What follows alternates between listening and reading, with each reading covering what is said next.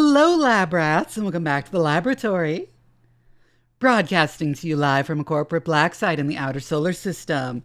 How's everybody doing today? Also, I went to the wrong scene. Here we are and just chatting. Why is the background wrong? Because apparently it didn't like my Twitch token. Hold on. Oh my god. It's authorized VTube Studio in Twitch.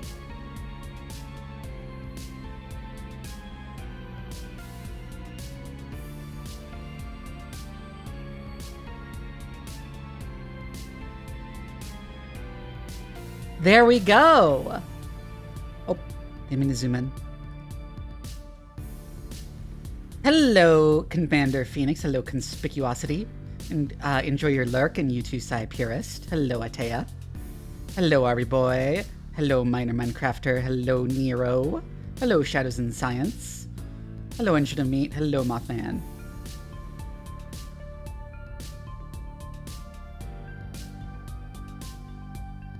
Neat.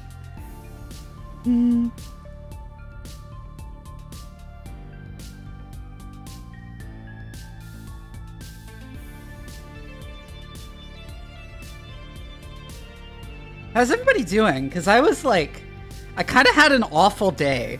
I woke up feeling like absolute shit. I think I was like super dehydrated and like my allergies were acting up. But I'm feeling better now. I'm feeling fine now.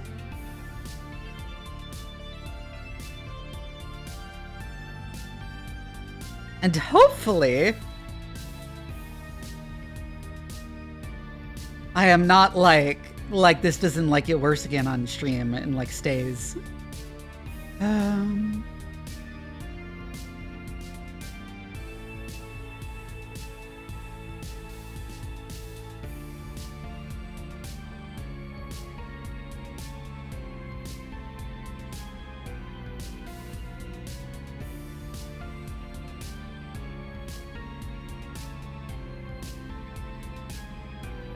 Like a check when you woke up. Oof. Congrats on the 5 stream streak also. But yesterday was a time. Oof.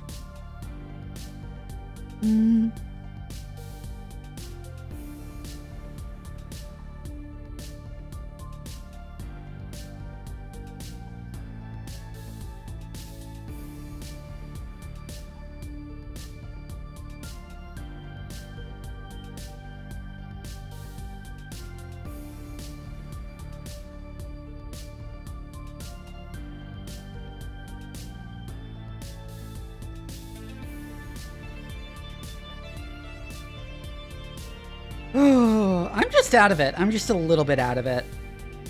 I'm not sure if my brain's up to Caves of Qud. If it's not, I'll like just do something else. You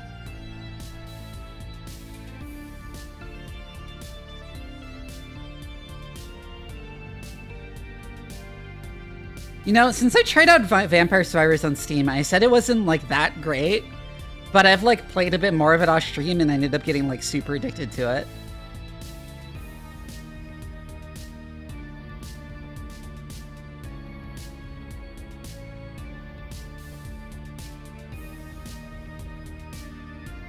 There's a lot of like complex mechanics that are like not super obvious in your first couple of hours playing. Yeah, there's a lot of depth to it that you unlock as you go on. Much more so than a lot of the stuff that copies it.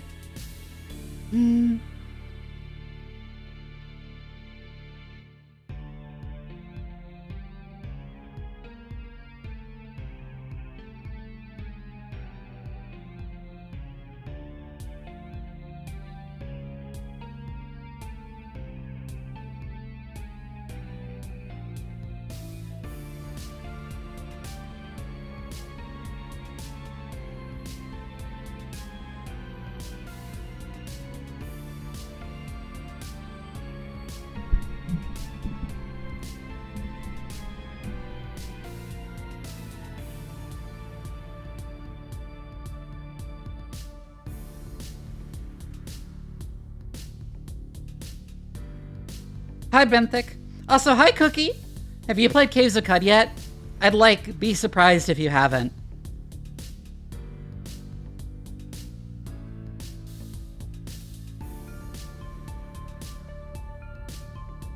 Oh, Vampire Survivors is a great game to play while watching friend streams.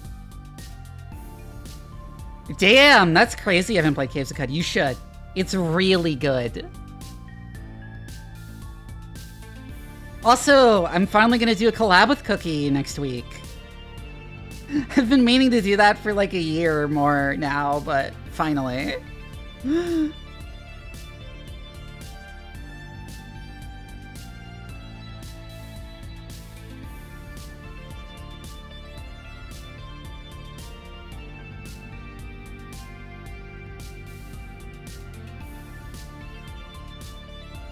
Woo-woo, yeah. Hides are grumpy. Also, Cookie, when we were talking about doing Factorio, I noticed you said have Satisfactory's replaced it for you. Personally, I kind of bounced off Satisfactory the times I've tried it. I've bounced off pretty much every automation game that's not Factorio because I don't know, I feel like most of them are more linear than Factorio in a way. It feels like there's one correct way the game wants you to do stuff in a way that's not the case for Factorio.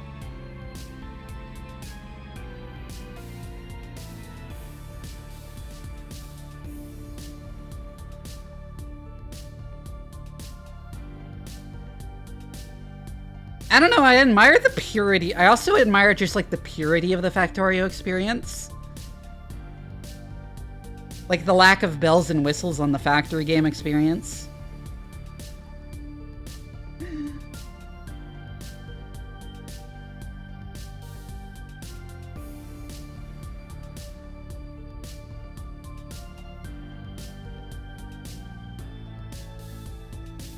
Not one correct way to do things Satisfactory. My ex-husband to death when we played it together.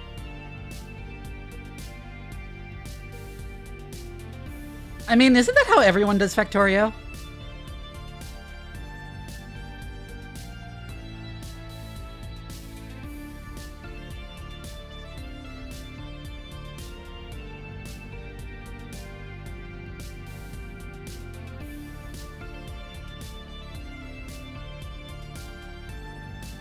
That's really funny in Factorio specifically, because Factorio punishes you for doing that super hard. There's Factorio really wants you to go back and rebuild stuff.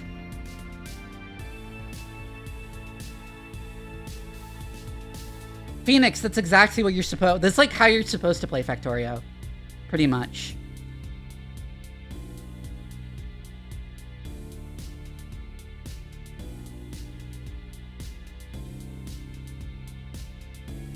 Humor can go die. Oh, yeah! I was, I mentioned this on the Discord, but I was watching a video about some, planet mods. For Factorio.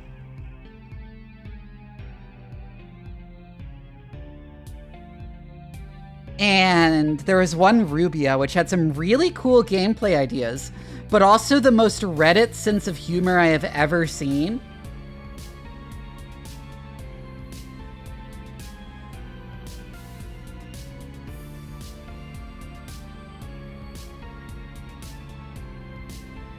It is just insanely obnoxious.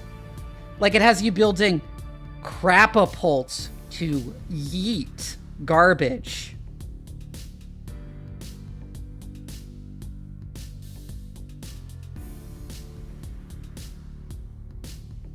Actively listened since back then I was a kid and didn't get it. Yeah.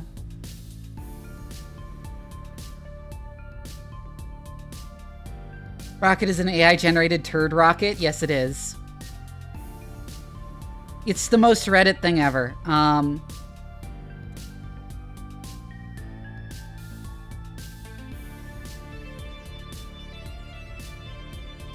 Oh yeah, it has you making gamer girl bathwater at one point.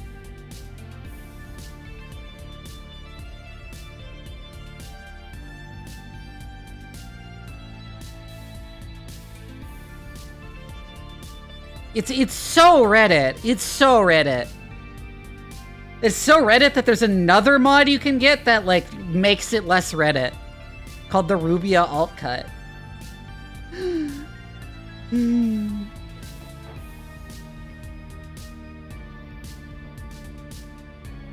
I think it also says a lot about my preferences in these kind of factory games that, like, my favorite Factorio mod is Nolius, which is both insanely complicated and notable for having a shit ton of ways you can make any given item. There are so many complicated alternate recipes and, like, byproducts you have to, like, put somewhere or do something with.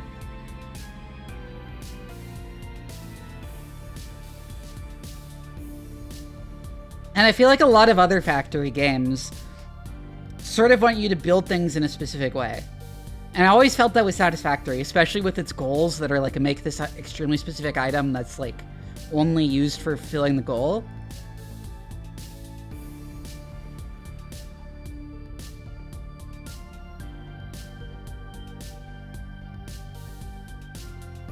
It does have alt recipes, which are cool, but they're annoying to unlock.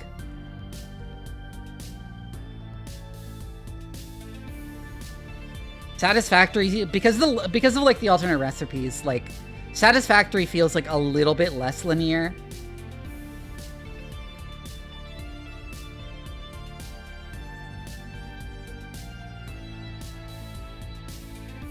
But at the same time, I don't like unlocking a new alternate recipe and having to rebuild part of my factory suddenly. Yeah, they're very RNG.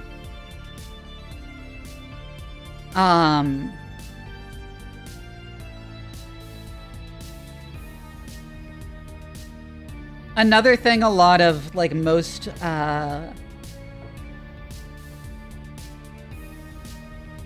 another thing most factory games don't replicate from Factorio, which is, like, I don't know why they don't, is they don't let you make stuff yourself slowly, which is really nice for, like, just assembling a machine out of the ingredients, because it's always really annoying to have to go get the right ingredients.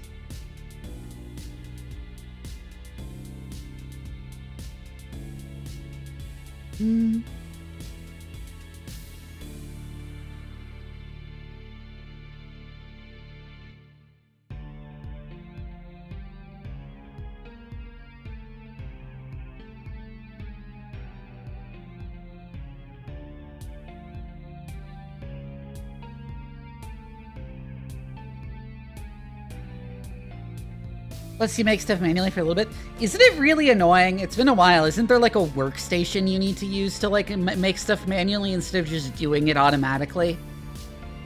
Like in Factorio? Which I just find annoying. Just give me the Factorio automatic crafting.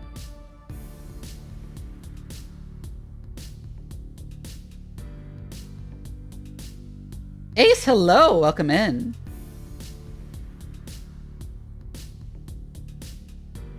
What do you mean, show the little creature?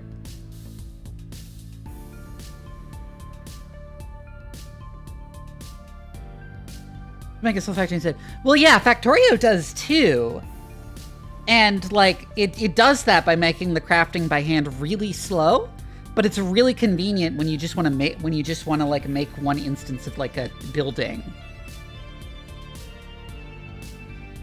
Oh, Monster Mouth.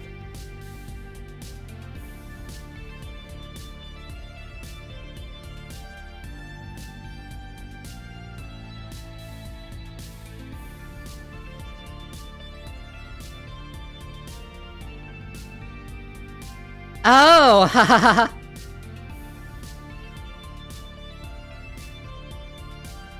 Which one was that? Let me see.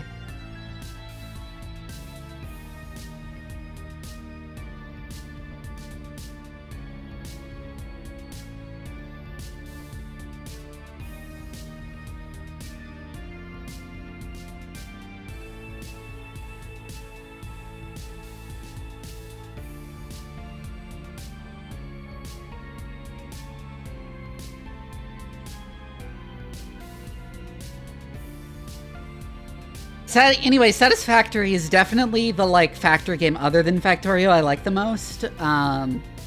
But, like, I just don't like it as much as Factorio.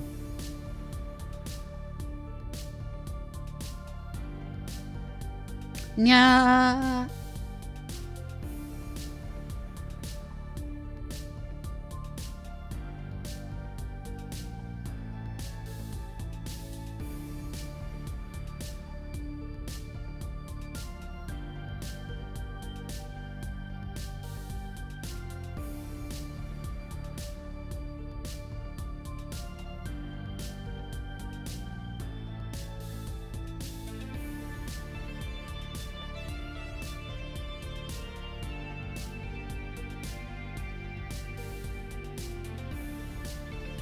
I like Satisfactory's exploration, too. That's something I did like about it.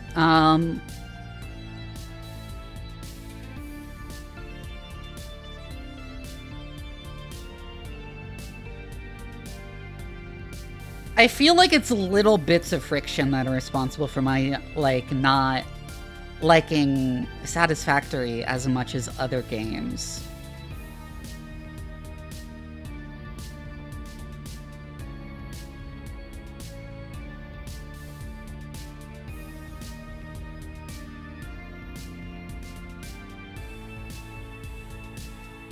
As much as the Factorio specifically. Another thing also is that, like, Factorio has a lot of really great mods, which I don't think Satisfactory does.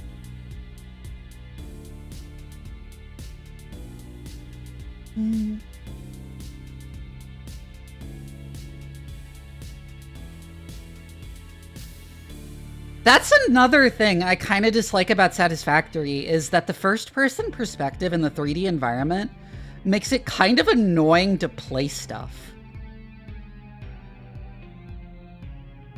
Like, it takes some more effort just to build stuff.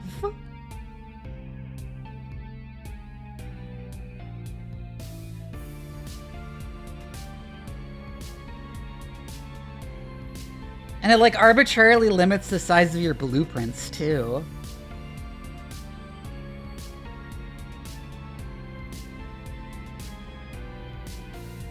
Whereas blueprints are just something you have from the beginning in Factorio.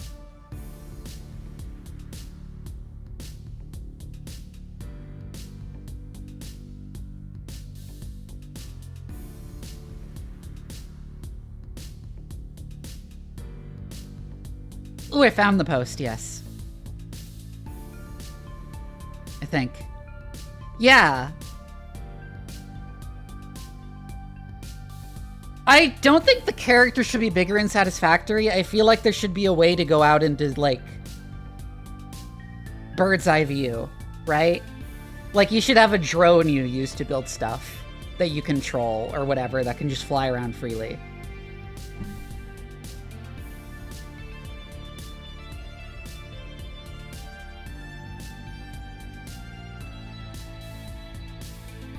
Also, that is a cute cat. I, like, kind of glazed over it at first, but yeah, that is a very cute cat. Let me show it on stream.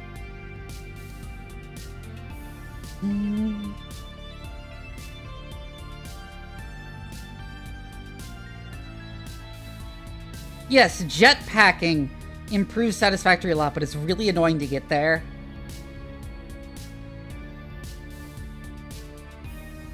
This was the cat.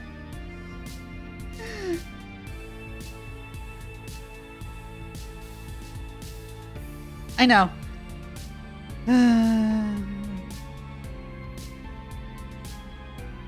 I've shown pictures of Fig, like, a lot. Let me grab a picture of Fig.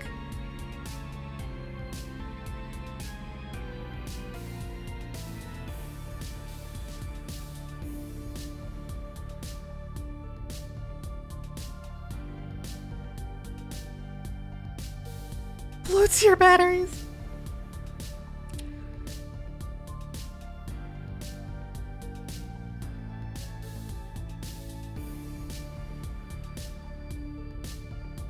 But yeah, I think my own take on Satisfactory is, like, I dislike the little bits of friction that it has that Factorio doesn't.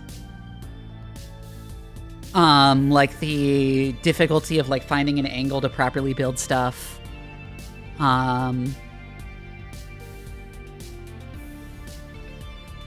The like lack of automatic crafting.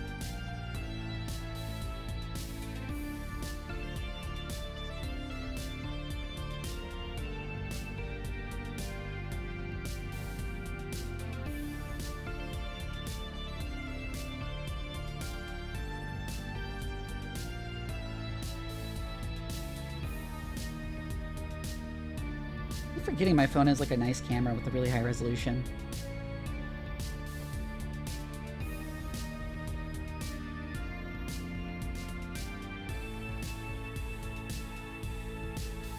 I'll silently drag my sound alerts box out of place.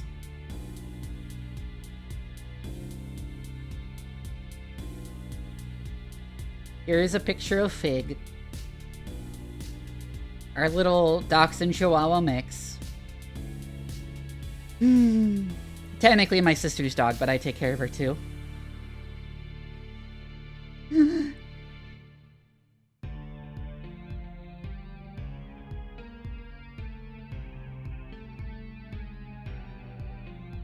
She does this cute little thing where whenever anyone's making food, she'll like run up to she'll like go up to them, but she doesn't like paw at them or bark at them or anything. She just stands there staring up at you with like big wide eyes.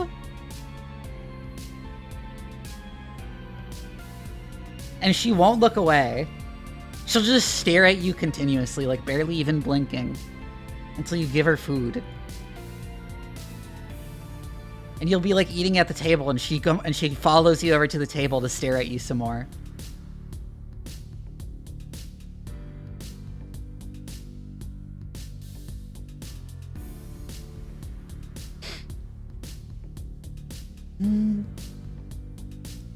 Also, she's super polite. Whenever I make popcorn, I give her a single piece of popcorn. And she, like, gingerly takes it in her mouth and carries it over to her bed to eat.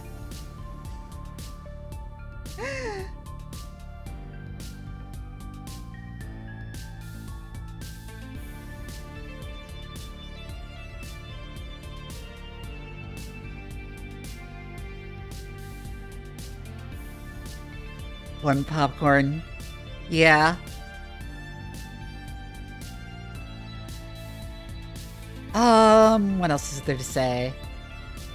Oh yeah, I when I was like summarizing it, I also left out, yes, I love Factorio's mods. Factorio has a great modding scene that Satisfactory, to my knowledge, does not have.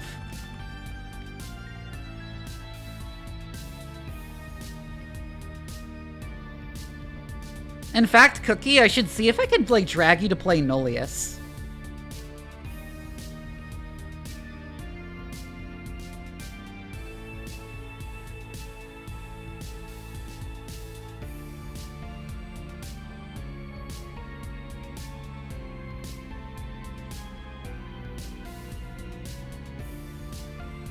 Upon, it was kind of shit, because I was, like, feeling terrible most of the day, but...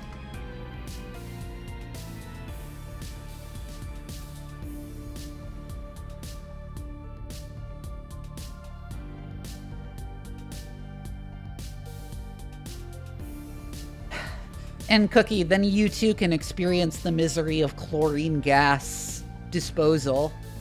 Big stretch. And to hydrate.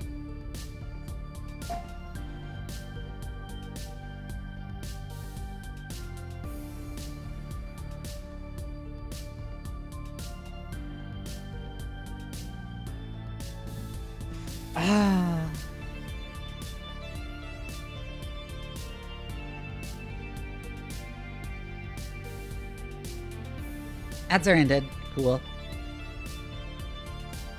Cookie, I think you might have missed this, but I was like saying maybe I should like try and get you to play Nullius with me in Factorio.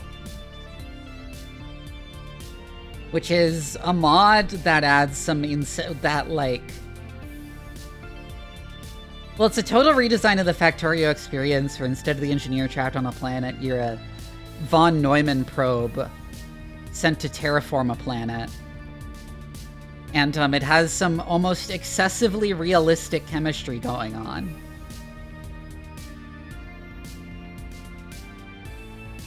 And that way you too can experience the pain of finding a way to dispose of metric tons of chlorine gas created from brine electrolysis that you really only need the sodium hydroxide from.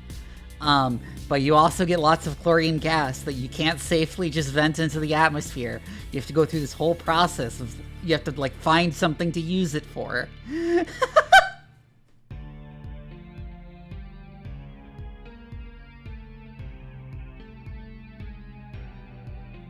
Congrats on the 5-stream streak, Shadowpawn. Hi, Veil Everbright. I was talking about Factorio versus Satisfactory and why I still prefer Factorio over Satisfactory.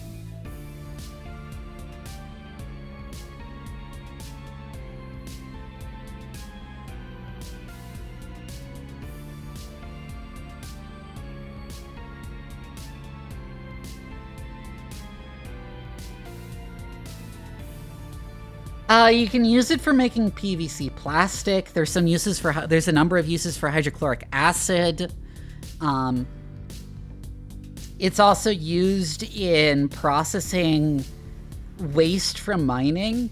And what most people I find end up doing to like get rid of the excess chlorine gas is either they make it into PVC plastic and then use that for landfill to like fill in water, or they just like mine an excessive amount of stone to get mining waste that they can then use chlorine to dispose of, because that also gets rid of the chlorine.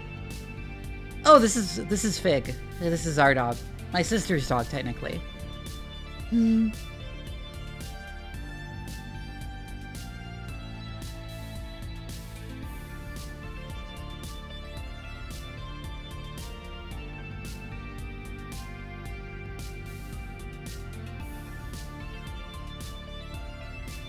Chug it.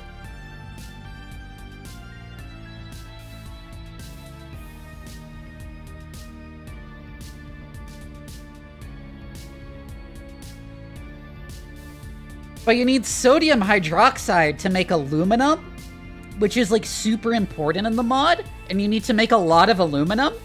So you end up doing a lot of brine electrolysis, which makes both chlorine gas and sodium hydroxide solution.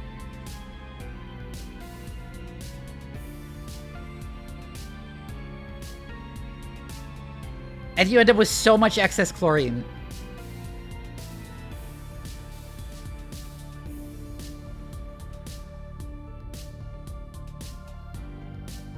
What aluminum? The correct pronunciation that was given by the, like, discoverer of the element, and not the fake British pronunciation. That is because the editor of a science journal just arbitrarily decided that aluminium sounds better.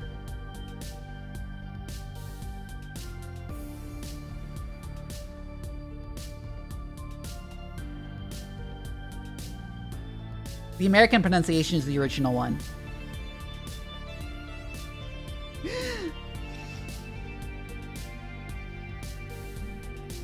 I need to make a mithril cast cloud kill.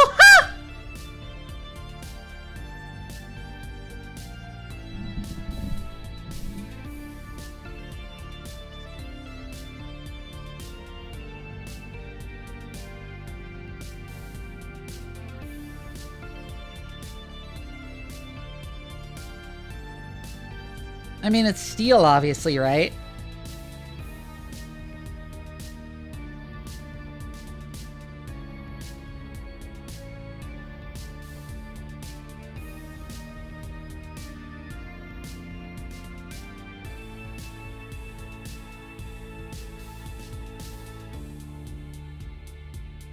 Sorry, chlorine.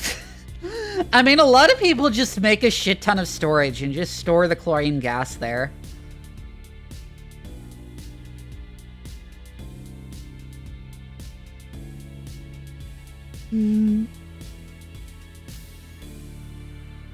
Instead of bothering to, like, find a way to dispose of all the excess chlorine.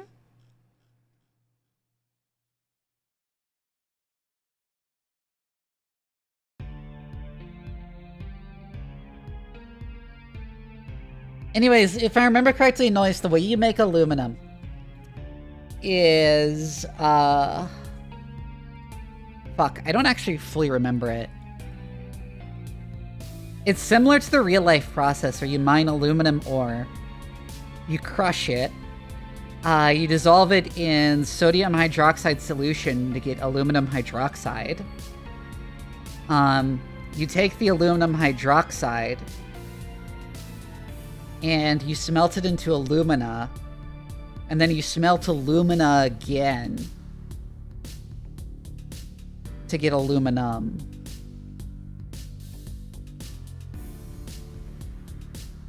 If I remember how the process works.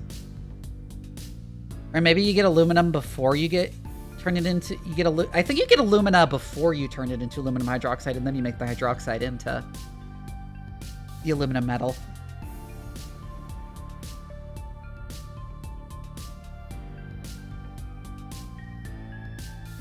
No, it's aluminum hydroxide to aluminum oxide, which is alumina.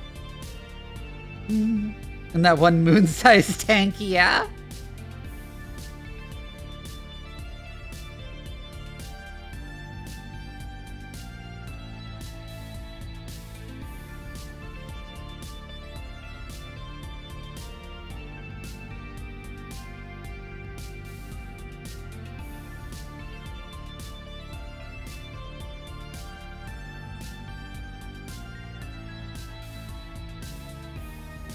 I think it's based off the buyer process IRL. When is the next Dark Tide day? Friday.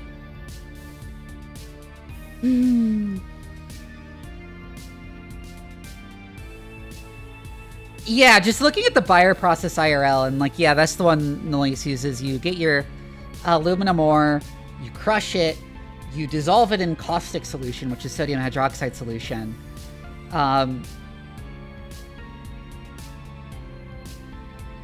You turn it in, which turns it into like aluminum hydroxide, which you then calcinate into alumina.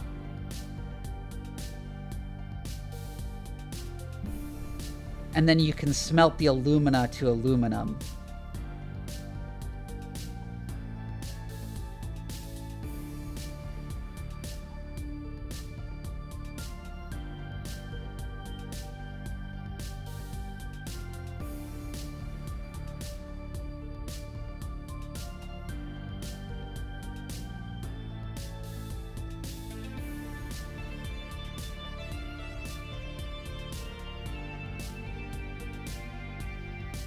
Oh yeah, you need cryolite too.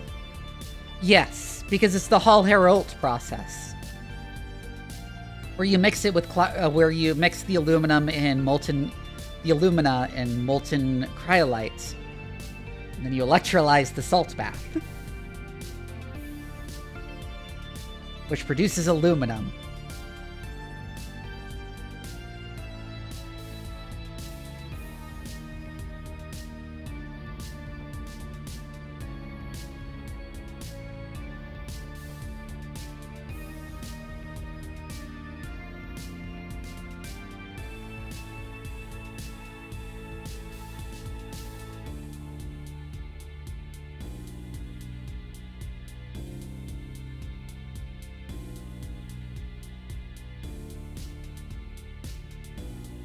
Aluminum oxide is ALO3. I learned semi-recently a lot of media depicts Ordovician nautiloids as being upwards of 30 feet long. Just them getting that big is 100% anecdotal? Interesting.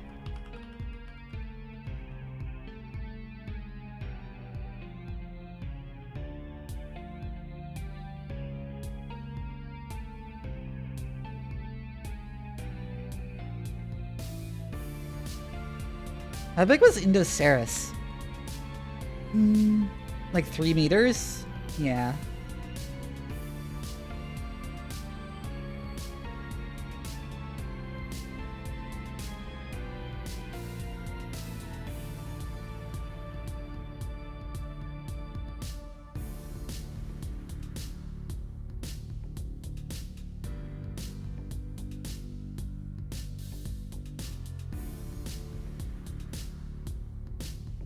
Oh, another big stretch.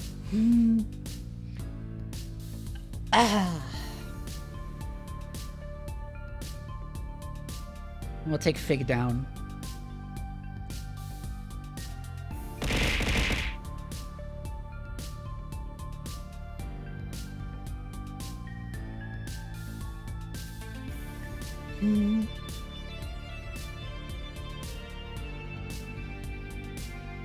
Oh, I see what you're talking about. There's a description of a specimen 9.1 meters long, although that specimen is reported destroyed. Let me guess, was it destroyed in World War II? A lot of specimens were destroyed in World War II.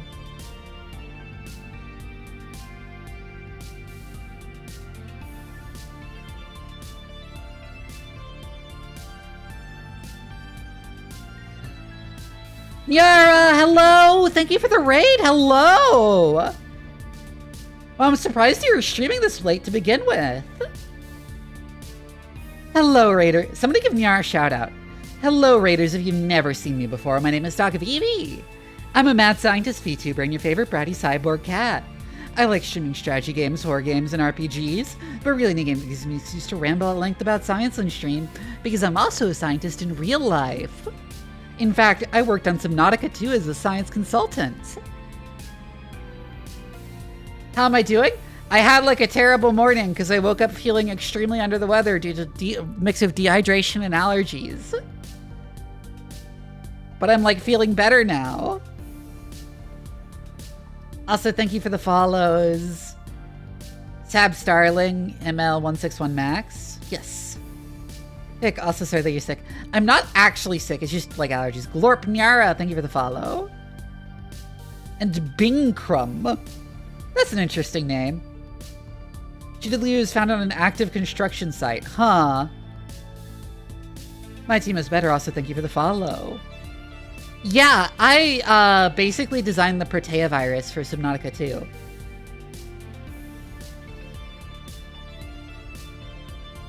Which is kind of a linchpin in the game's plot.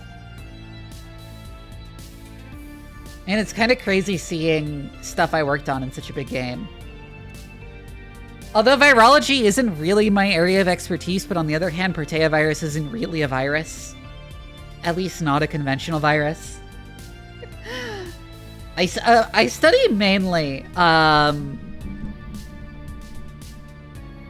mainly study how the physical structure of DNA impacts gene expression, as well as the structural properties of proteins. But the DNA folding stuff was really important for Protea virus regardless. Well, RNA folding in its case, but yeah.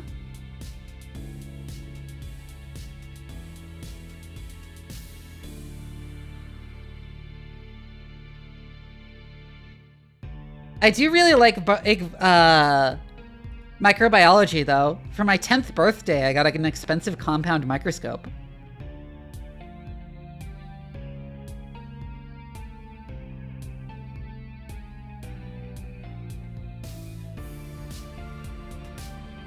Which, like...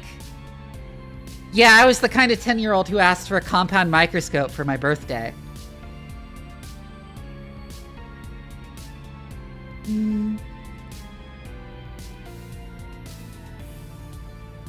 Everything under the scope? I put some of my blood under the scope. That was one of the first things I did with it.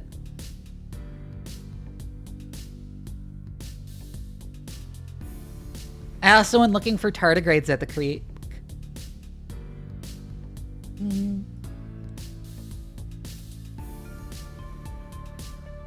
I'm actually working on my own spec bio stuff, which, like, it's still in pretty early development. You can find it on my Discord. Most of what I have, like, nailed out right now is, like, microbiology stuff and molecular biology stuff that might be a little bit opaque to a layman.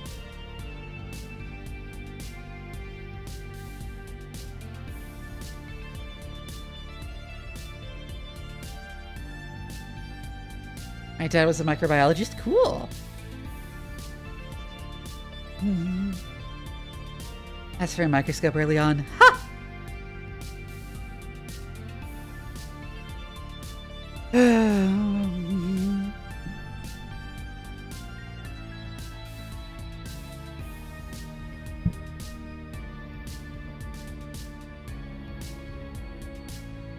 Oxes or boars?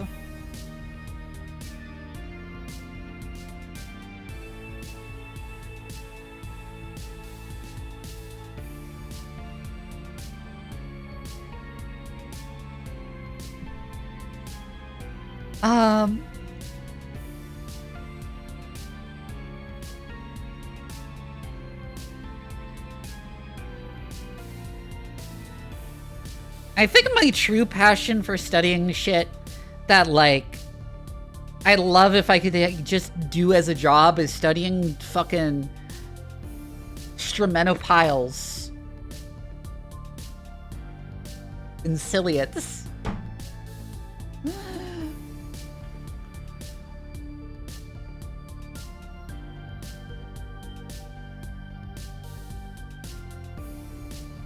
Just the fucking SIR clade in general. I fucking love those little creatures. If you saw my video on YouTube talking about how I worked on Subnautica 2, I talk about that are oxes or boars or dragons, dragon.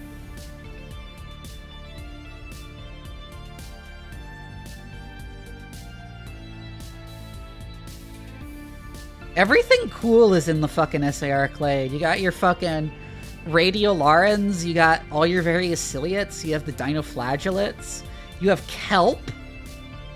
I talk about kelp on that Subnautica 2 video and how it's like how it's the fucking Straminopile.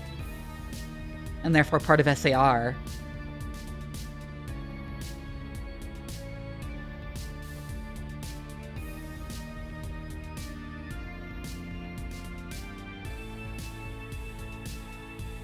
Yeah, kelp isn't related to plants at all, which always surprises people. Kelp is a Straminopile, which is the same as, like, diatoms. Is it algae? I mean, algae doesn't really mean anything other than something that's photosynthetic and not a plant. Because, like, you have your green algae, which are just stem plants. They're, like, close relatives of plants that are not technically plants. You have red algae, which is a sister group to plants, and the green algae. And you have glaucophytes, or gray algae, which are like another sister group to plants, but like a small, but like a less prominent one that doesn't really have any multicellular ones that I know of. But then you also have brown algae, the ochrophytes, which are Stramatopiles and are completely unrelated, and kelp belongs to the brown algae.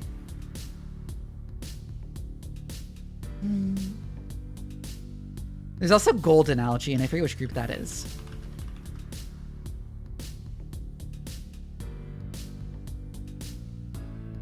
Oh, golden algae is just a subgroup of brown algae.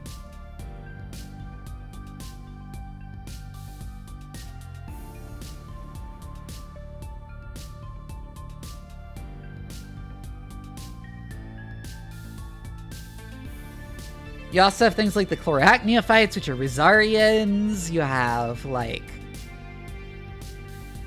what other groups? Oh yeah, cyanobacteria aren't even eukaryotes. They're fucking bacteria, and they're labeled blue-green algae.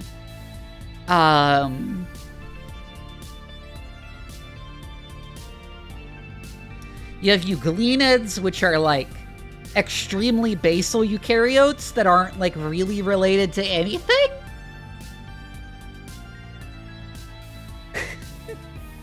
Like, they branched off super early.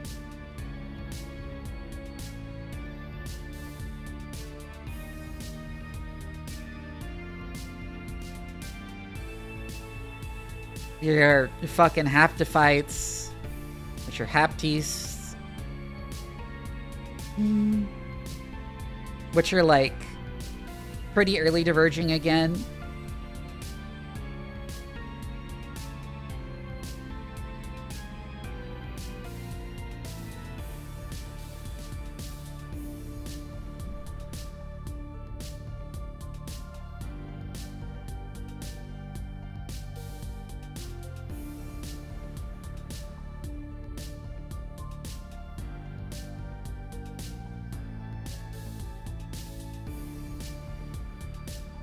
Gold algae, which is legendary.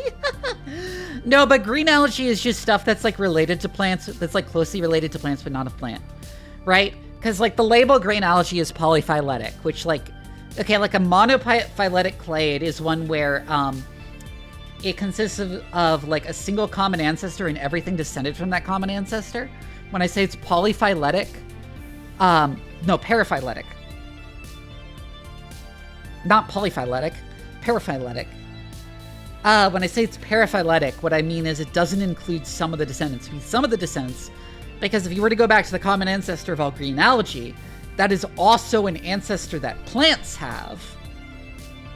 Lunar Snow, thank you for the follow.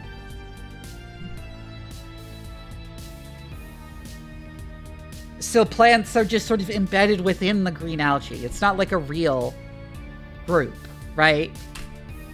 It's just charophytes that are not plants.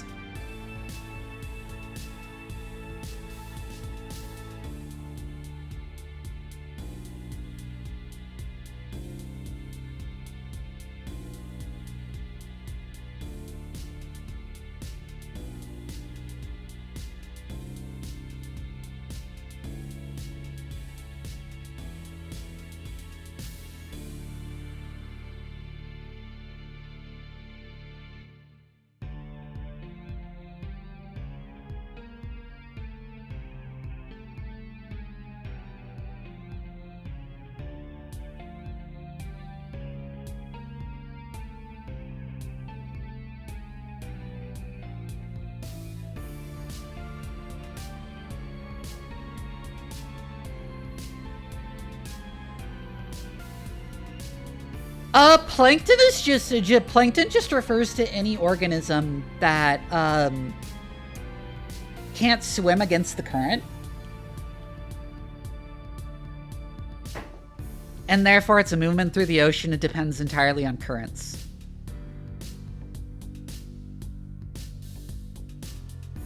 Which includes like almost all single-celled organisms that live in the ocean.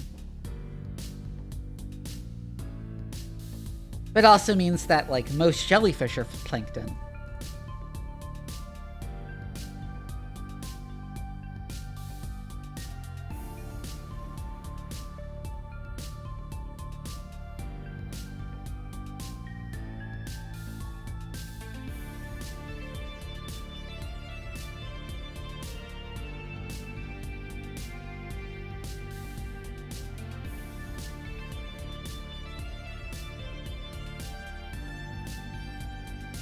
I have not done field research. Bioinformatics is a very, like, I sit in front of a computer in a lab.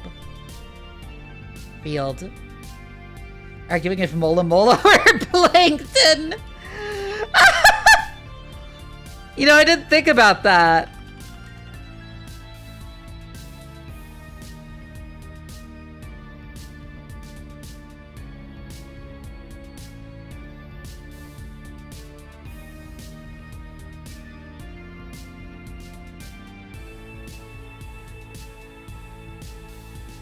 No.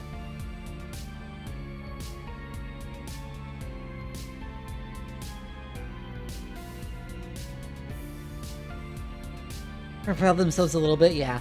I mean, so can most plankton. Kinda lab, I had to remember, it's been a while since I've had an actual, like, job other than streaming. What the fucking BSL levels are. And yeah, it's like a BSL 1 low-risk lab. I worked, like, with, like, yeast and stuff.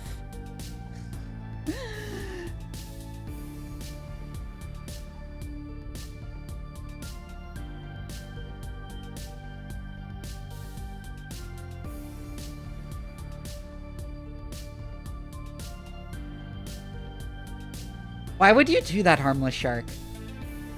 You don't argue with creationists. You just beat them up.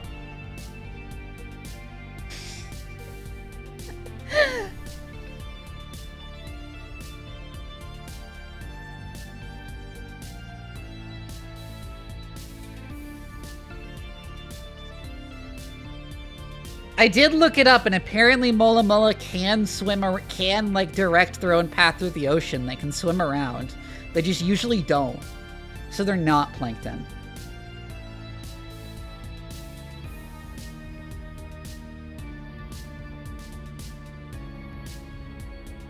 Yes, Serathemus, that did happen.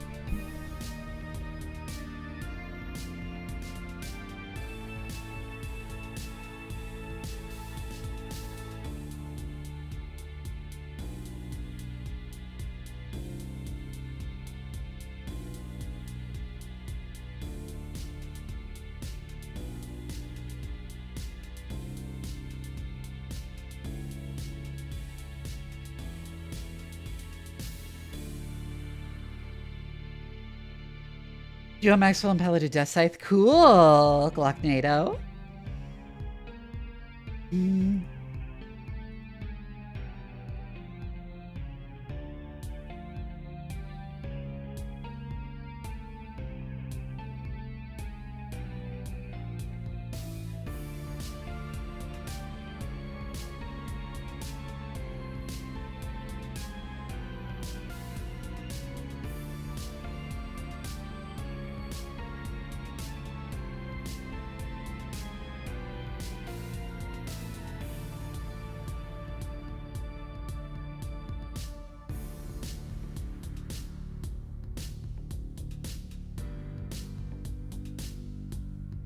Like astral projection?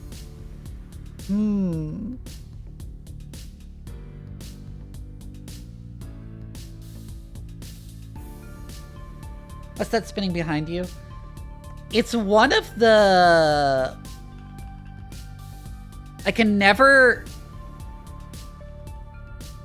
remember the name of the plasmid. But it's one of the most commonly used ones.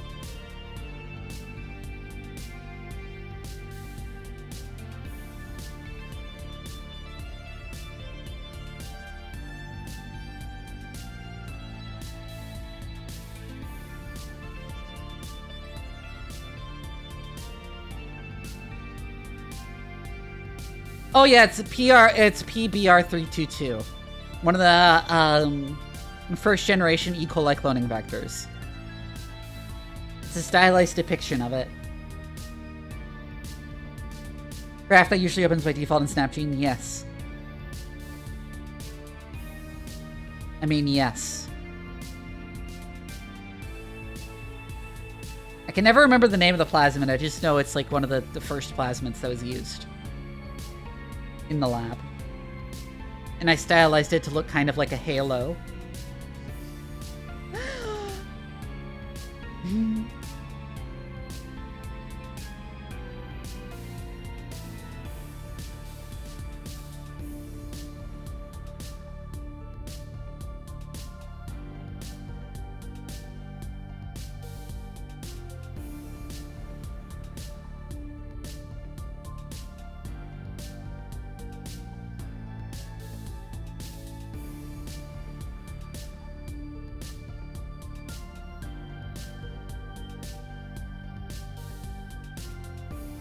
What else is there to talk about?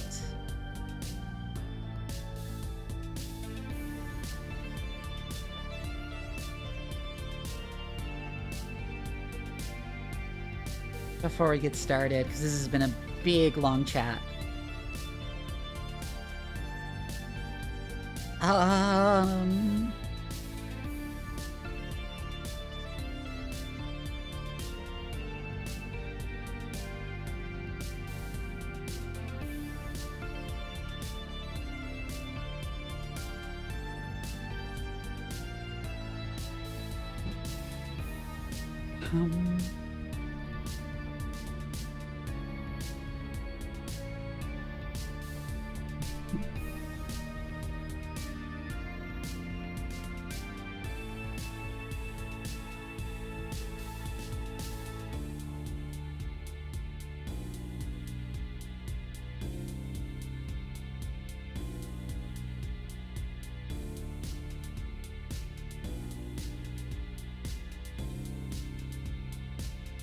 Big long things are good in moderation. Oh my god. Let's just do the squats that were redeemed at the beginning of the stream so I don't have to do 30 as a set. Have I played Celeste? Yes, I have played Celeste.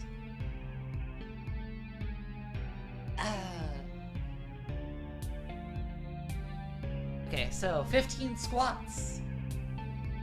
1, 2, 3, 4, 5, 6, 7, 8, 9,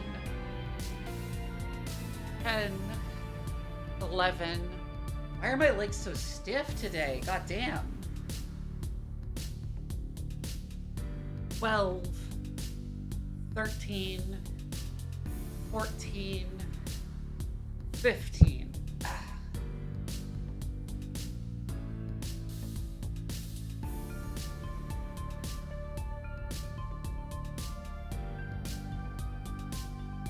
Oh my god. To describe what I mean when I say my legs are like super stiff, that felt like, just kidding, new one's true. That felt like opening like a door with a rusty hinge. Like the amount of resistance I felt.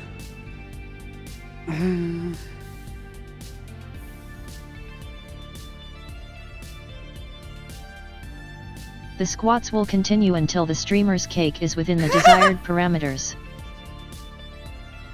Have I considered WD-40? Yeah. Ooh.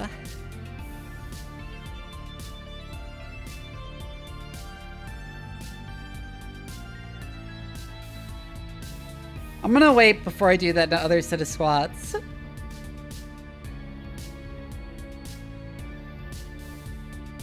Ooh.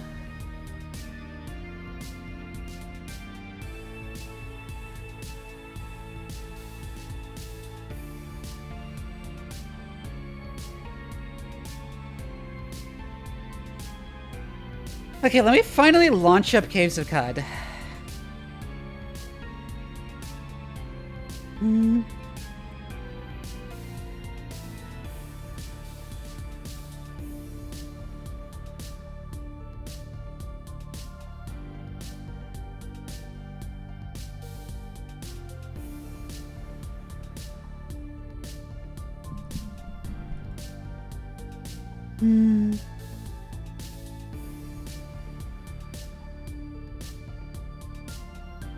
Hawk's Peak for real, yes.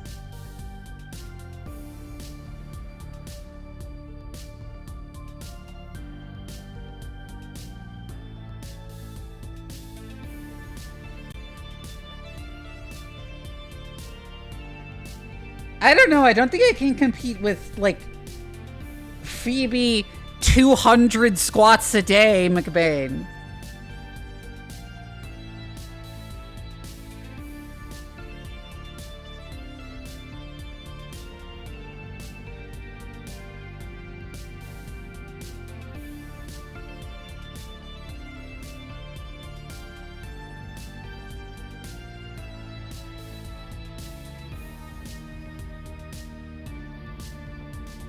She sent me her fucking daily routine. I asked about it. Because, like, her ass is incredibly good, right? And she does, like, over 200 squats every day. And I'm like, what the fuck?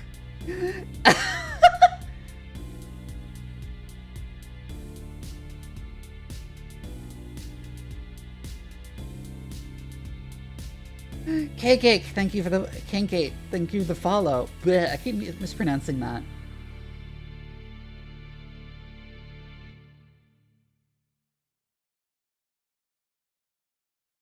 Yes, every day.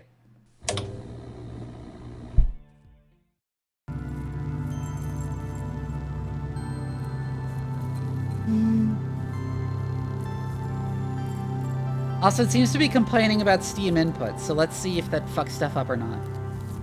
Hi, Minxie.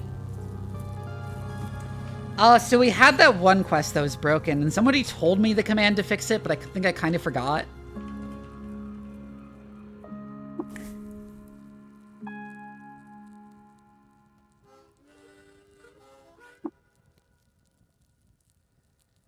I had an idea for a new recipe, and I'm inspired, so I can, like, define one anyways.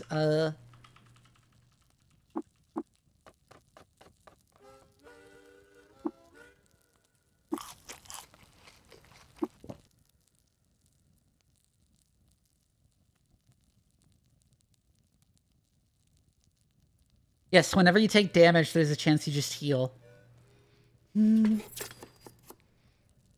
Spine fruit jam, marinated apple jam, and sizzling spice.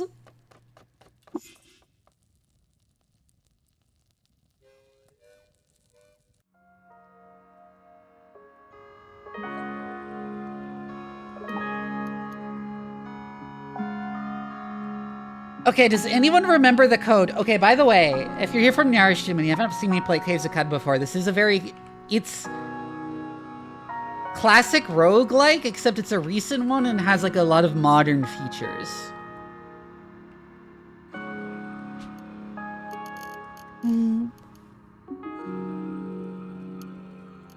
Oh right, I have like an extra floating nearby slot.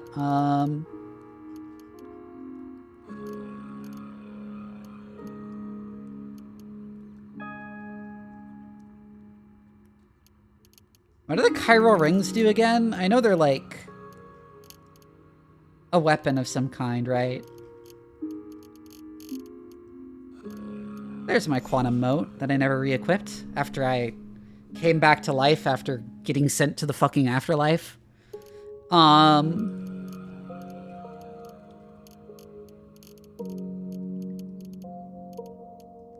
Also, anyways, here's my character. I have 4 legs, 4 arms, and 2 heads.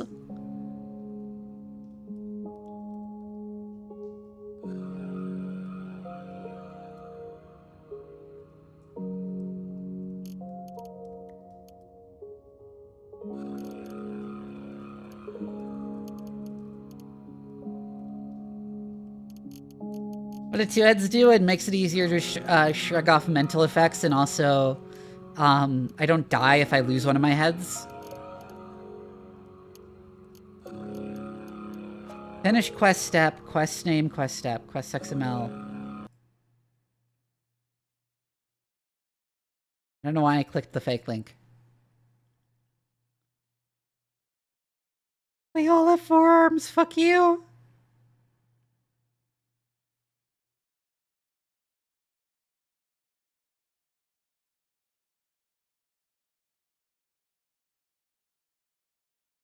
Common, Caves of Qud. Hold on.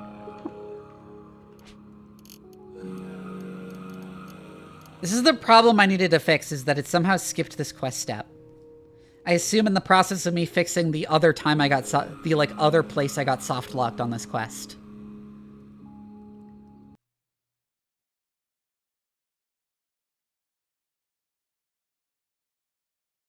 I'm gonna see if the wiki has the codes, because it sometimes does.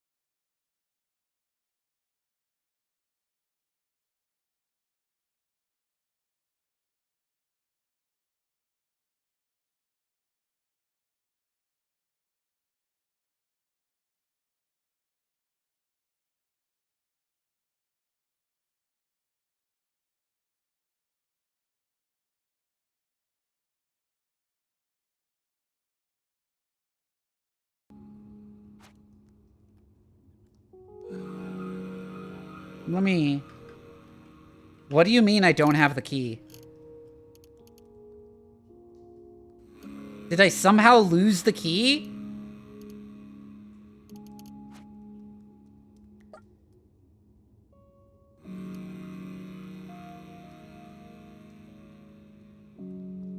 What? I can't access Barathroom Sanctum? What happened to the key?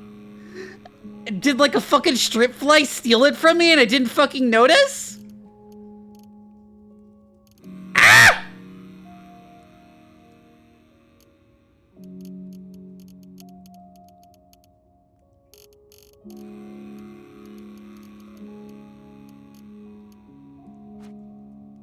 Is there a way to get a new key?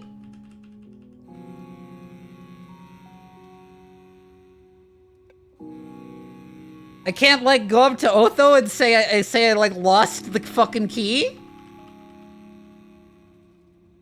What do I do?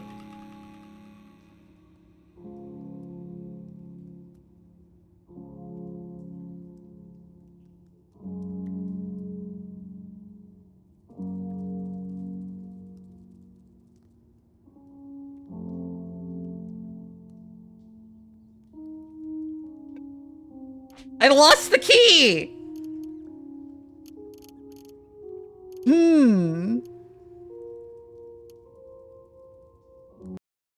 The only thing I can think to do is, like, spawn the key.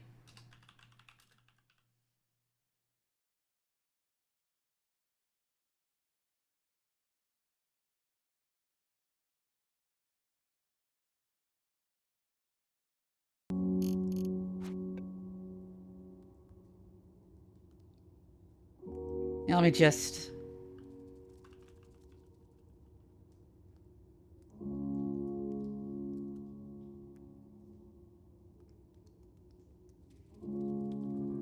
spawn the key back in.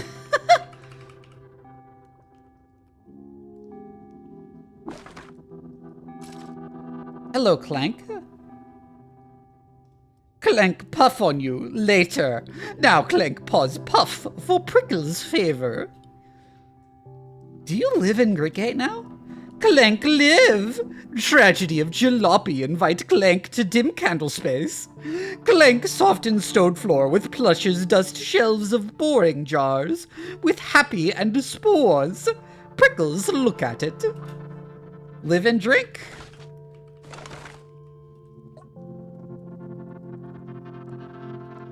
Is that you, Nestling Vivi? Oh, I am getting the trigger. Okay. I think I just didn't talk to Barathum and I talked to Otho, and I expected something to happen when I talked to Otho, because like most of the previous quests I've had to turn into Otho. You appear refreshed. My old eyes spy the swim lines of the waking world, and to you they cede precedence, a newness obtains. Yeah, because I had to die to access the like digital afterlife made by the eaters, and then I talked to the AI that like oversees it into bringing me back to life. It's a great quest.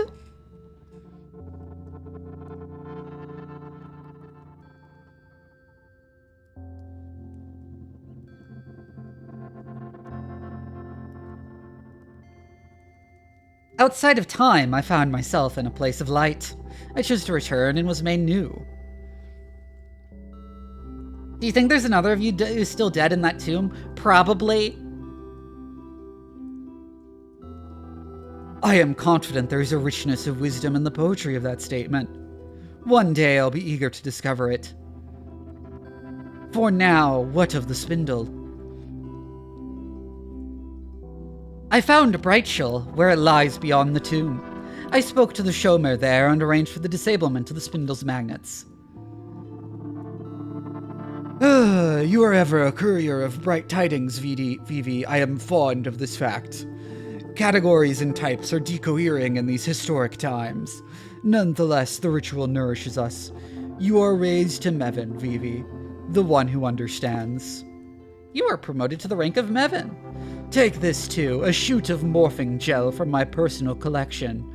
You've arrayed yourself in the artifacts of time, so we have little left to give you, but still this may be useful.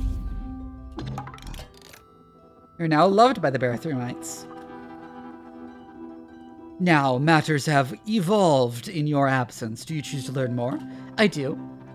High on the Mount above Oman Porch, the Temputus Templar watch us through their war lenses and prepare an attack. The Nephilim, too, stir from their cradles on the moon's stair and slump with infernal purpose. The short of this is due to a dearth of prep time and inadequate armament. Pax Clank no longer believes in the viability of Q-Girl's climber design. We must take Clank at their word here. This disheartens us, but there is another hope. Clank has offered up a new design, something unconventional at all angles. And despite our early misgivings, Q-Girl and I now work in assistance to the project. A new creature struggles to be born, Vivi, and you will help birth it. Then it will carry us, you and I, to the top of the spindle. Pax Clank will mold the creature from raw bioelectrical materials. You must gather these entrails, the body as a model, the catalyst to charge the sanguine fluid, the Atsumus as deistic direction, the armament for protection, and the Hamsa for personality. You will bond with the creature too and act as its pilot. So you must speak an incantation to inscribe the connection. You'll also need to procure the sanguine fluid itself, and a power source shielded from electromagnetic attacks. These entrails, what are they? How do I find them? They are the components that we will grow, shape, and solder into the ascendant being. We can delve into specifics once you begin, at which point Pax Clank can also serve as a source of knowledge. As you acquire components, bring them to the mound of scrap and clay over by Clank. I'm to pilot the creature and bond with it. Correct, the creature will be shaped broad enough to contain two, but only you will be bonded to it. Only you will pilot. Don't fear over an unescapable tether, though. The creature will be mobile and piloted, if slower to act. Merles of how she kept losing limbs, wasn't it like 3? It was like 3 or 4 dedicated to times I lost limbs. Primordial soup to be catalyzed and ran through its arteries as the animating substance. A power source. Yes, the question of power is a trickier one. Our standard power sources might suffice, but they would be vulnerable to electromagnetic attacks on the ascent, and we believe it within the competency of the Brutus Templar to execute such an attack. This leaves us 2 options. Clank and Q-Girl have worked out the design for a neutronic battery, free from vulnerabilities on the EM spectrum, but requires 3 drams of neutron flux. The alternative is remote power, but to carry us across the spindle's length, the source would have to be extraordinary. I would look to Chava, the Tree of Life, for psychic quickening. Reports tell of the resumption of their roaming across the moon stair. Seek the trunk at Ain Roge to begin your investigation if that's the path you choose. Let us begin, then. Yes, Vivi, begin the gathering, and the molding will follow. The materials you choose will influence the being we create, but any such being will be suitable for ascent. This is our last task before we make our historic climb, Vivi. Be safe and well in doing it. If you have more questions, return here. Clank and I will be available. Yeah, about the components I must gather. Oh, 20 drams. Okay. Body of creature, friend to form creature after. Must follow you and to be experienced. No worry, friend not consumed in creation. Etzmus, transcendental imprint of being. Patterned traits after creature part, crossed with body. Zetachrome weapon. Attune creature to the martial arts, and shape metachrome fist types in the fashion after. Words spoken from your experience and inscribed to form being bond. First sounds heard in creature's early dream brain. I do this weird voice for Clank, because, like, he talks so weirdly. Chosen token to palm solder and orient with object meaning.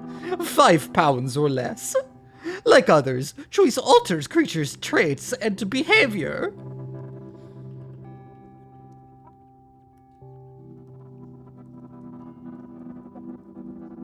Interact with scrap clay mound, then chat Clank to solder circuits, and stir the soup.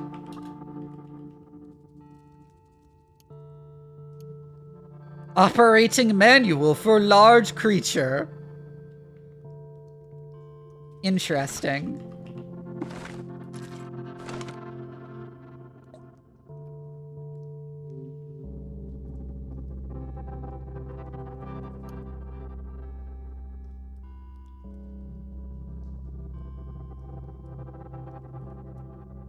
So we're making a kaiju? Interesting. And I gotta find the parts to make it.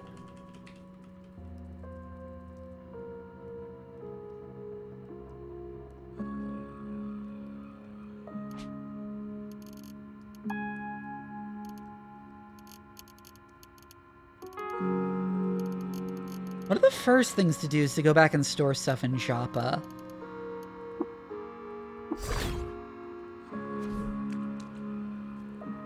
In my little crate.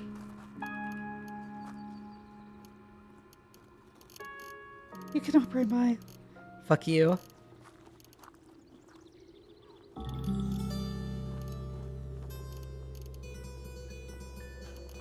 I have so much shit. Just like in general. Look at all this brain brine.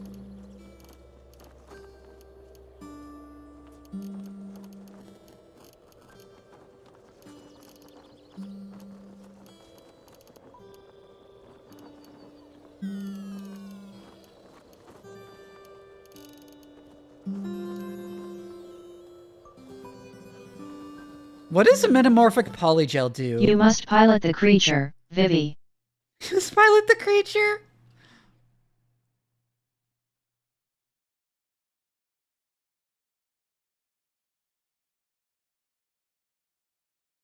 Hero Rings takes up 3 floating nearby slots. I don't have those.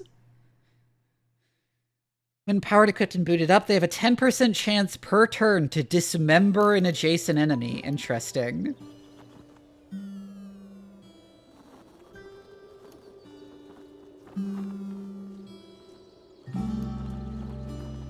Hello.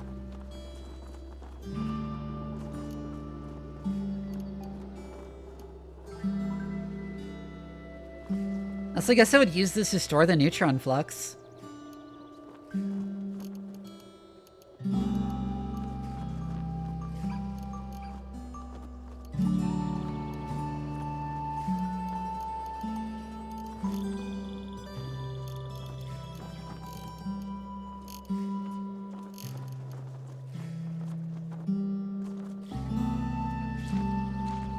Oh, it makes a copy! Interesting.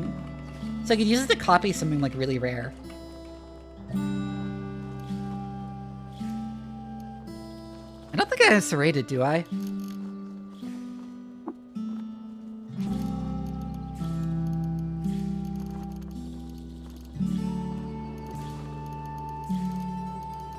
I don't have serrated, okay.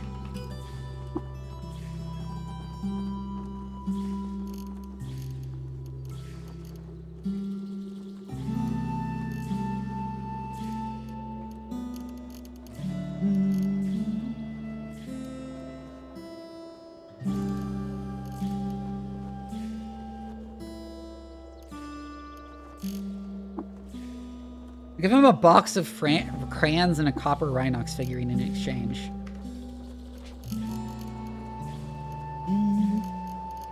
Now where's the disc?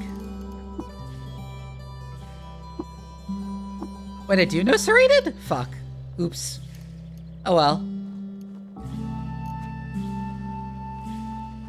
Another thing is to go back to the Eid Freehold. I'm gonna talk to the merchants here. Oh, I fell down the hole again. Another Taco Suprema.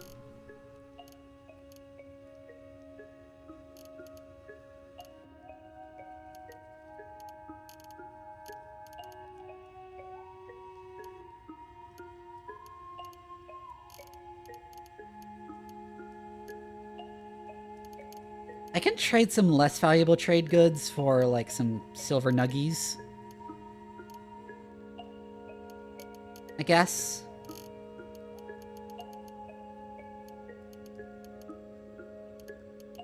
Maybe, like, an herberry or two, also.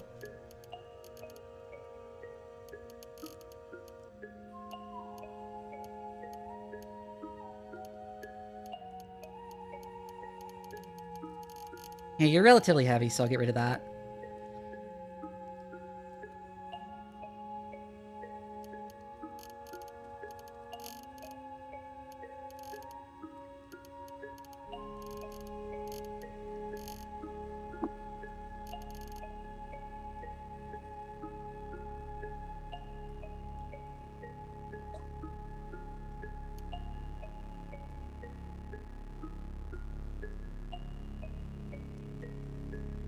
Go back up to the surface and not fall in the hole this time. I fell in the hole this time. I always fall in the stupid fucking holes. Where the fuck is the... Okay, like that one trader's guards are here. Where'd he go? Oh yeah, that's my face. In fact, it is my right face specifically. Because it is the face of my right head that got torn off by a fish, I think, in which I regrew.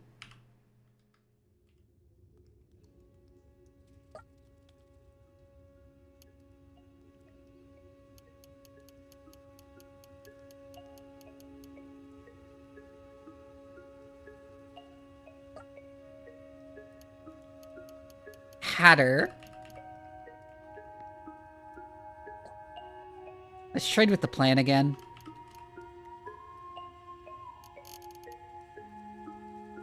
If I didn't have better utility gauntlets, that would be really neat. Oh,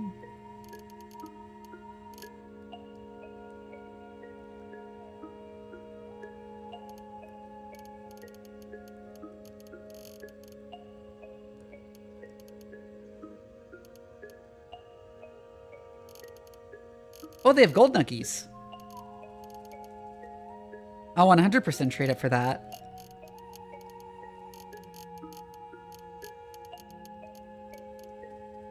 Oh no, it's just the old face of my right head that was degloved, yes. Yeah, I like picked up the face and carried it around with me and I ran out of space.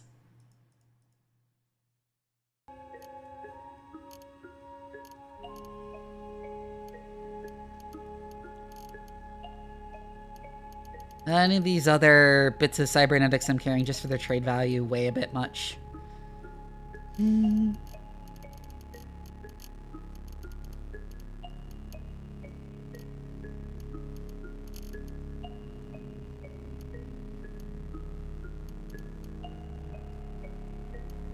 Yeah, a fish ripped off my face. Like, it bit on my face and, like, ripped my face off my skull. And then it grew back. Because I'm a freaking mutant with Wolverine regeneration powers. And 4 arms, 4 legs, and 2 heads.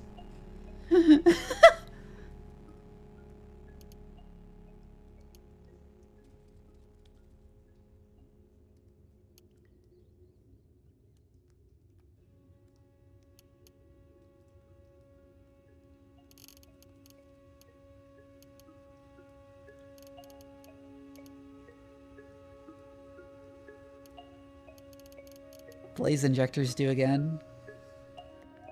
Right, it's like resistant to freeze. And increased heat damage.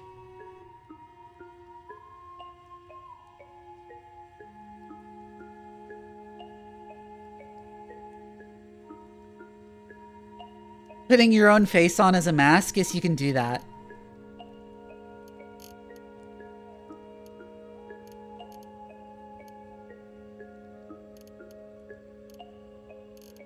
What else do I want to buy here?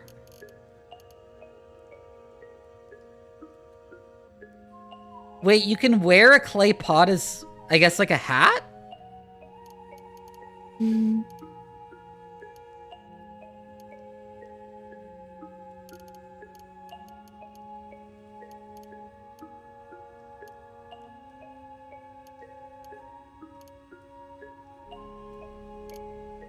Let's just buy the blaze injector.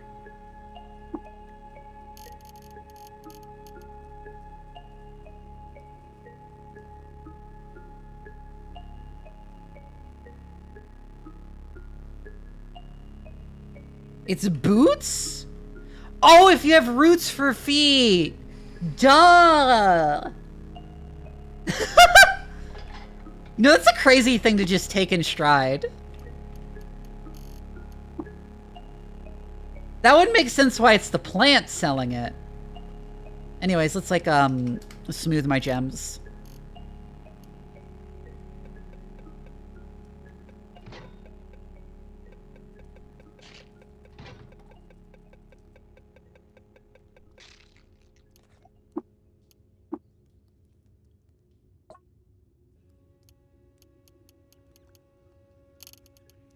I don't think Wooly is an important mod to unlock.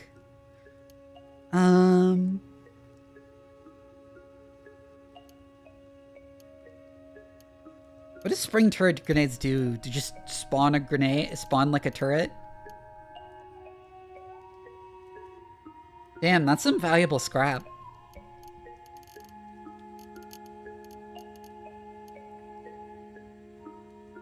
Not really what I'm looking for, though. I think I have enough of, like, AI microcontrollers.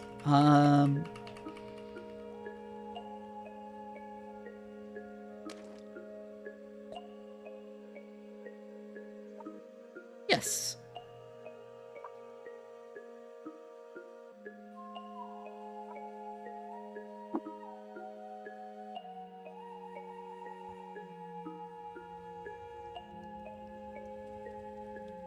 Oh, that's like the tomb place. Pair of diptych.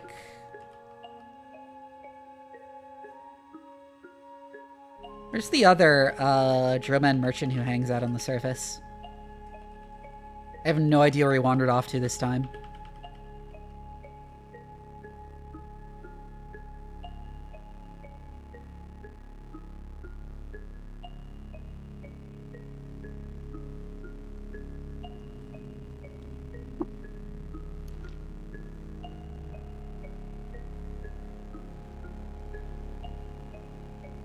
Oh yeah, this is the medical place, and they have like a regen tank.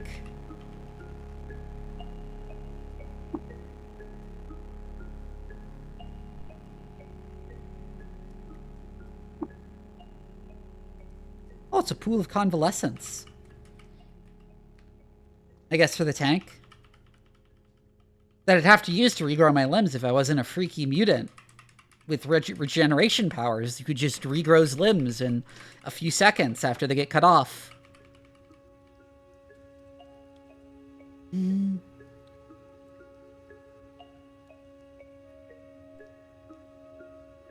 can interact with some of the, like, electricity and water pump systems.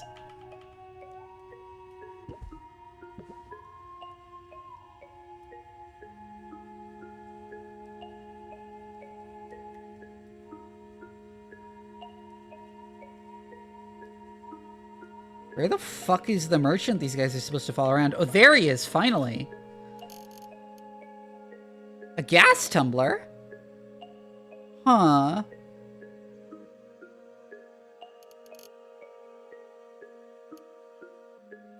Damn, he's got some Eigen pistols for sale.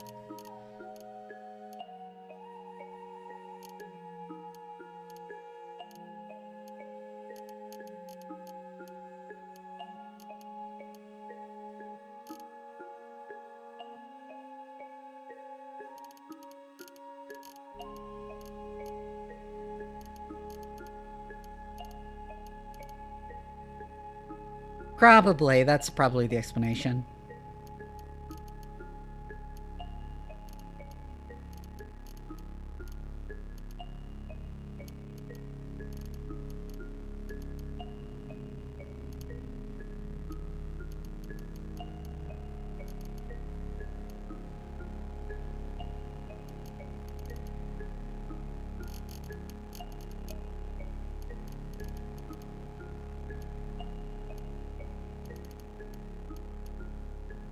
Once again, sell some heavier stuff.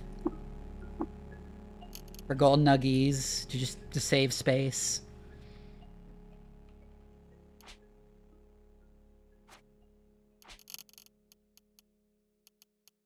Need to make sure I didn't have any unspent points.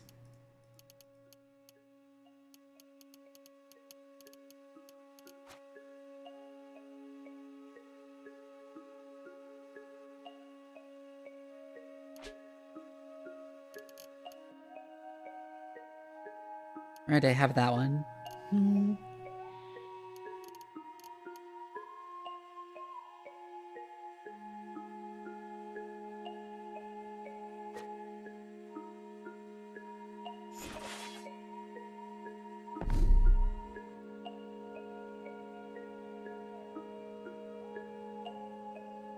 Are there historical sites I'm missing around here? I don't remember.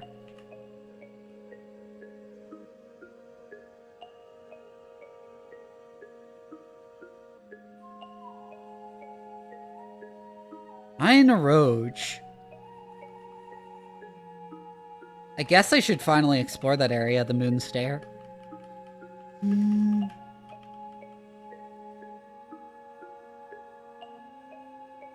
like, maybe probably ready. Wait, is... Historical sites aren't showing on the map very, like, generally. Why aren't they? Did I turn them off?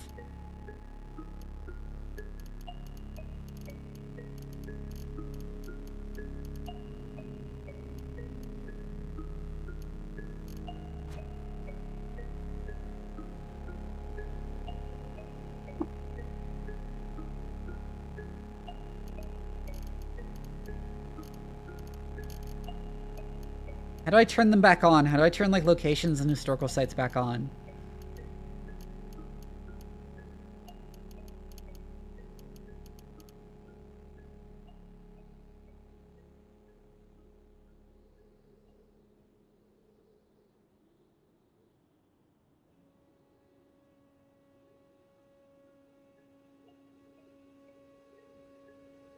Because there's Kiruk and Tugak here.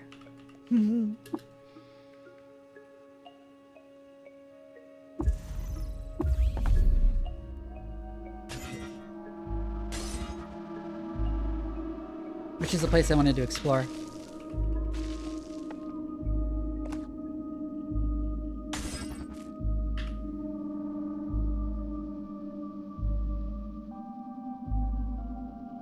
Interesting that the fuck-ass, like, Vor polyps are not hostile for some reason?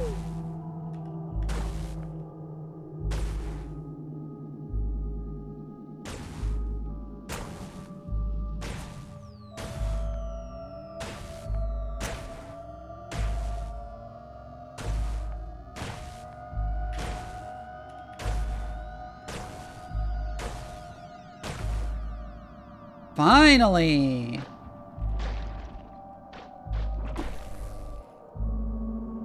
Ow. That did a lot of damage.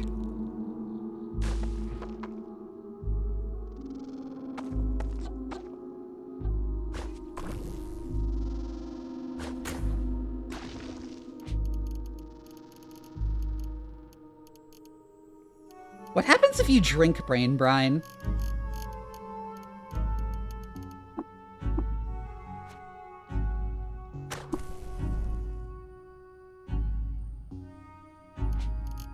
Oh my god, he won't stop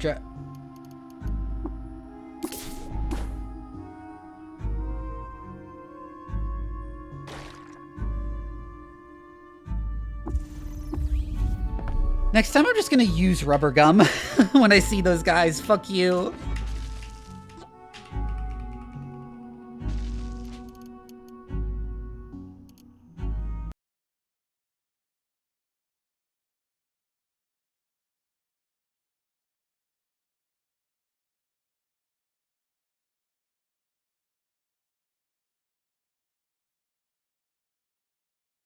Oh, I see. You can get 2 random skills, gain skill points, gain intelligence, gain willpower, learn random secrets, gain 1 positive mental mutation, or gain 1 random mental defect.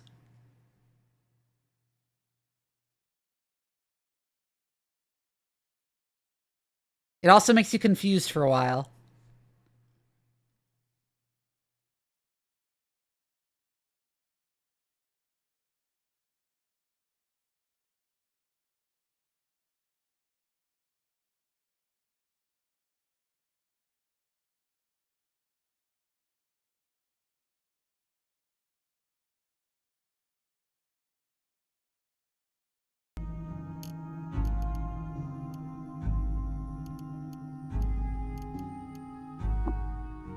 I'm tempted.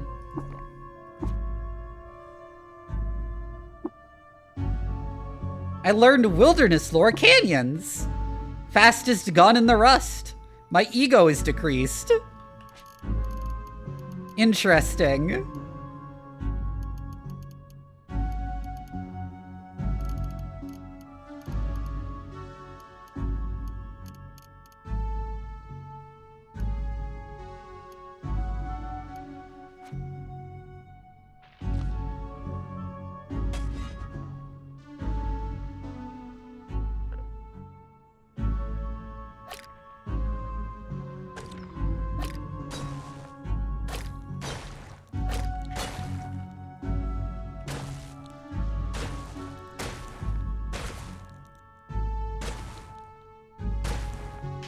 The wiki calls it that you can use precognition to see what will happen when you drink it.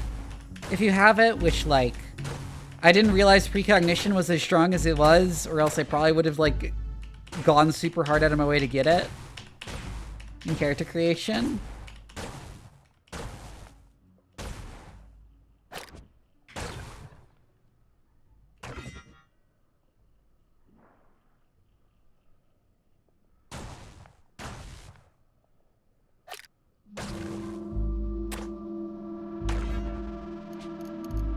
Rubber gum time.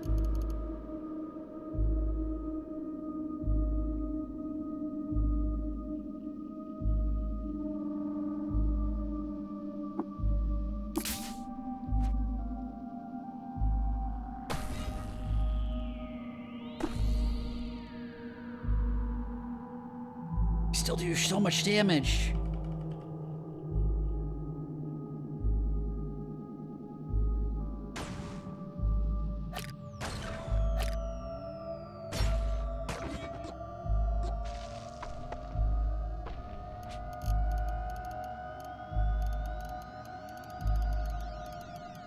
Oh, I don't have any self. Interesting.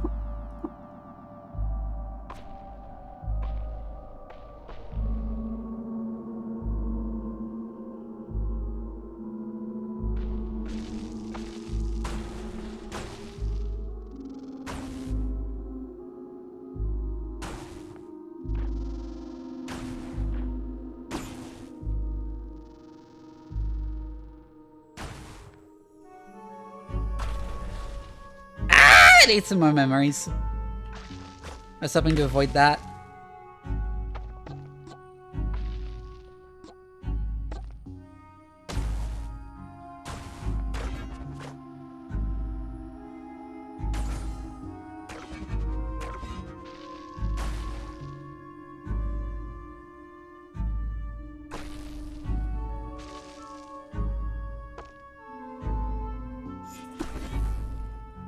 Oh, that hurt, that hurt, that hurt, that hurt so much. They do so much damage!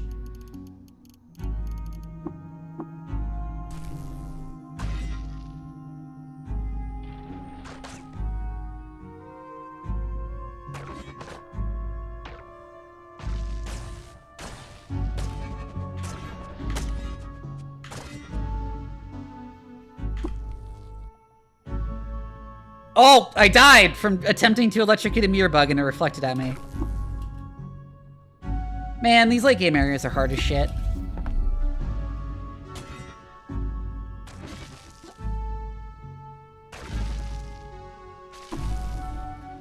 Oh my god, he almost insta-killed me.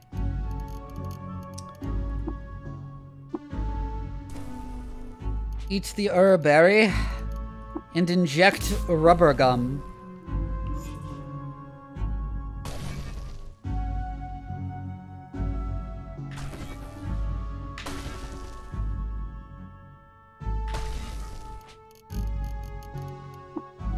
Consume another berry.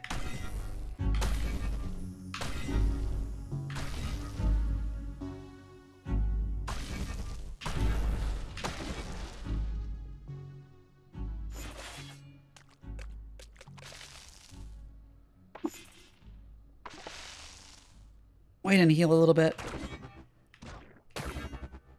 Something is shooting at me. Oh no, not at me. Reef Hermit.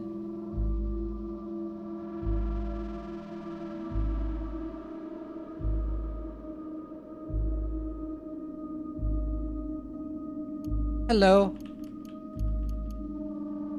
We have a nuclear cell for sale. No, I hate these. It feels like the way you're supposed to beat them is like with normality gas, but it doesn't work.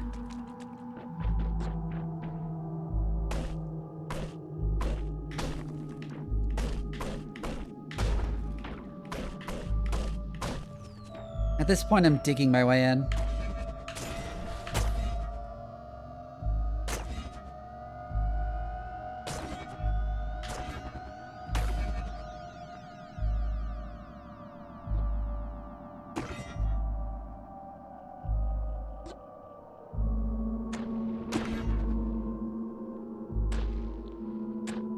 Oh, mirror bugs are painful. Shrine to Ram. Let's work on a legendary token into celebration of the people. Then Ram. Okay. You already have that one.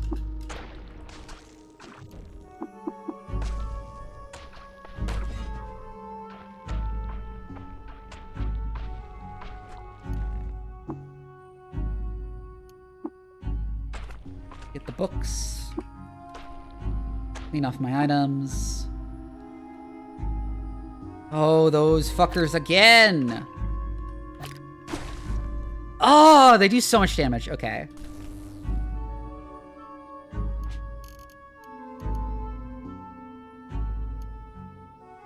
Man, my armor even gives me some electrical resistance. How do they do so much fucking damage?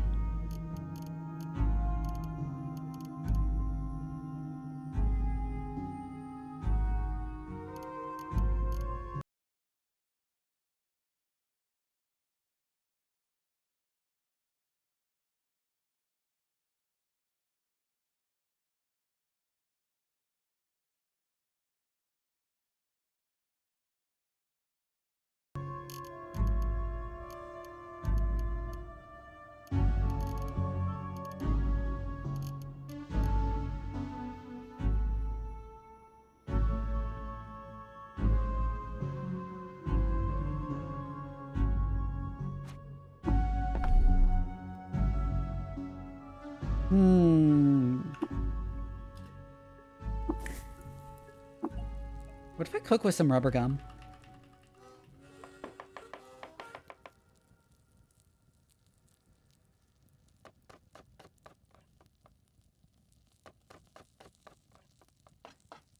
Where the hell is my congealed rubber gum? There it is.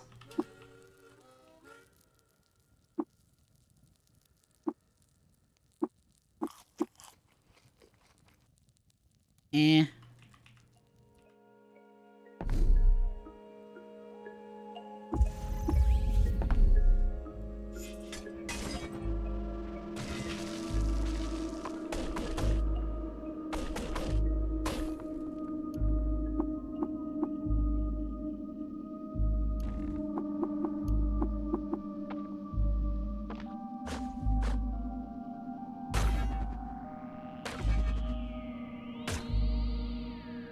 Ow.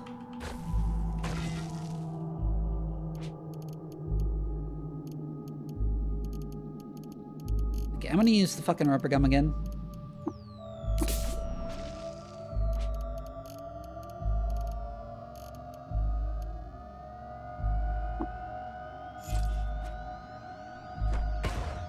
I'm also tossing a freeze grenade over there.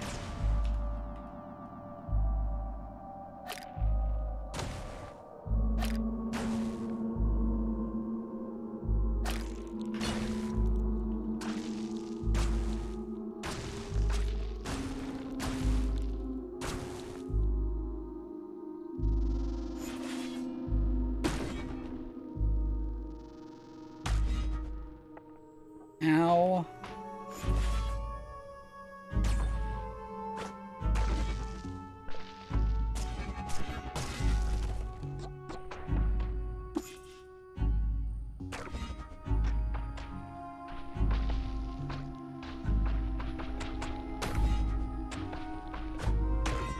Oh my god, the mirror bug reflection is so painful.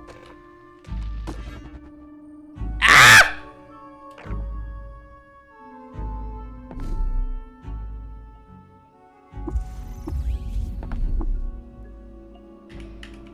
Is there a way to get through that reflection, or do I just need to, like, make sure I'm not low enough health to kill myself?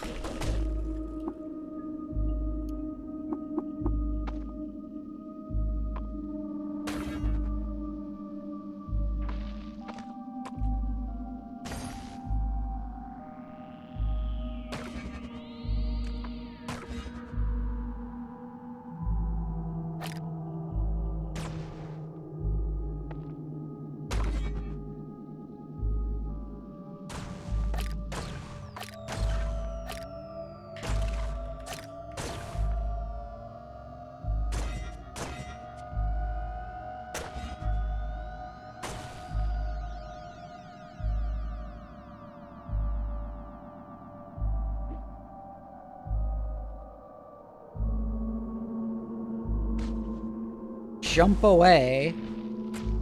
Because I don't want to deal with that fucker. In melee, because he'll just zap me. He'll just zap my ass back to the past.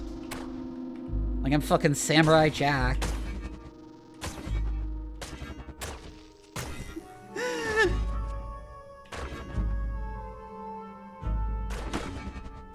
Ah! I tried running the wrong way.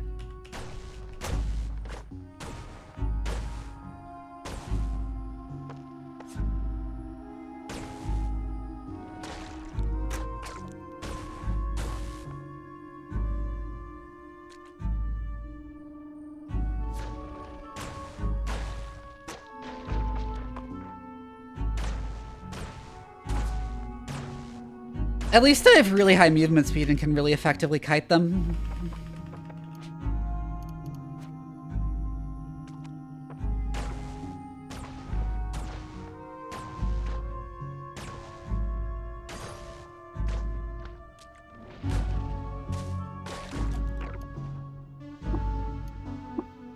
Disassemble the musket.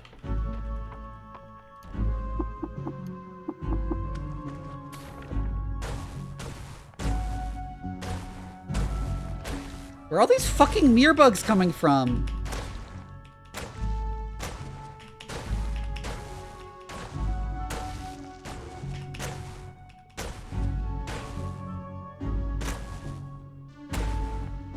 Oh, the goddamn mirrors. Yes, okay. I get it. I get it. The mirrors, like, the kind I saw.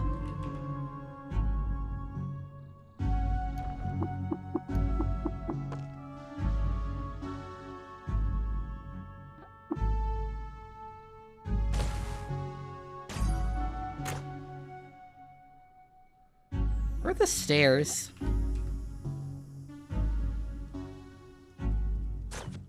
Oh,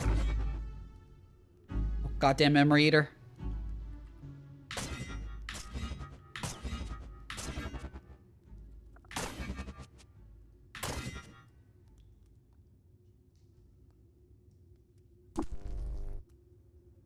Oh, I forgot that they reflect that.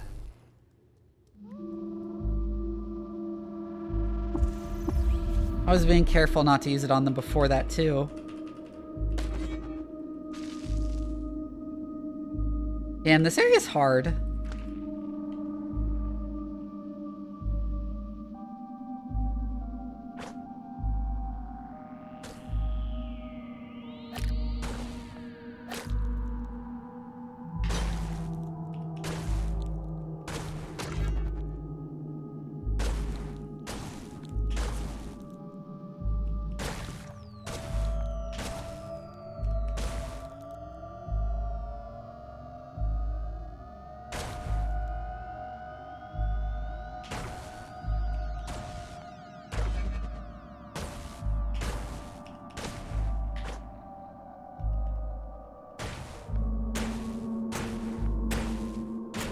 Come on, die!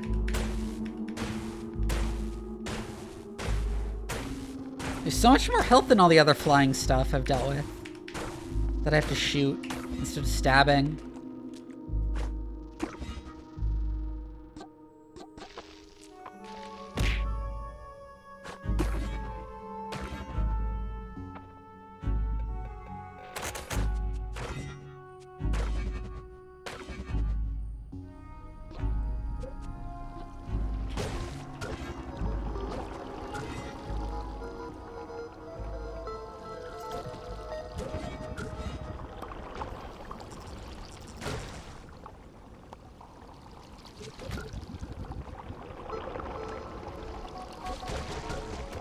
Some random Svardim here.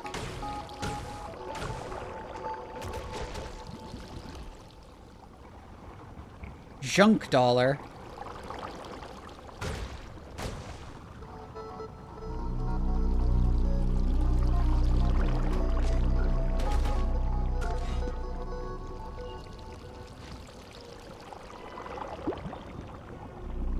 Did I accidentally aggro one?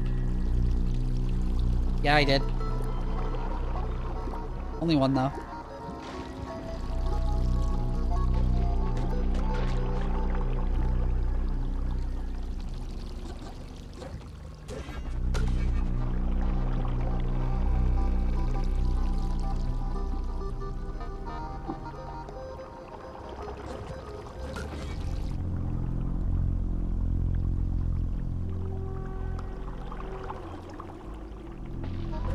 At least it's daytime now.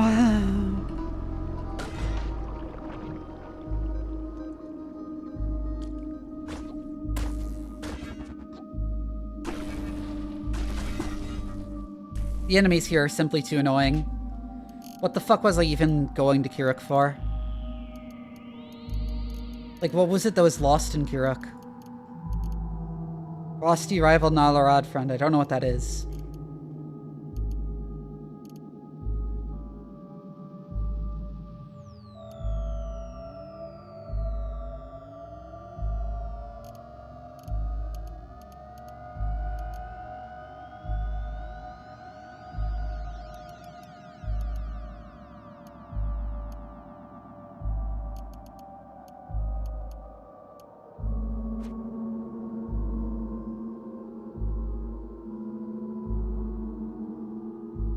You'll have to find your way via surface.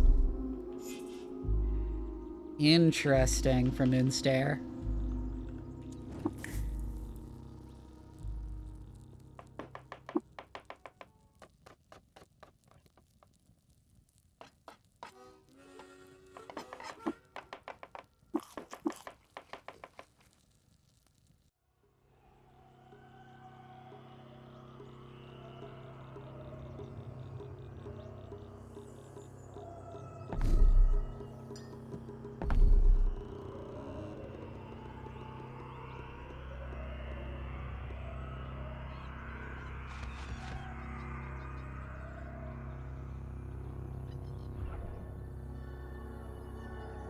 Ooh, new music. In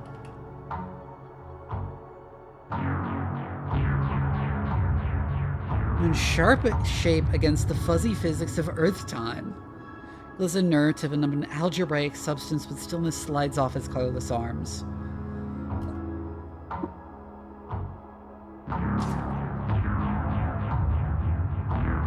What?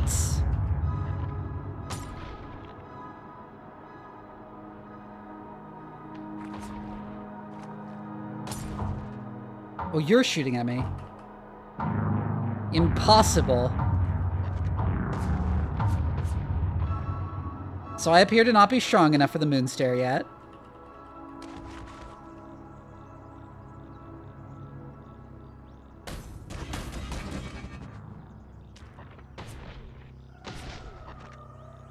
It followed me. Interesting. Gyrowhite Apotheote.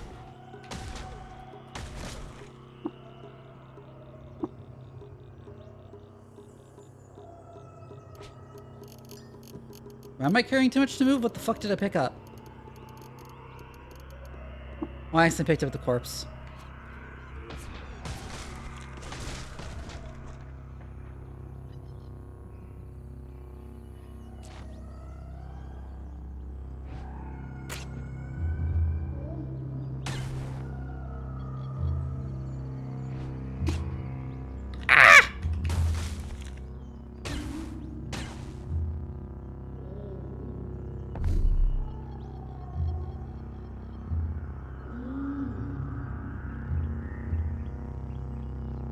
Where do I go, then? Space and time rattle off their hinges and tear your perception apart. Through the new crosshatch of consciousness, sound only comes through in waves. The sheen of chrome explodes in supernova, and you slowly become aware of the furrowed volume of air around the shape of a monstrous pyramid.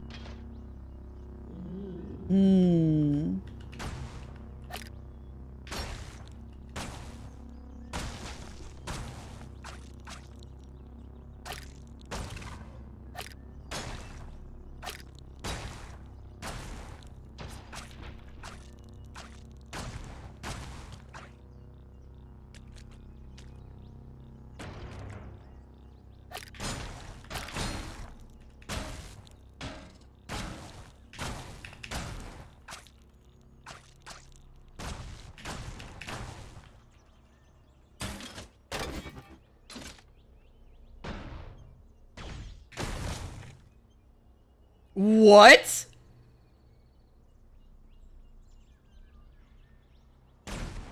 Okay.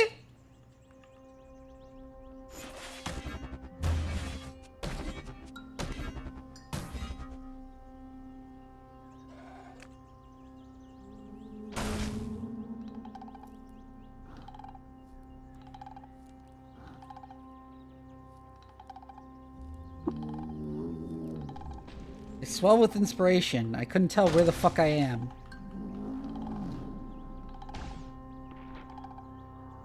Oh, I'm up here. Okay, one of these turrets keeps yeeting me.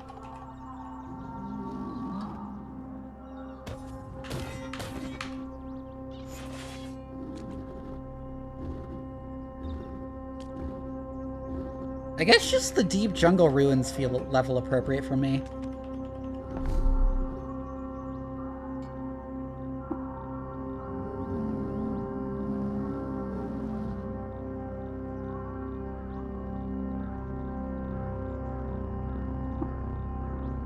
Yeah, the lair of the legendary Alof Fugue.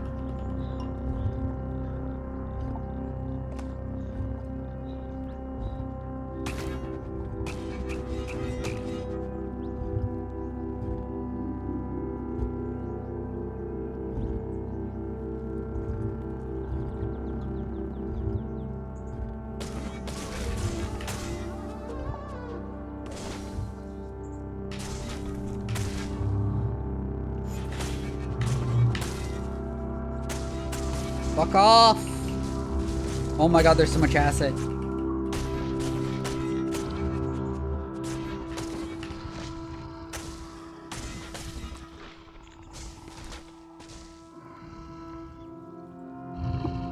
Also, I never made any food.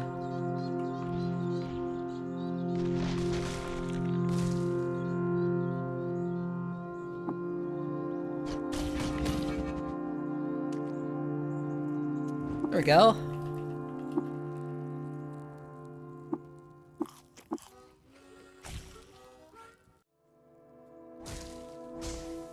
Hi, Travers.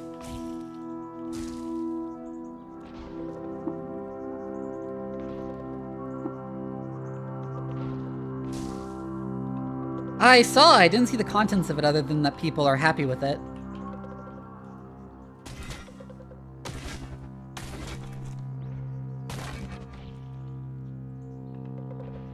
Yeah, and they like reworked Skitari's blitzes that sucked, I think.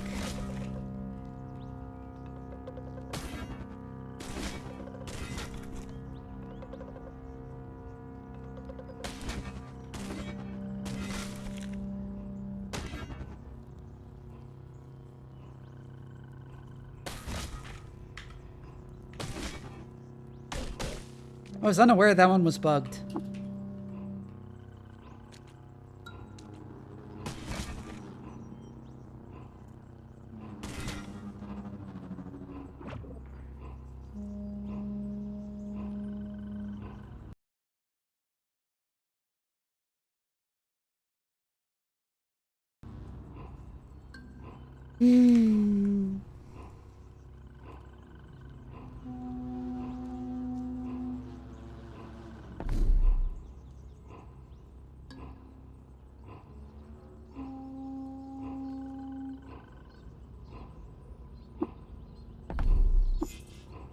Okay, I did explore this. Oops. I'm out of water.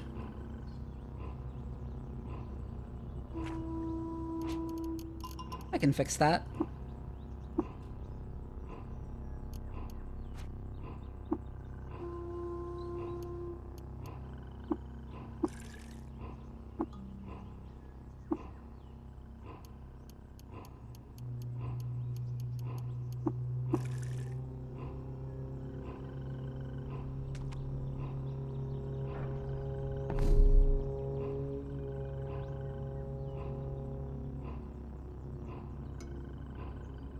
I'm not getting, like, discoveries from exploring.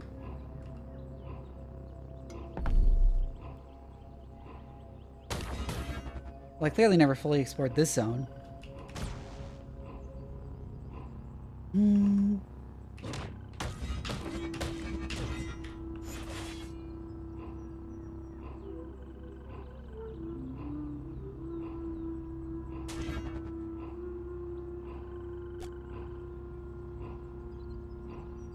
Short 5-second dot. Huh. Neat.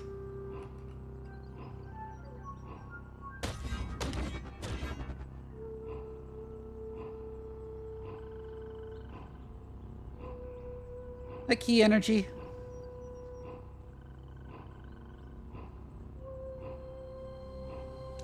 Why are lag roots hostile?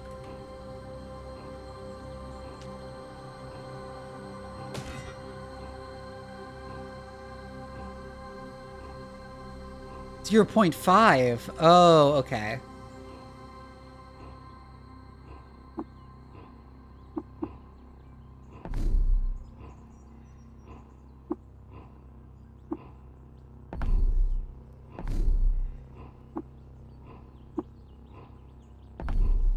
Goat folk hunt. Export here. But I need to like make some food anyways.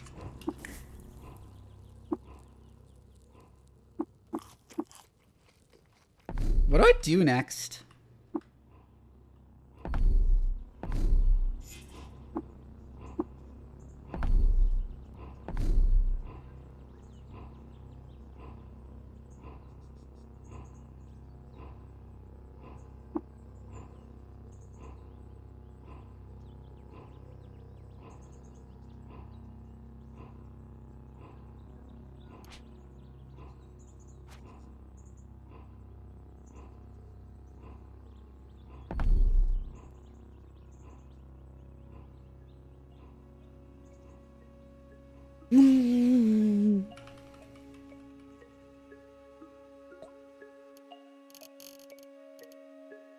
Well, let's get back here and see if there's anything new.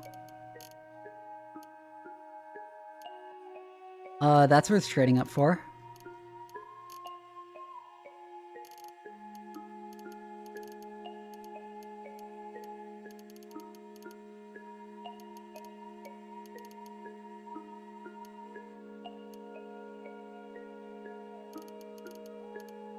Oh yeah, I have a handy nuke. If I ever just want to blow up a place.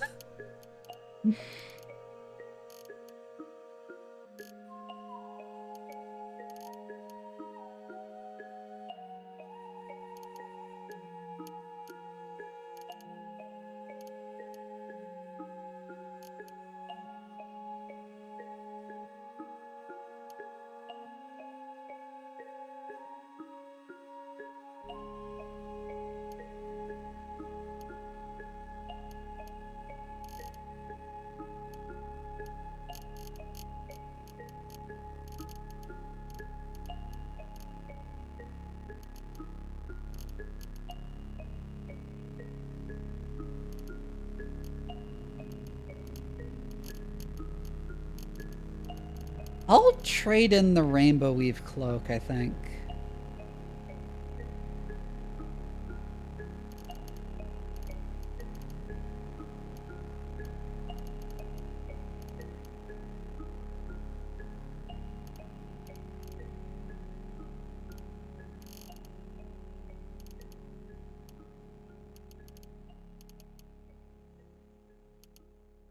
I don't really know what to get in return other than, like, trade goods, though.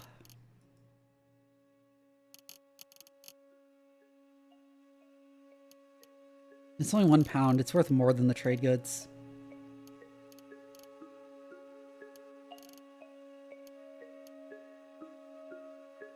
Oh, right, I have the thermoelectric cells to sell. Cells to sell, because I don't really plan to keep a hold of them.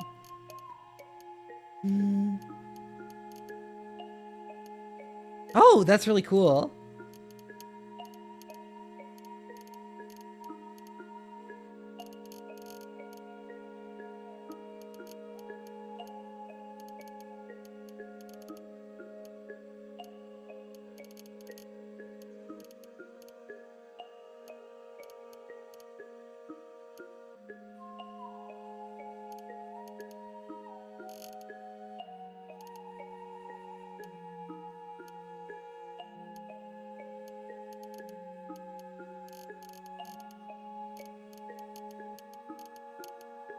sell seashells by the seashore. No, I don't.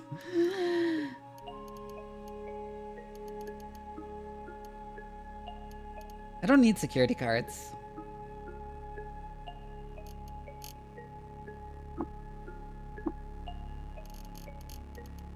I'd actually like some fresh water here.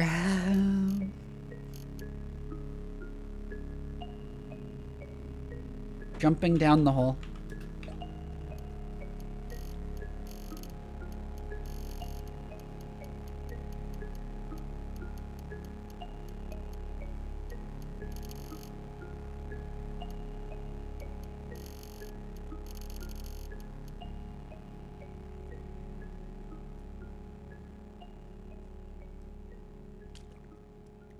Go visit the tinker again. That's not what I meant to do.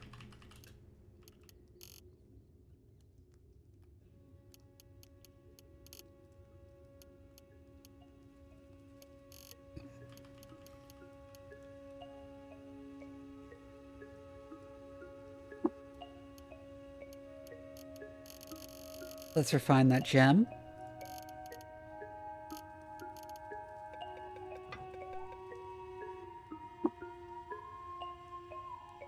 Oh. I wonder what Samantha, I'm gonna take a bio break real quick. I'll be right back. And then we need to figure out where the fuck we're gonna go.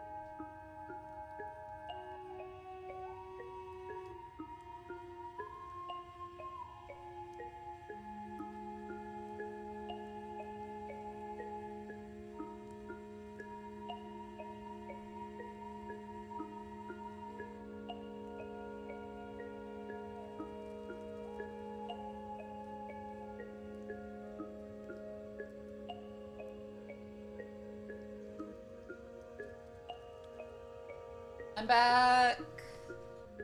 Okay, I don't know where to go next. We have those two historical sites, but they're like very annoying.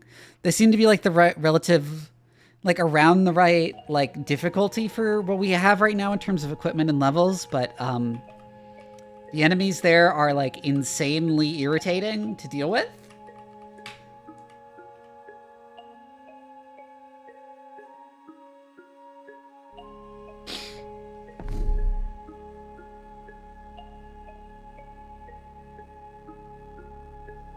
Like here, Tugak and Kiruk.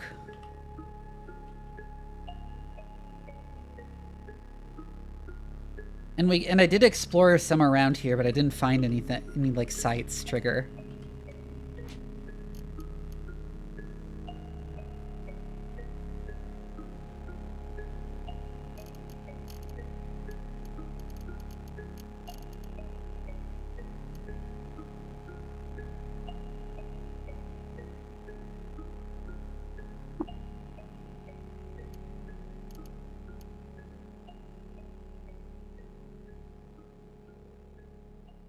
I wonder if I were to overload my risk calc.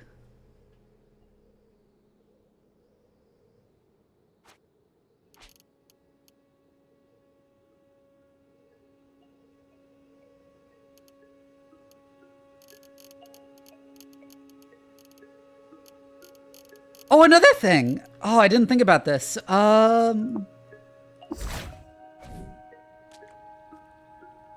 kept the like floating platform thing, right?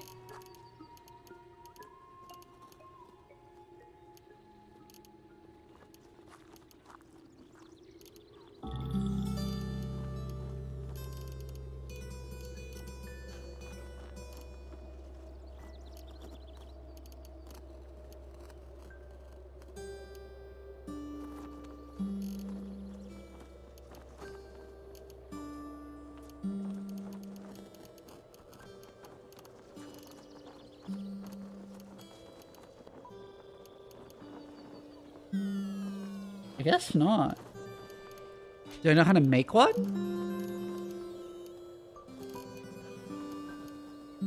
Yeah, the hover sled. Yes, I know how to make a hover sled. Now that I have another floating nearby slot, I can actually have it and have the quantum mode on as well.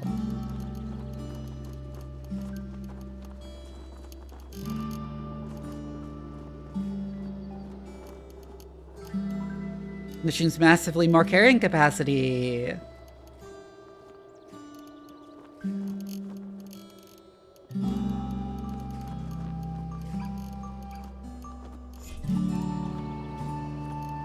Woo!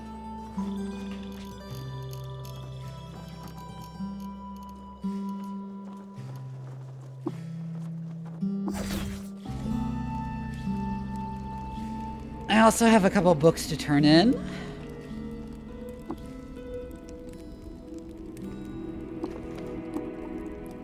Although only a couple. Alright, I think I learned some new Sultan lore too.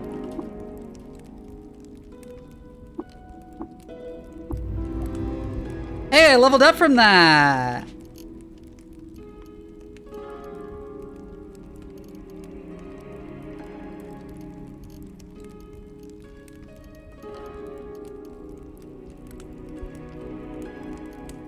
Well, that's a pretty significant level too.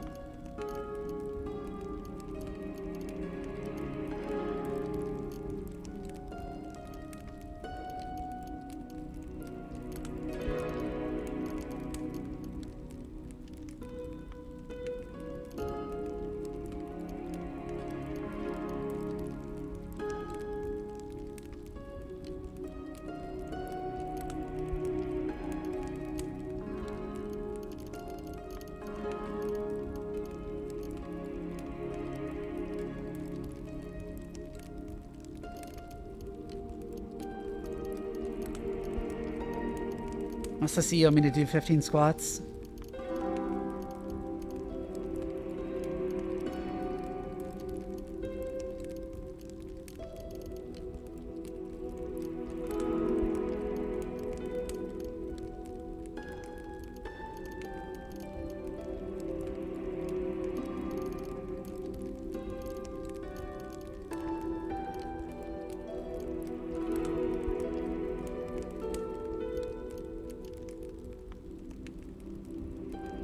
That'd be nice for like the gunnery stuff, but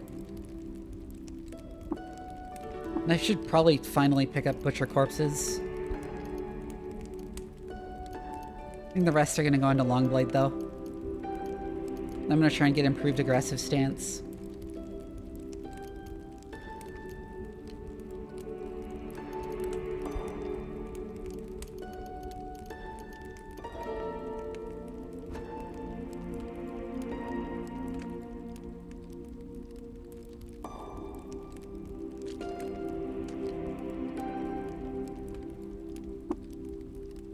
Let's go to the campfire.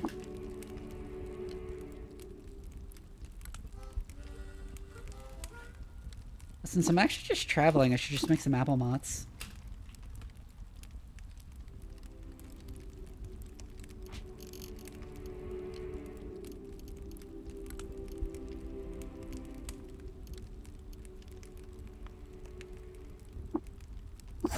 I did read that there's a guy important for the golem at the bottom of the asphalt mine, and I never bothered to explore the asphalt mine. Oh, I got lost. So maybe on the lower levels of that I'll encounter something worth my time.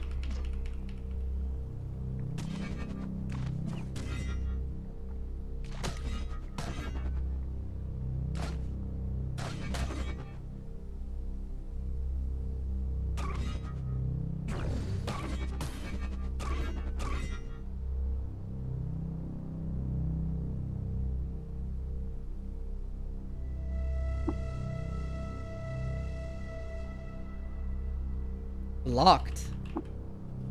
Go, I regained my bearings. I got lost again, but at least this is an open area where I can just walk. Die, turtle.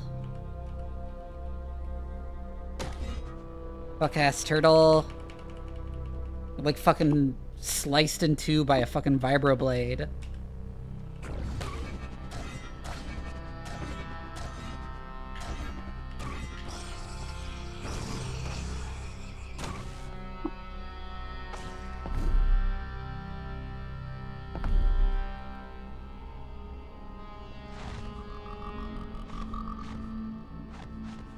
That is a lot of asphalt.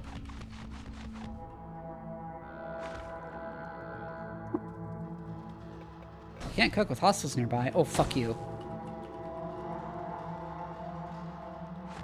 Well, you're not hostile, it's whoever was there. Oh, it was a fire snout that I just killed immediately.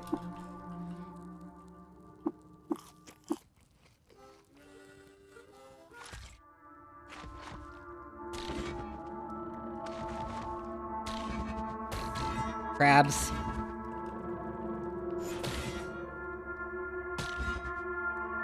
Stab with a crab. Ah!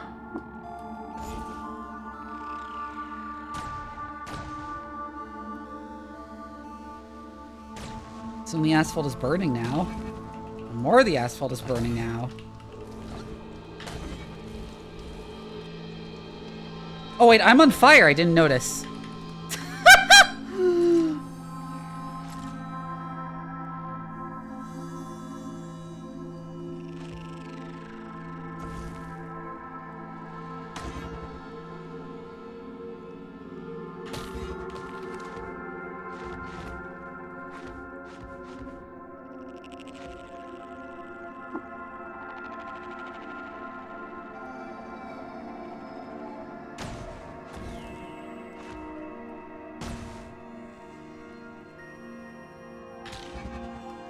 To be fair, I was out regenerating the fire damage. Like the guy from Fire Punch.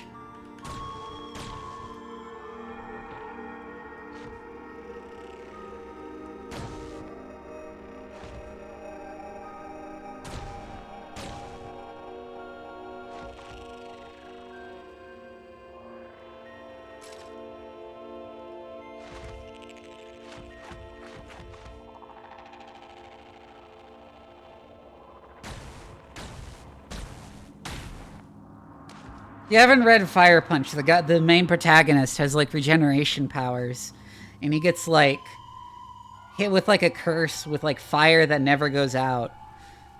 But he can like regenerate faster than the fire hurts him, so he's just on fire forever now.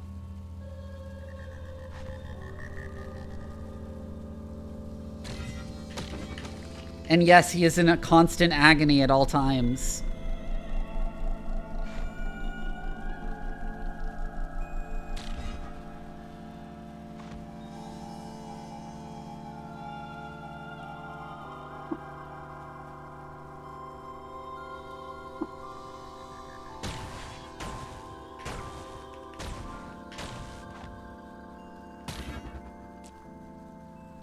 Agni, yeah. Hi, Sunset Tequila, welcome in.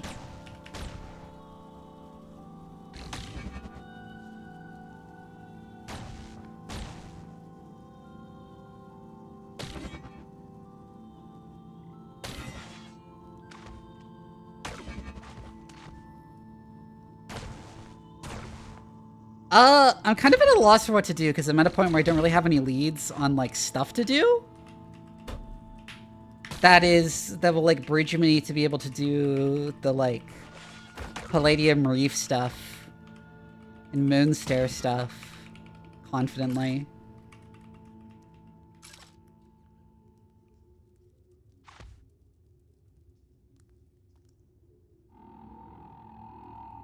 So now I'm just exploring the asphalt mines because I never did. You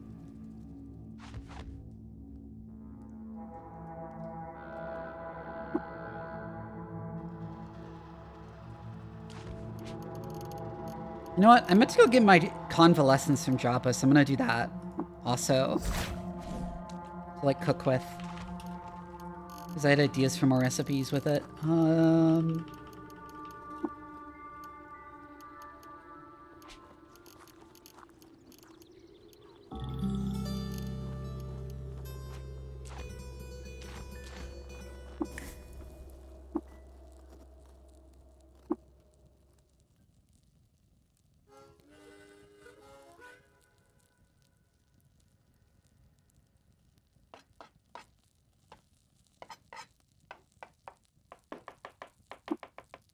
Cider bear jerky convalescence? I wanted healing as an effect. Why can't I get it through that? Annoying.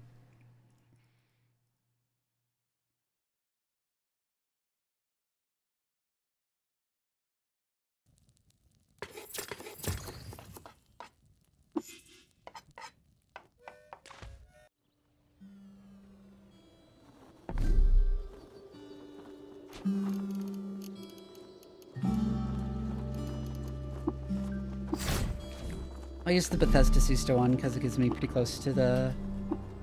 Damn it. At least I got an inspiration for a meal again.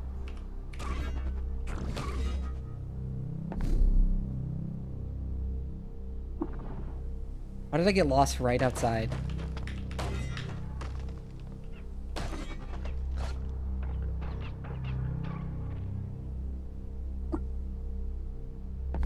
Thank you for telling me where I am.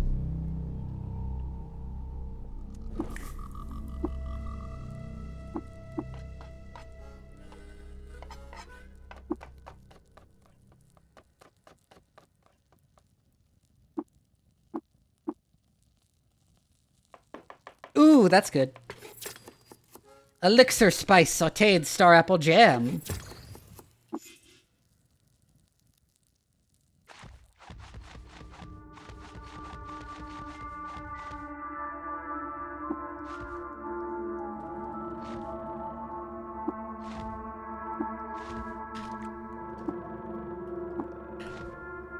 Go down further.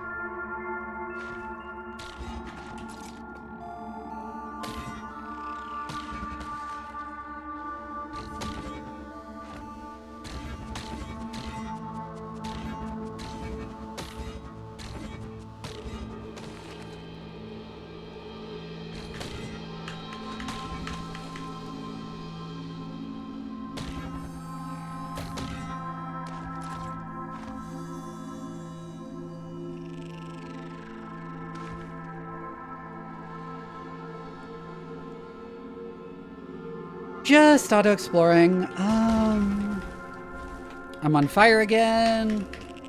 I'm no longer on fire.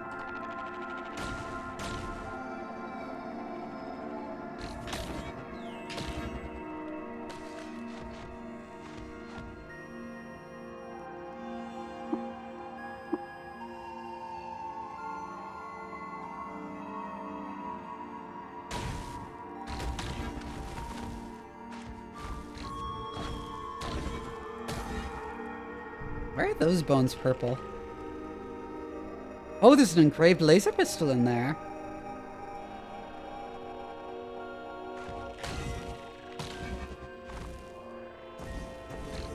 Don't know how they fit all that text on a pistol.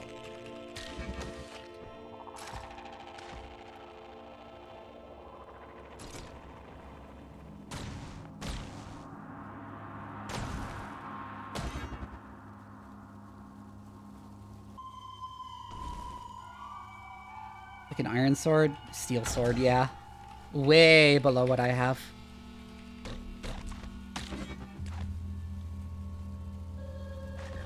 Killing more crabs.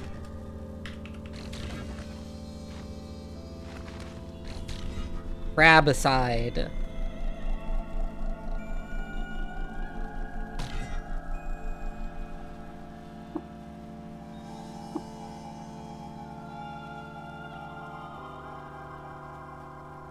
How do I personally deal with burnout? I do something else.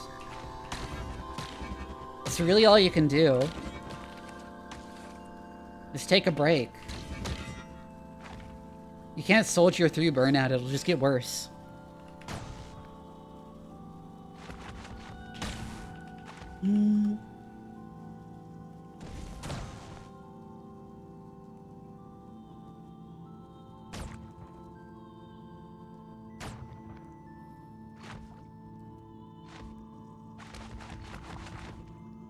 You're seeing them from across the cave because of the fires they set.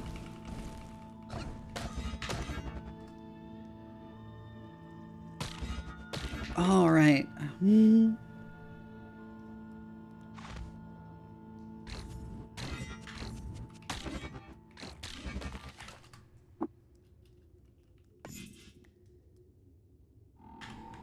If simply taking a break from the thing is not an option, find a way to shake it up and do something, like, slightly different.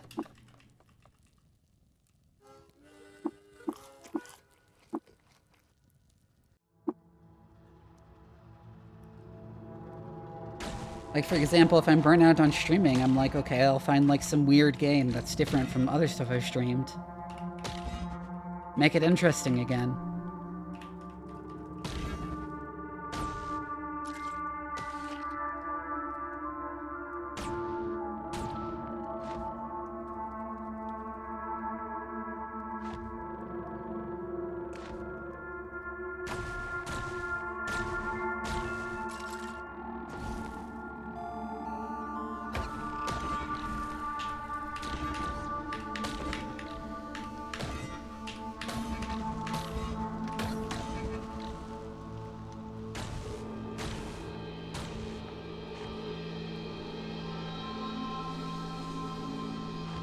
Keeping exploring the fucking asphalt mines.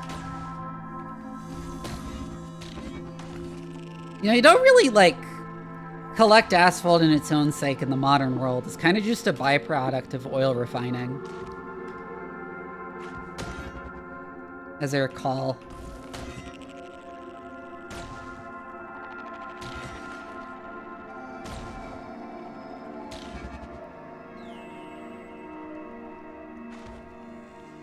Why is there just raw bear meat on the floor of the cave?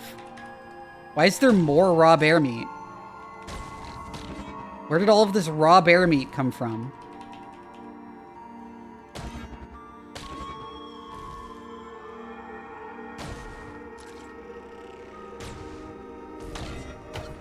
You bet your ass I'm gonna eat it, though.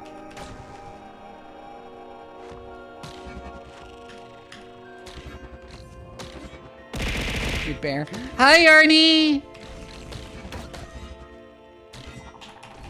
We absolutely have to work at a time to, like, do Factorio. Because I think that would be great. I've been wanting to stream it, and I realized that, like, I can't really... Like, the game demands too much focus for me to, like, play it on my own and not have, like, a ton of, like, dead air.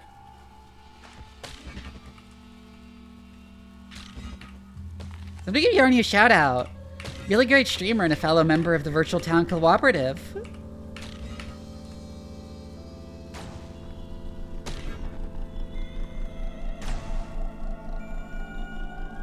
Raw dog me on the cave floor. Ah!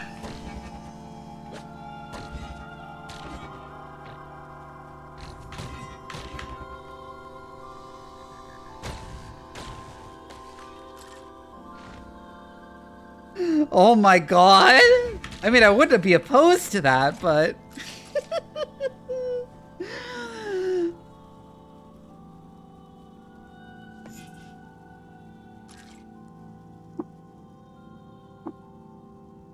I should make more food.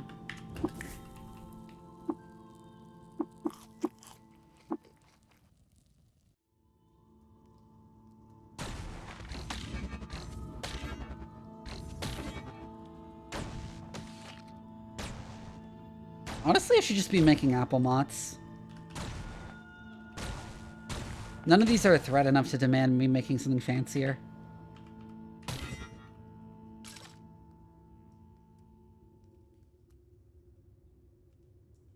Where's Meewin? Oh my god.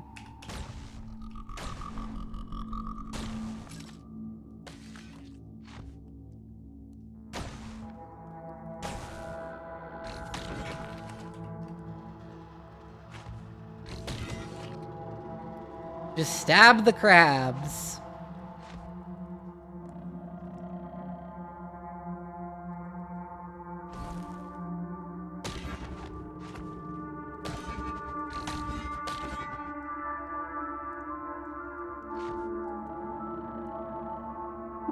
That's apparently automatically butchered one into like a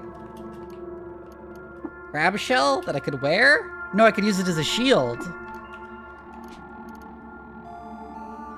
It's nowhere near as good as my flawless Crystal Aegis, though.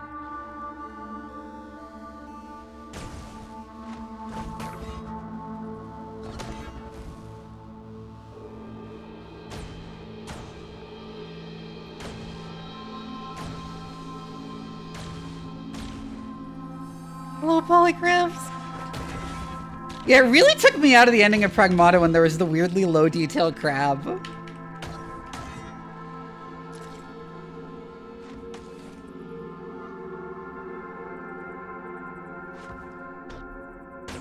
And it caught me so off guard that I was just losing my shit.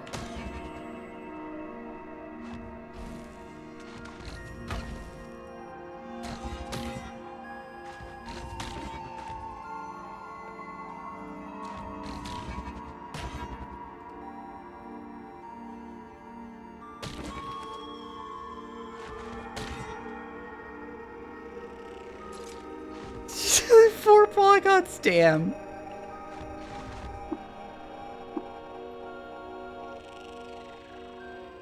I would normally be in defensive stance of walking around too, but none of these enemies pose a threat, so... I don't think they can even damage me.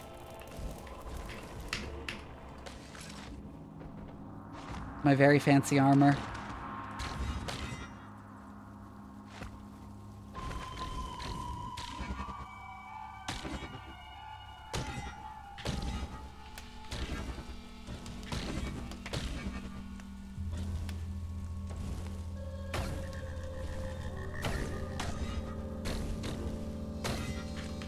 Wow, I am extremely on fire.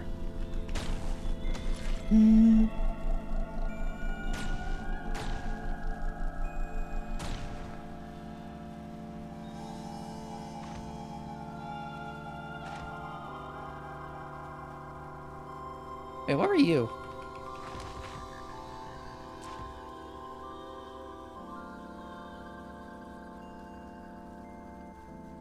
Thanks, Skimmer Armlet. Oh. Nothing important.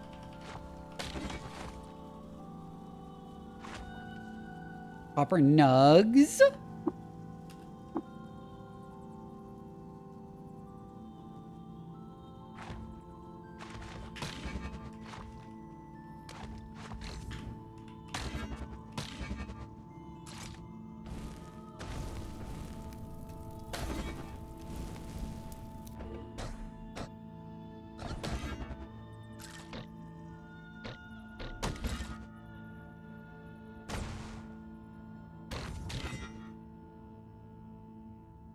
We bites into a copper nugget? I mean, gotta feed the nanomachines in my body somehow. Just fucking shoveling malachite in my mouth?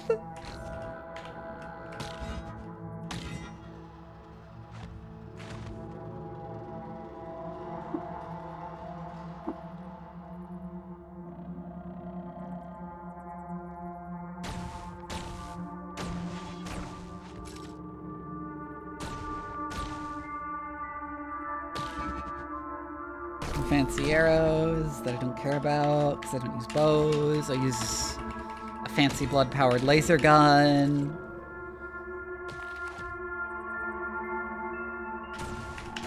But they weigh nothing, so I might as well take them. More crab. There's so many crabs living in the asphalt mines. Why do they have such a crab infestation?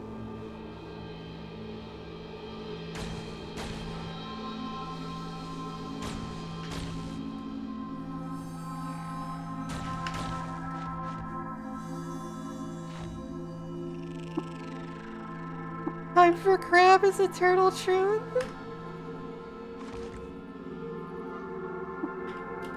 Oh, there's enemies.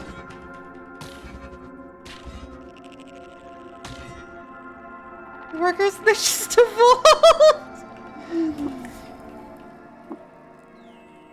I was unaware that exposure to extreme amounts of asphalt lead to like fucking rapid carcinization.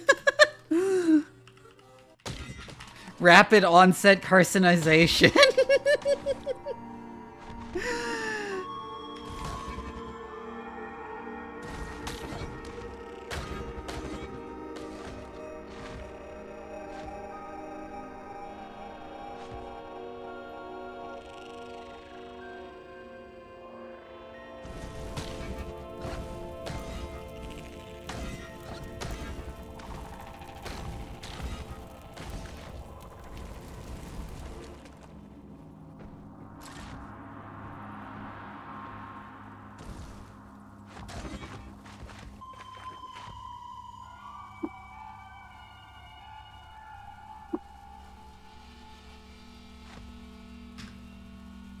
Another floor down. I'm 16 strata deep and it's the same fucking enemies. I expected them to get stronger.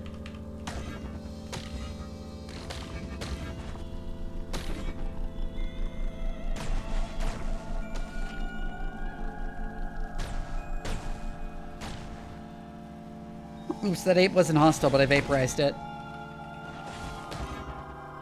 Harambe, no!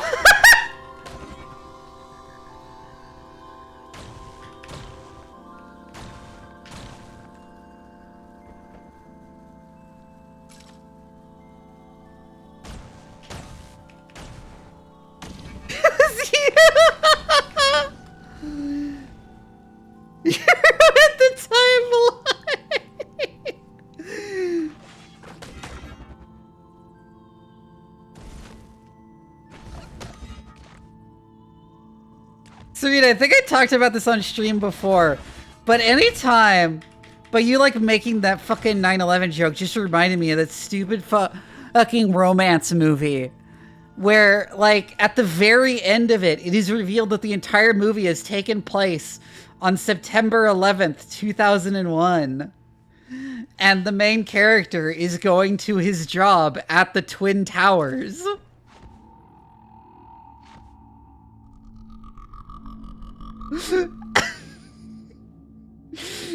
This is the end of the movie.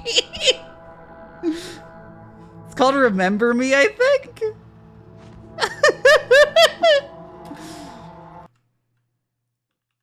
Hold on.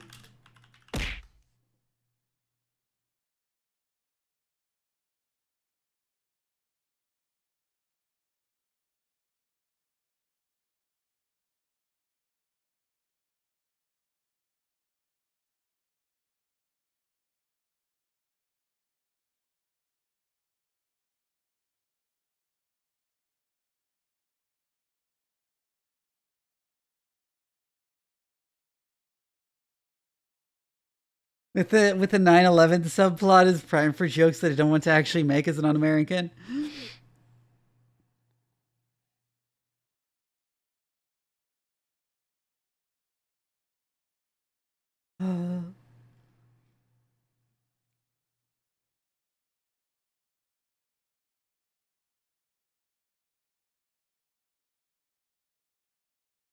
The tower's like Drake's got a... Yeah, and it just like zooms out to show he's standing on the 101st floor of the Twin Towers.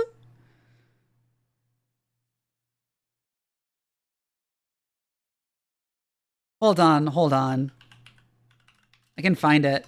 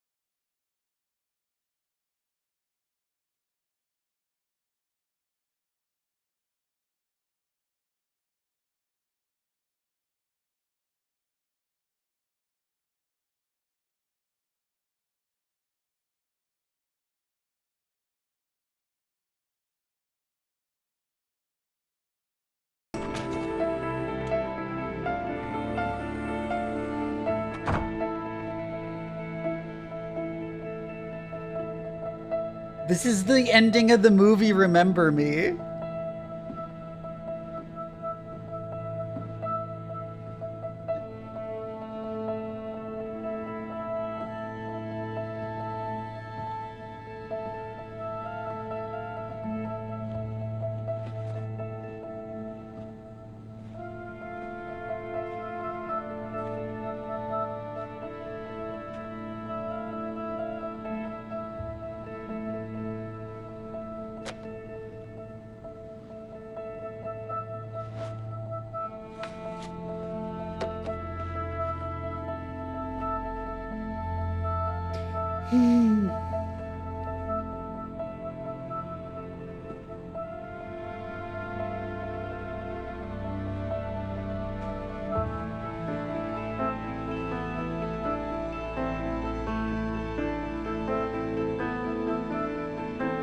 I just parry the plane!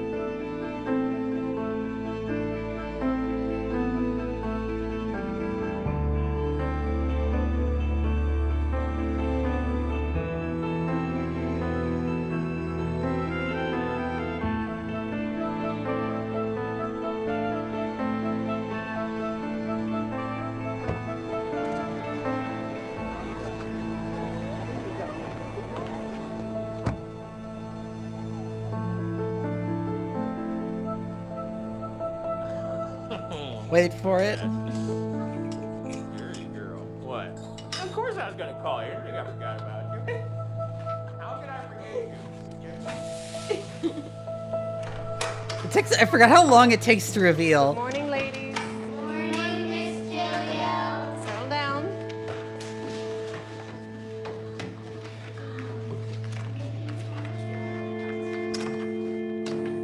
Good morning, Mr. Hawkins. Do you know about these? Who do you think scanned all the pictures?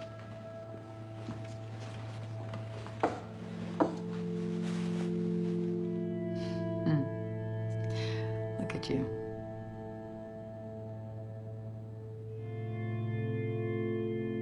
How old would he be? It would have been 28 in May. It's really been that long. I could have sworn. It was May 20th, 1995. I should be able to remember that. I'm sorry.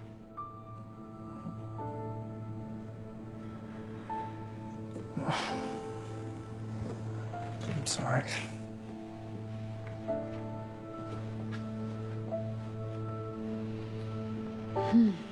What a day. Oh, yeah, here's where they do it. Here's where they do it.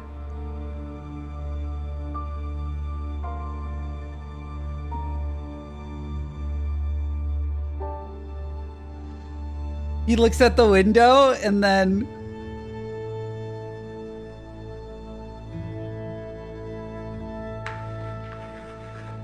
Caroline. Hello.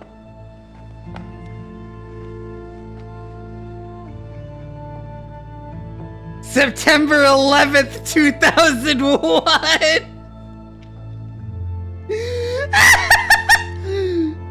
Then it zooms out! And he's at the North Tower!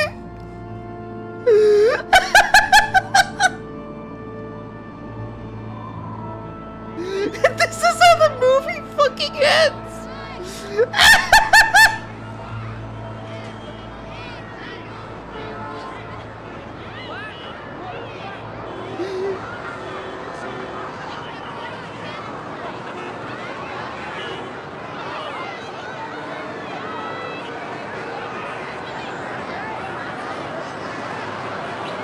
You should have unlocked the parry perk!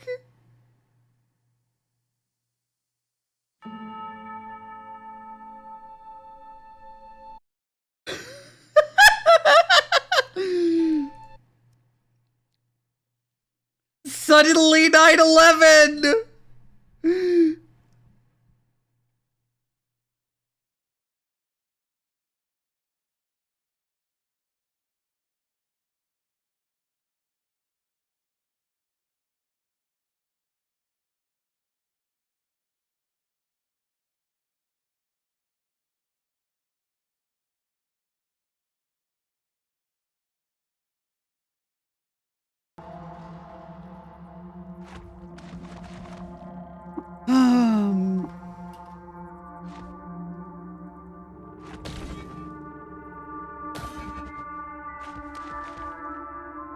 It's supposed to be a thing about how, like, suddenly everyone who died in 9/11's lives are ripped away. And, like, it's crazy that 9/11 craziness was so big when the movie came out that, like, this movie actually got good reviews for that twist ending.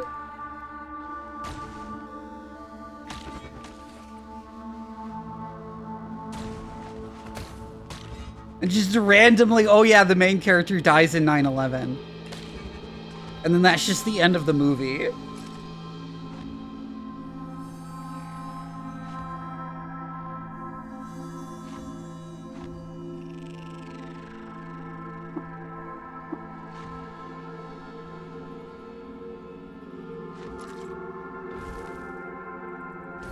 Oh, this was after 9/11.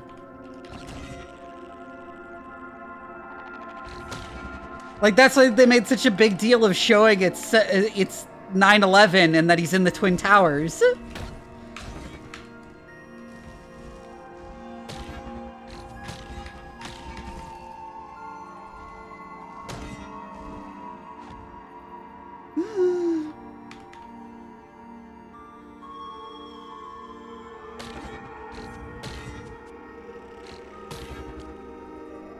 That would have been really funny.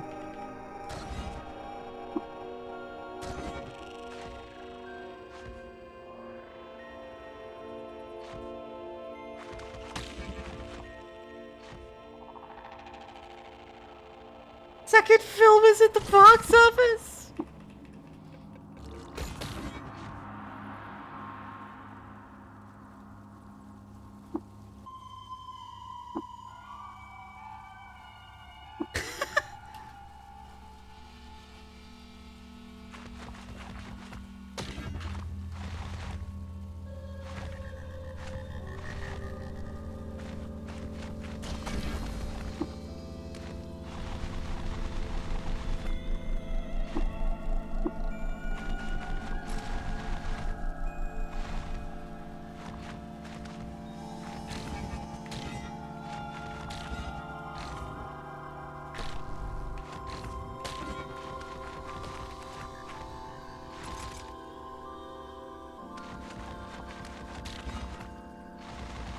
But no, this is years after 9/11, but when the, like, 9/11 hysteria was still, like, huge.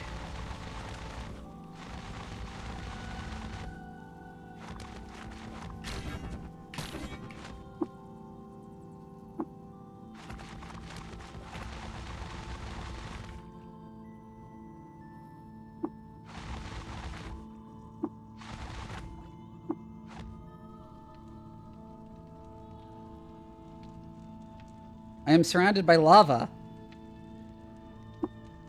Let's jump over the lava. I'm sure that's something that works in real life.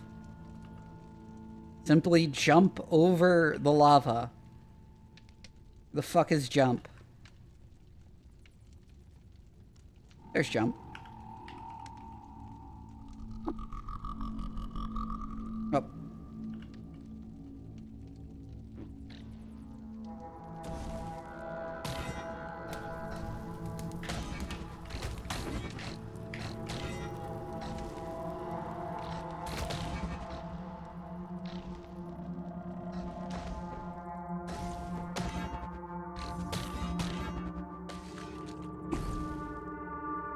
Oh, I need to eat. In-game.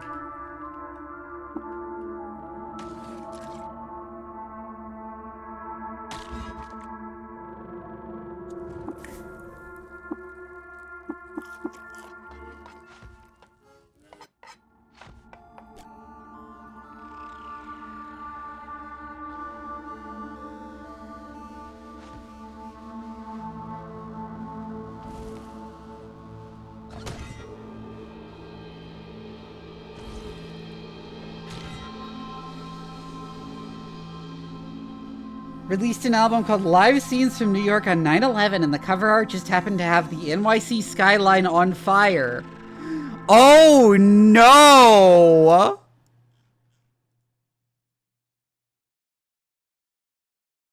Oh no! Why is there bear jerky? Why is the bear jerky on fire?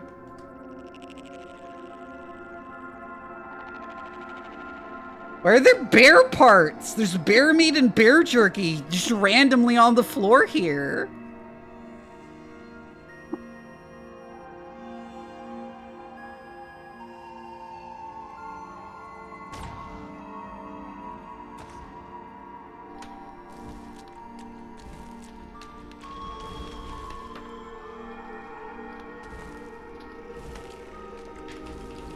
Oh, I'm still trailing lava, that's why it's not putting out the fire.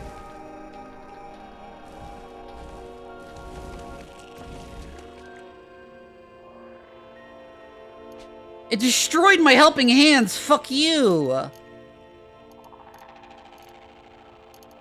think I have another copy in Joppa.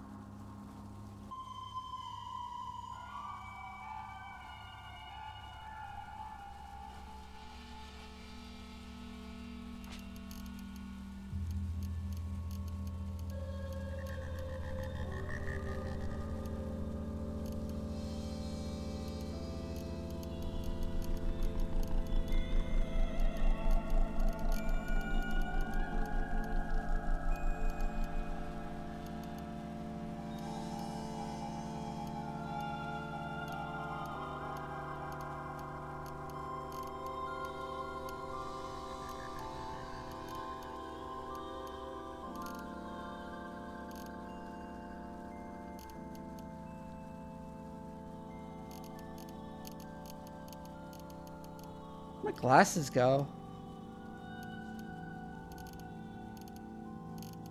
I don't appear to have the broken item. I think it just got completely destroyed.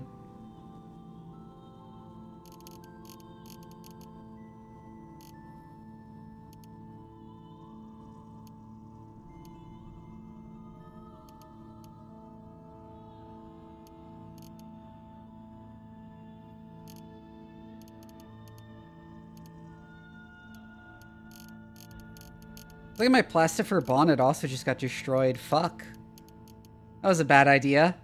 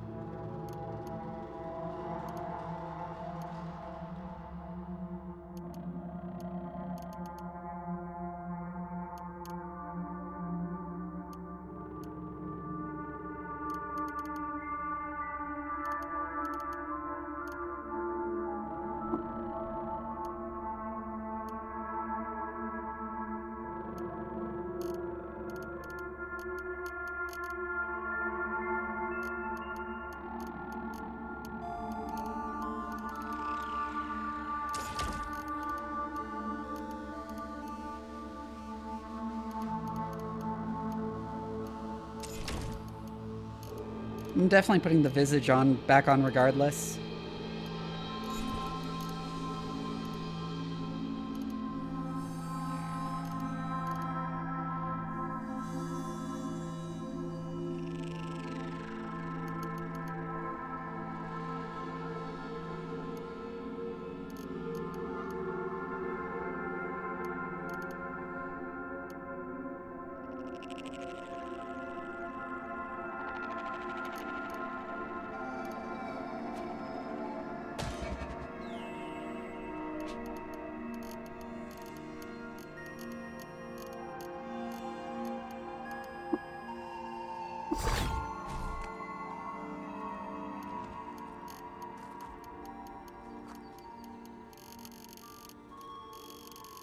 I do not have another in Joppa, unfortunately. However, I do have a powered exoskeleton.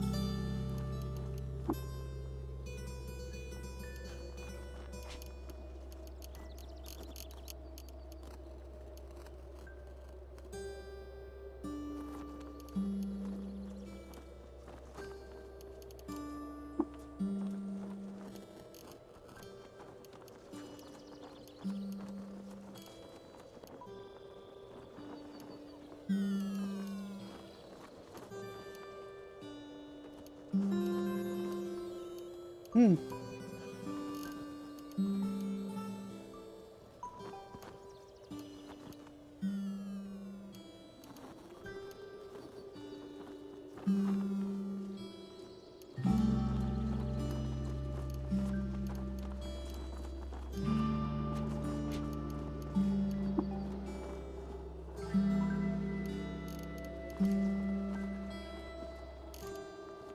Six-fingered?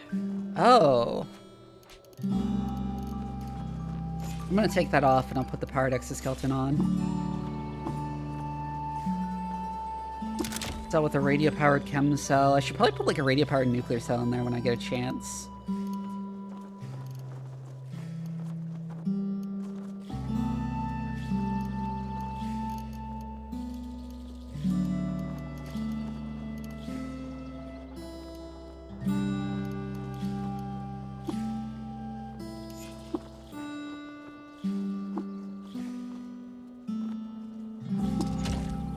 And I'll wear the precision nanon fingers.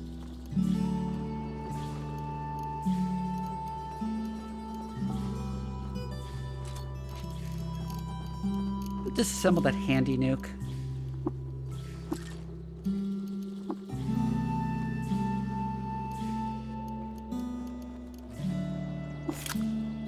Use that to put six-fingered on it.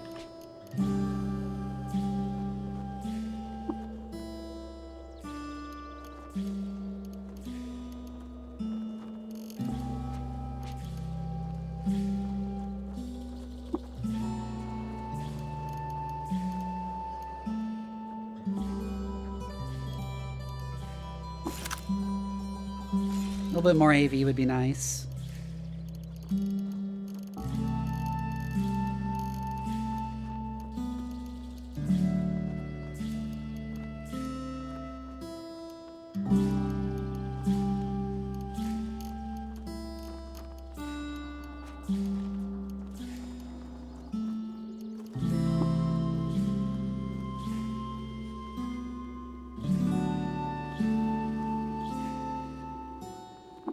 Take the Psychic Meridian.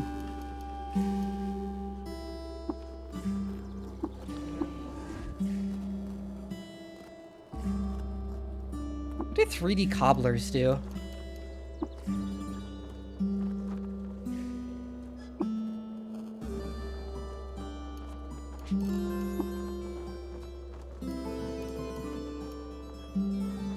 I need an AI microcontroller to put Two-Faced on that.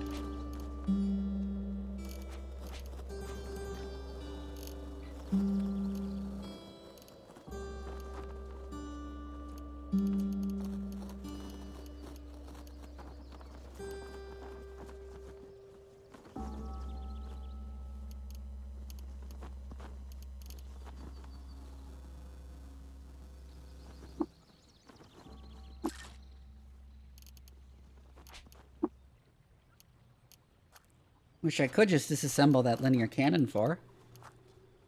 If I had something else I wanted to put on my face.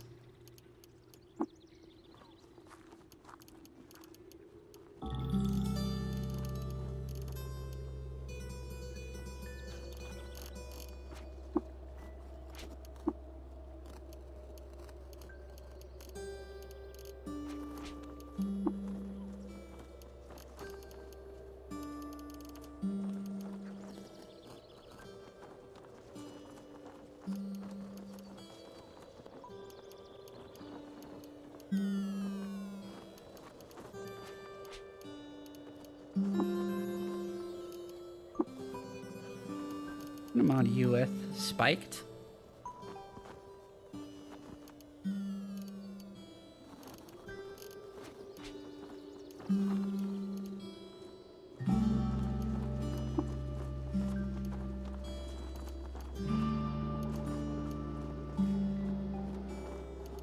I mean, that already has that benefit. I mean, I might as well make them slender.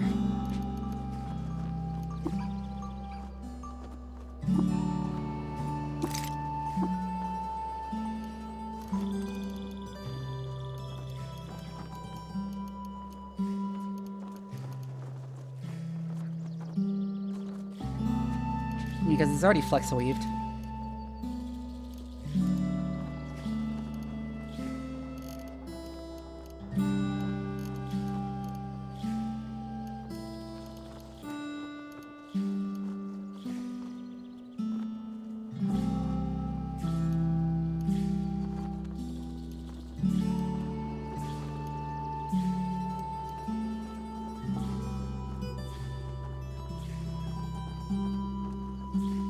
That seems really cool, but taking the chest slot is just kind of unacceptable.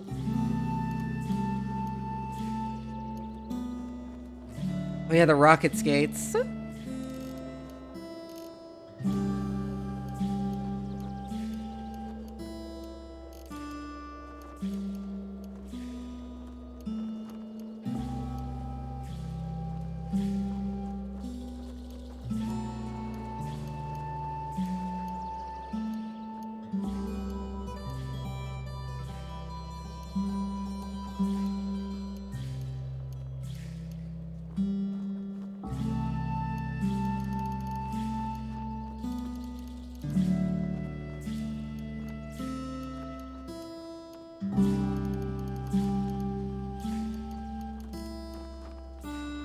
I'd like to make that and put it on, like an extra face.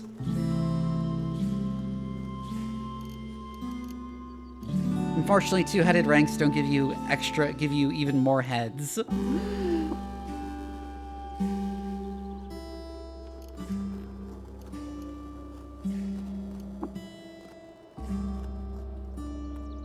I could level that up more, I didn't realize. I don't think I will, though.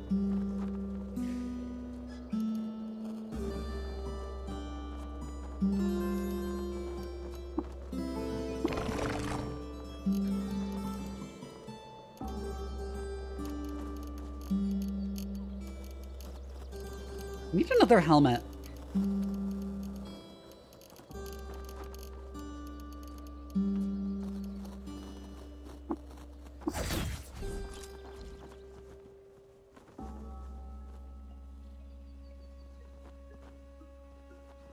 There you are.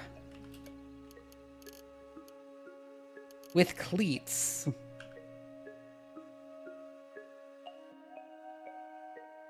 Huh.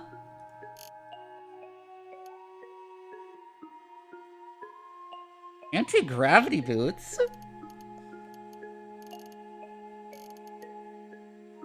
I mean, that's actually probably worth it, because I'm just wearing normal Flawless Crystal, right? Yeah, they're just slender.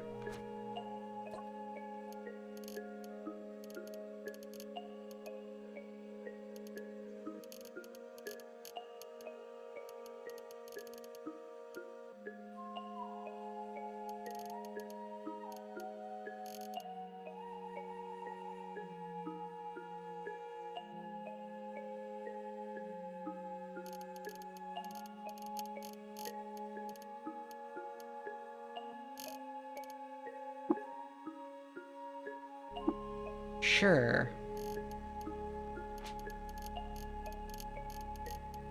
Those are my new shoes.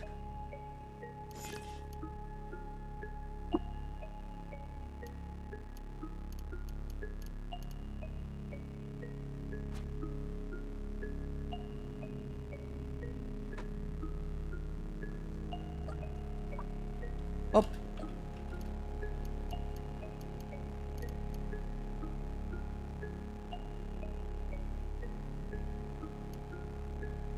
Thermocask.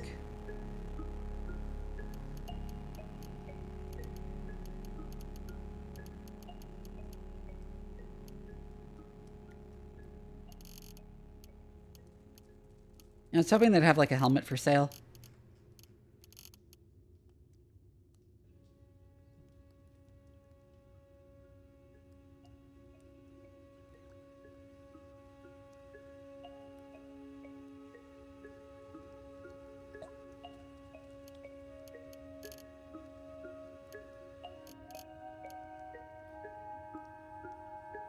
Oh, fitted with filters.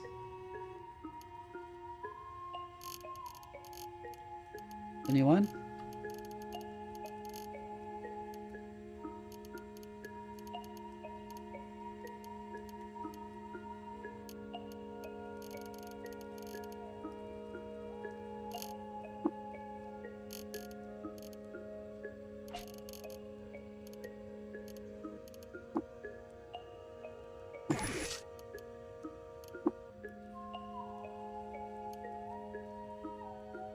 Can't put fitted with filters on that.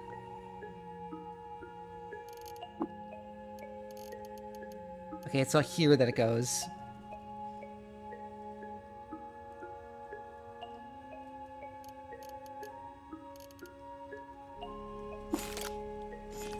Yeah, I'll put fitted with filters on it.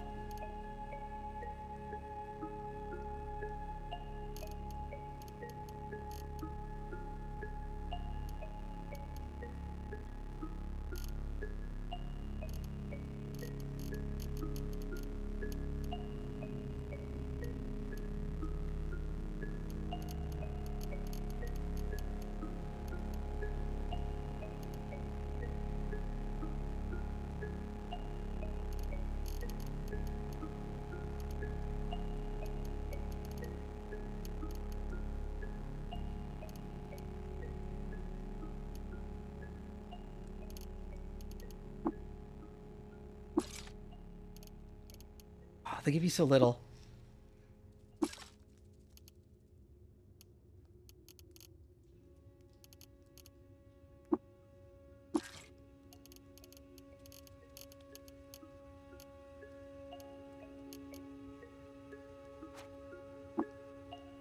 Yes, I would like to walk to the next staircase up. Let's go over here.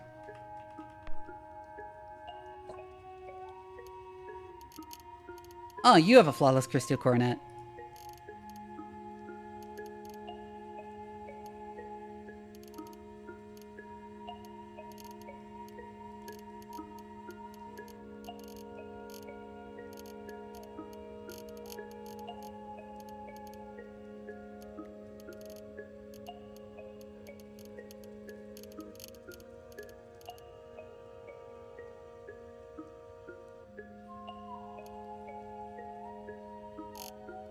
Sure, and it'll give me some more fresh water.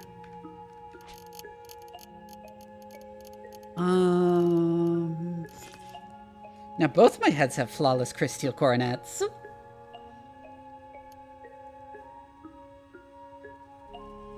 Do both my helmets need to be fitted with filters or only one of them? Can my other head just hold its breath?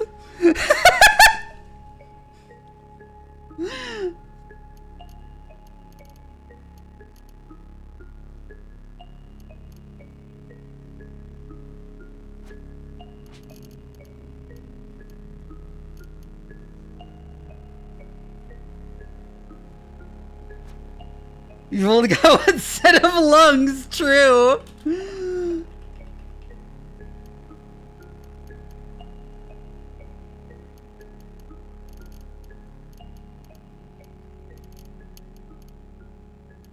Buy more salve injectors.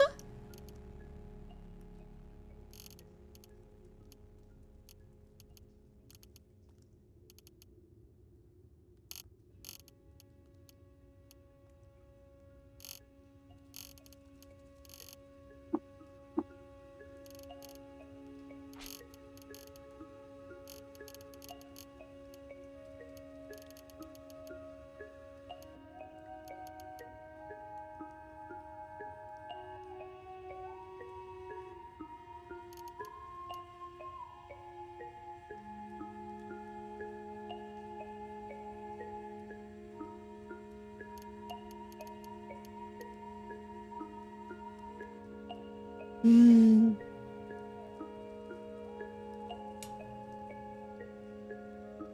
have no idea, Satada.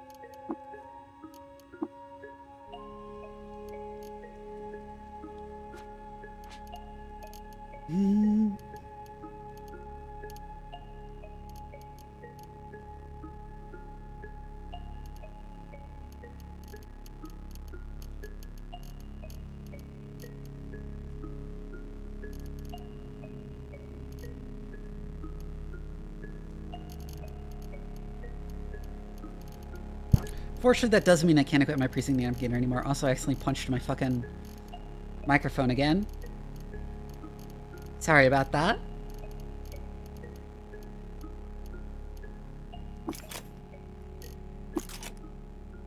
And I also realized I have a couple of things to make these.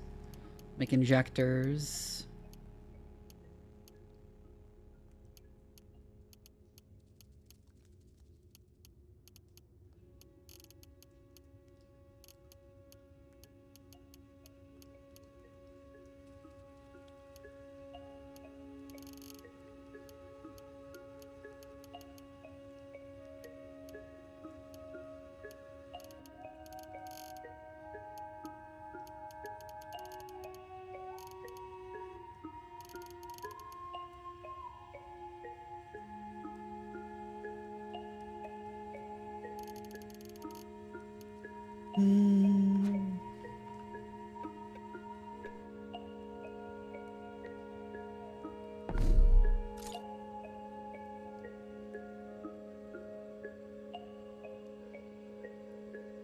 Find anything around here?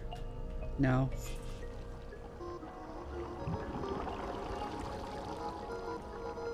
The interdictor locks onto me.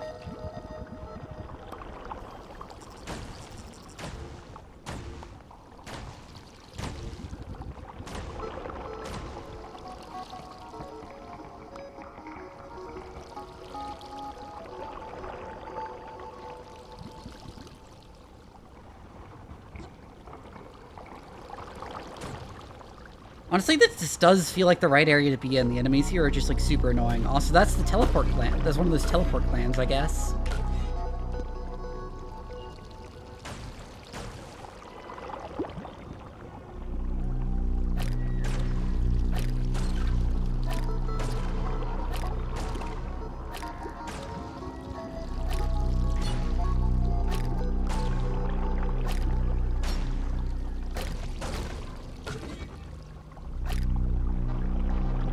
There we go.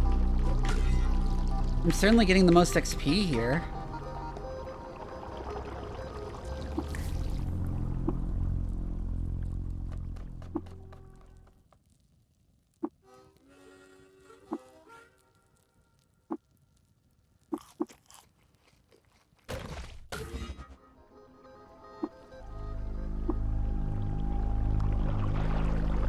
Oh, I got meal inspiration.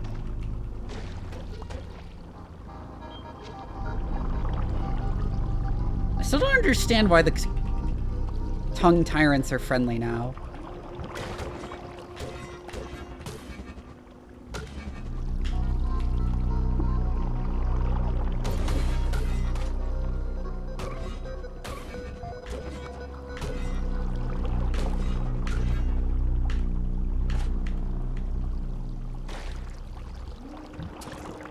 Ow.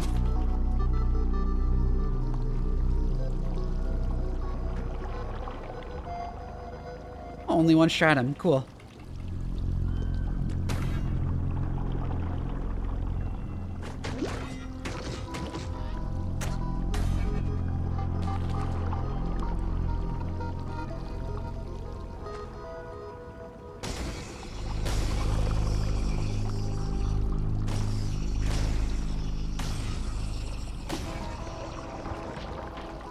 Oh, do they count as flowers?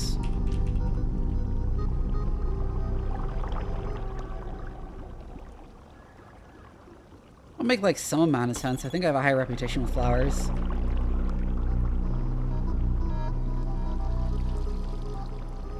Bop sponge. It's harvestable. Interesting.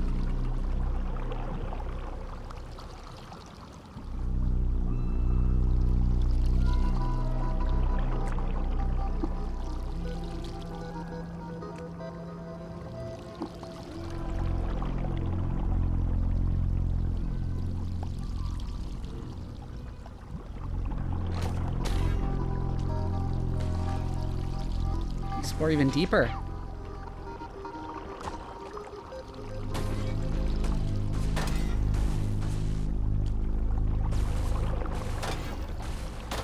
I wonder if the other historical site in this zone has like less annoying enemies. Oh right, I jumped down a hole. I gotta find a way back up.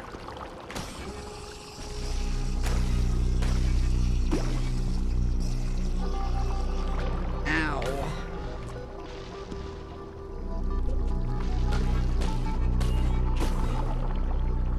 Ah.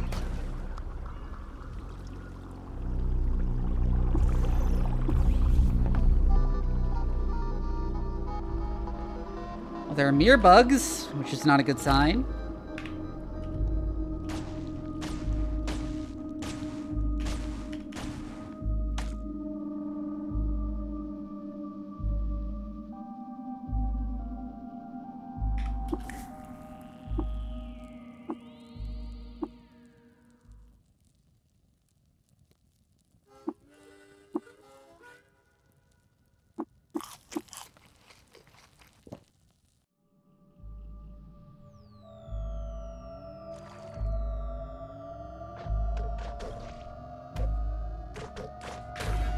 Mirbugs are really annoying, but it's the zap guys that are like the really, really annoying guys that I hate. Lithofex.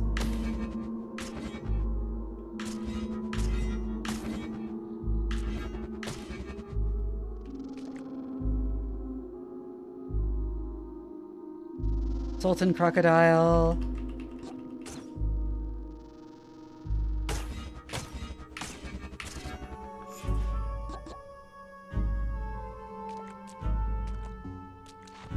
Phase cannon tinker. Fuck you.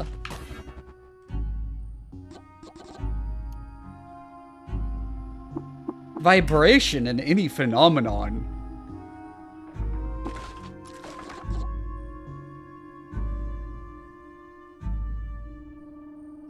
Just exploring.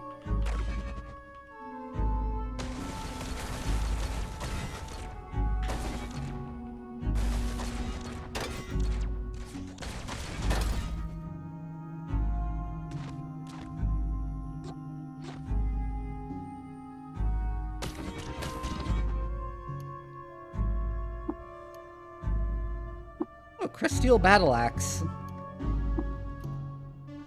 Looks more like a Kopesh, honestly. I forgot how much fucking damage they do. Ah!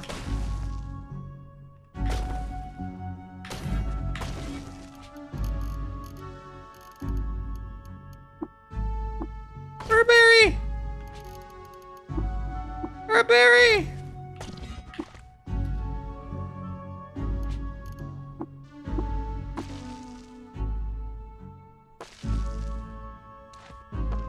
Oh, God.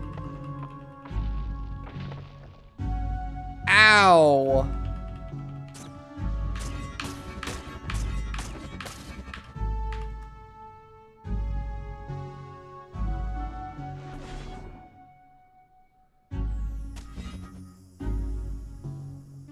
Briefly confused me. The Enigma snail.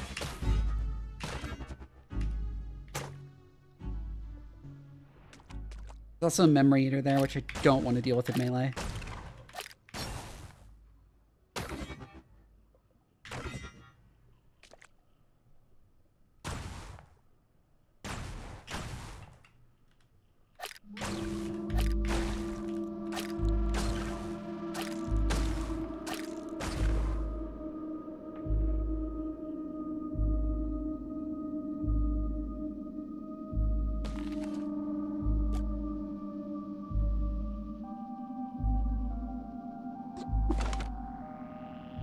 Go Folk Village.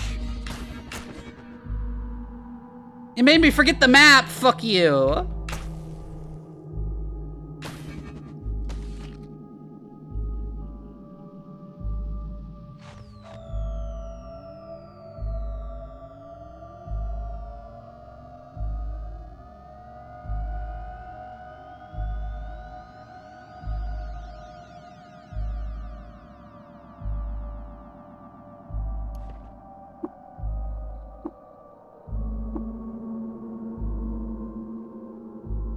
Descend.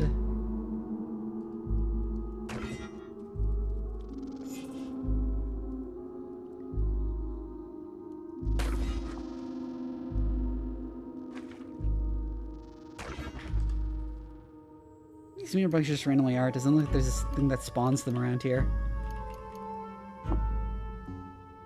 I'll take that.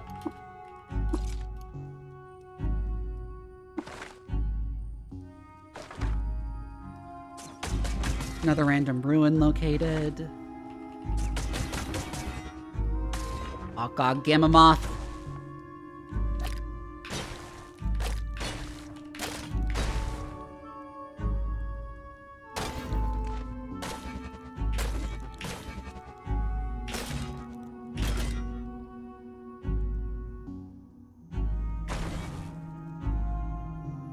What?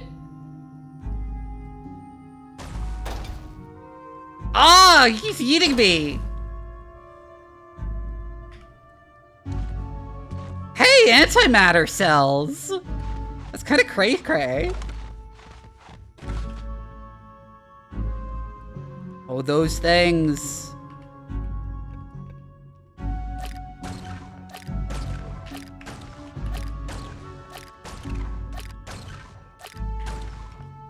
You can just keep it locked in place till it dies.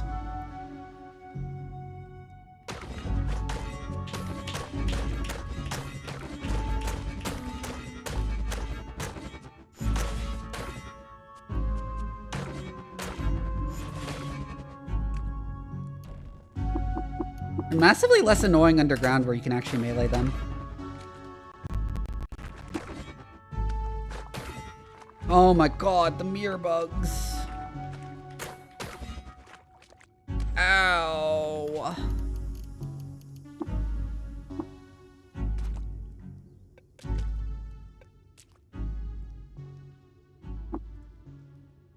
Still hostiles nearby, fuck you.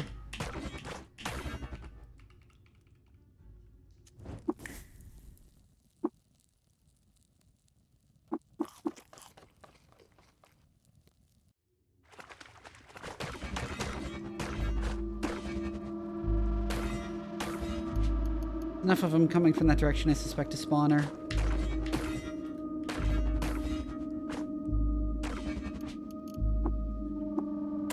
Which means I don't really have an option other than healing through it.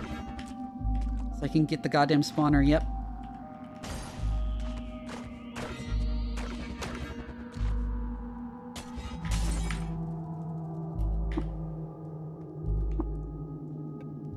Ow, that was painful. Okay. Quartz baboons release snakes into a camp of some organization. Interesting.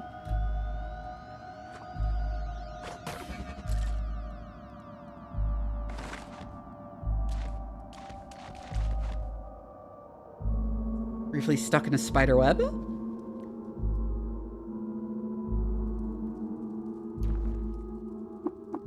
Was once a vial. How many antimatter cells did I actually get back there? I got 3? Damn.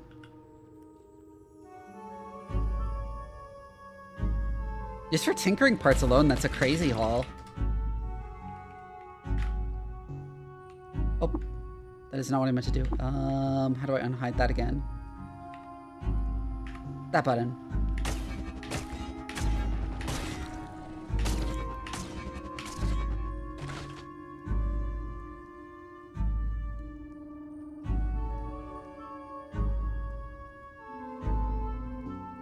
Anti-prism pseudopod. Oh, you're legendary. Aided by bears for cooking them a rancid meal.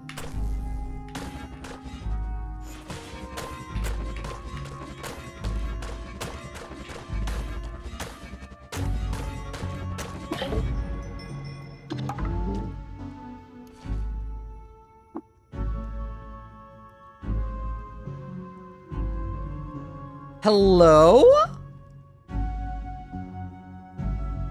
So it is what looks like a flawless crystal shard mail, but it gives me intelligence and mental armor.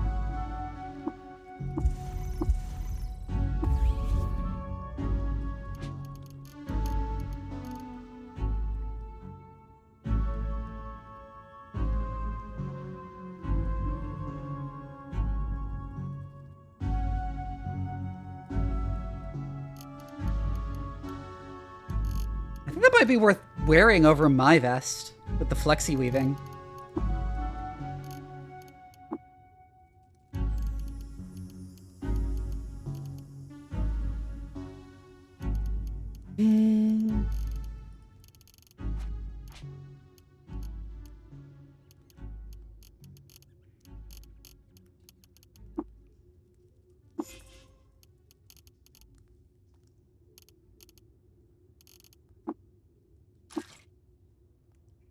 Assemble a bunch of chem cells. God damn it, that wasn't enough.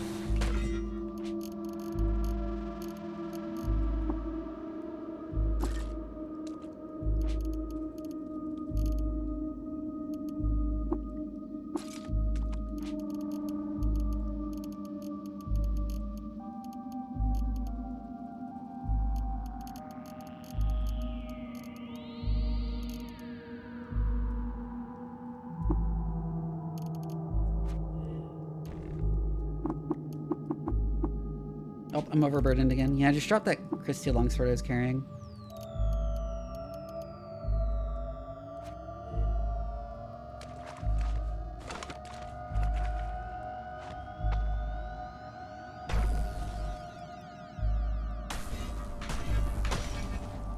What's the zappy fuckers again? At least I have more electricity resistance now.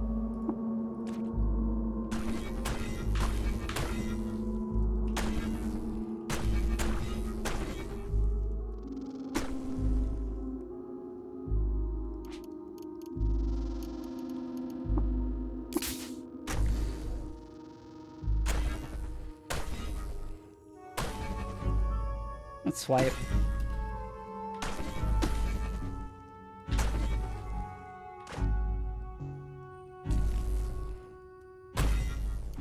Oh my god.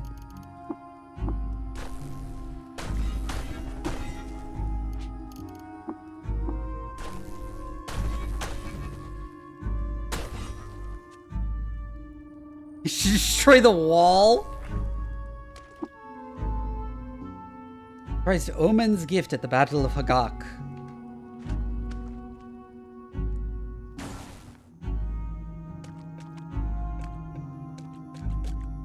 At least I've narrowed the hallway down.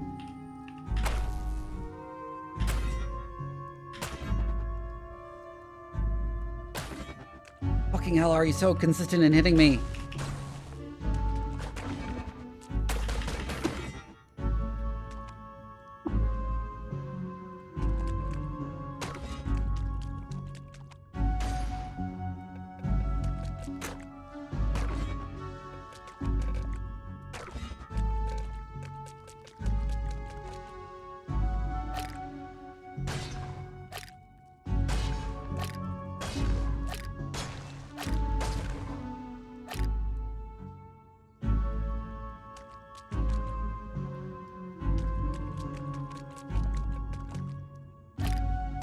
Lightning fire.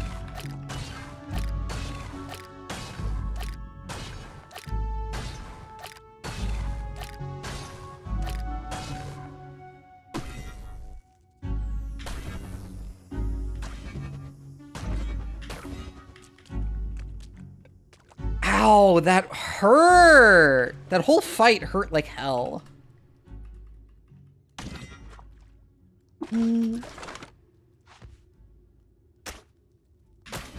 Oh my god, I hate you so much, Memory Eater.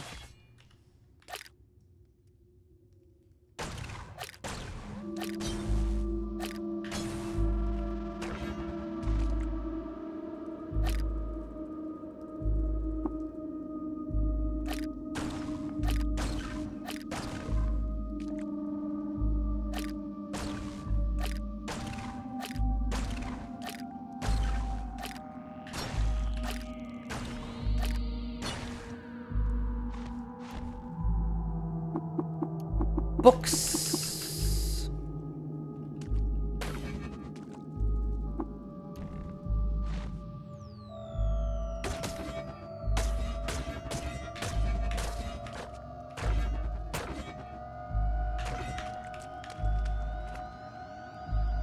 I'll be a motherfucking spawner. Oh my god, it's a training lamprey. Fuck off.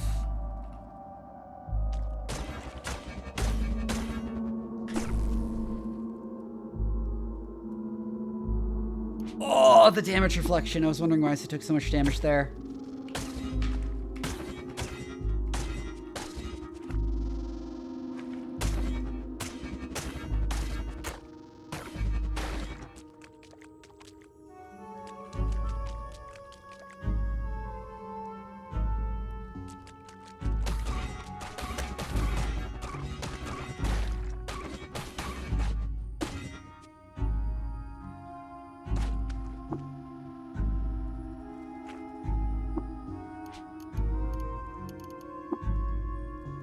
No, I got a freeze grenade in here.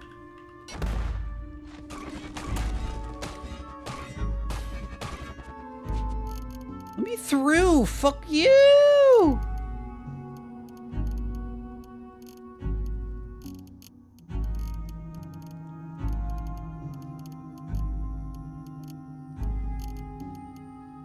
Well, I got the main artifact in here, and I'd say it's worth it, so I'll probably just leave. After this fight.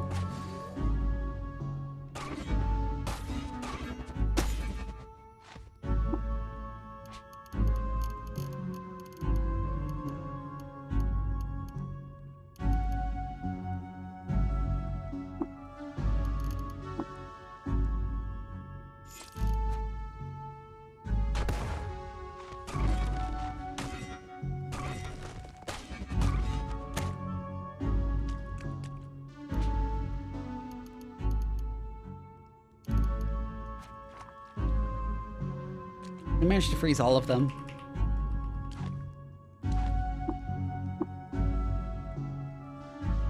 Hit the memory eater made me forget where the stairs were!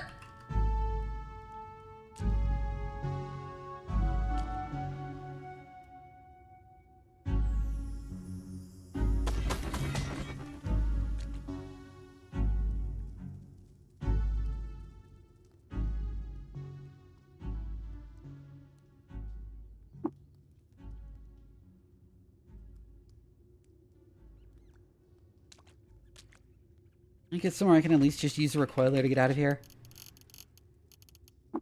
There we go. I have stuff to sell anyways in store.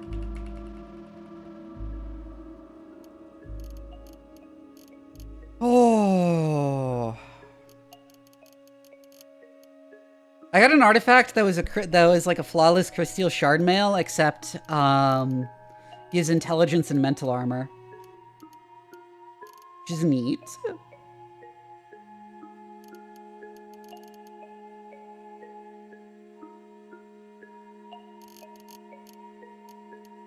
I got some antimatter cells.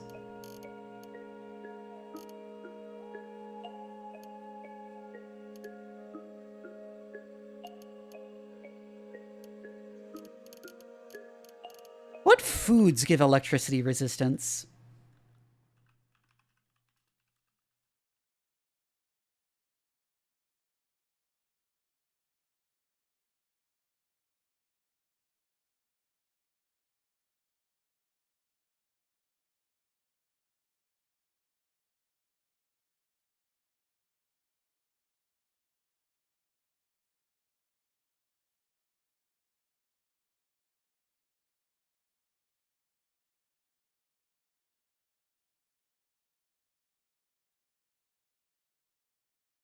With a python.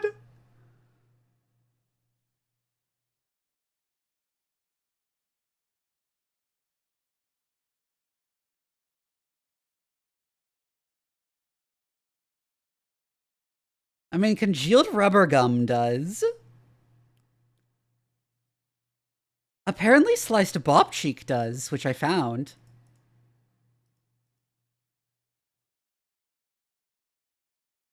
It gives a lot of electricity resistance, potentially.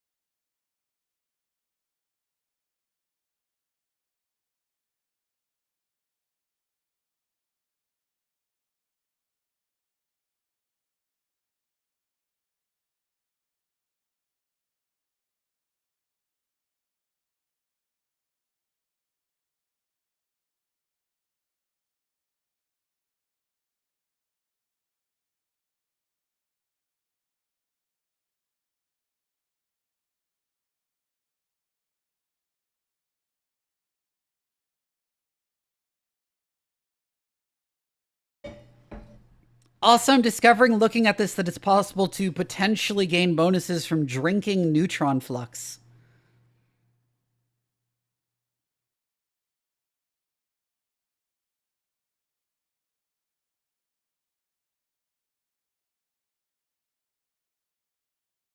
You just die. I guess you can use,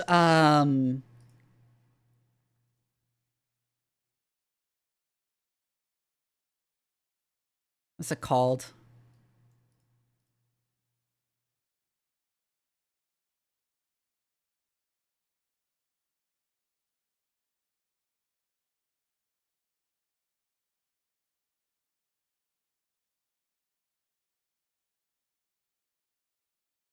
Precognition, yeah.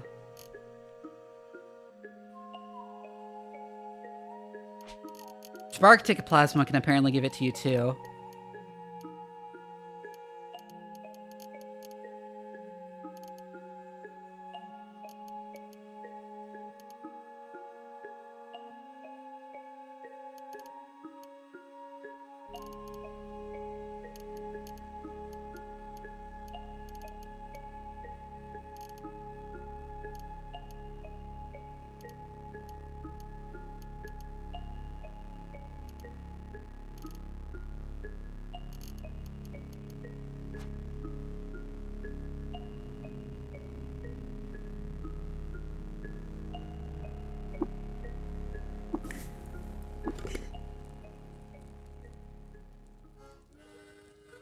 Oh, I had a bunch of eyeless crab legs on me that were weighing me down a shit ton. I didn't even realize. Well, it's crab jerky now.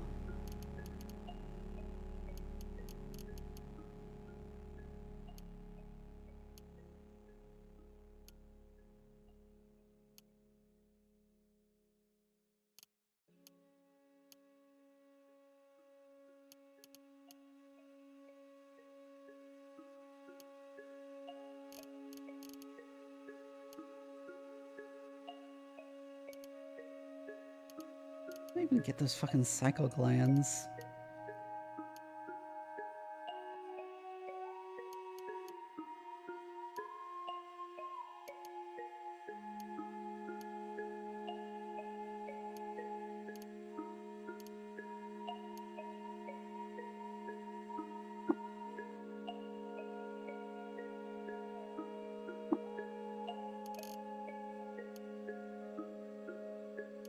Oh, I have a bunch of face silk.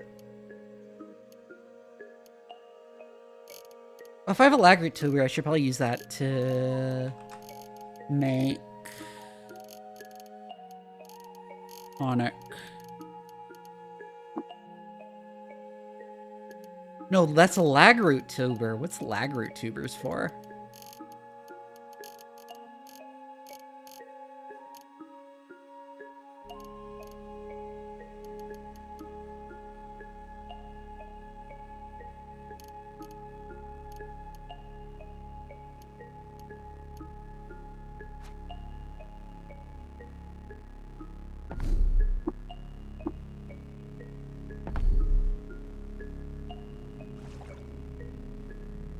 Wander the surface level before going to the historical site. It permanently drains your willpower. I don't even have a lot of willpower.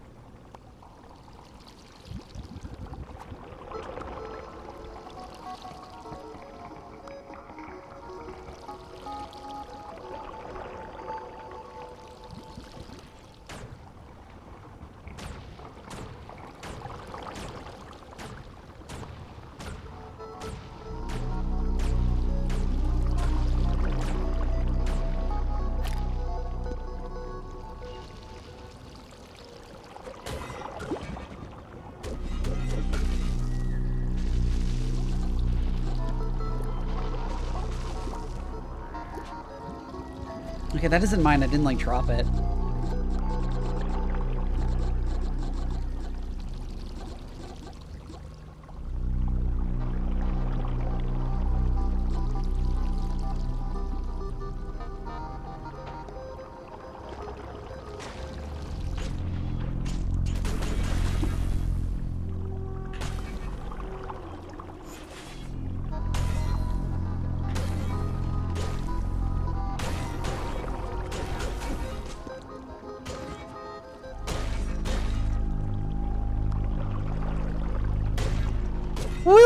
Mind break!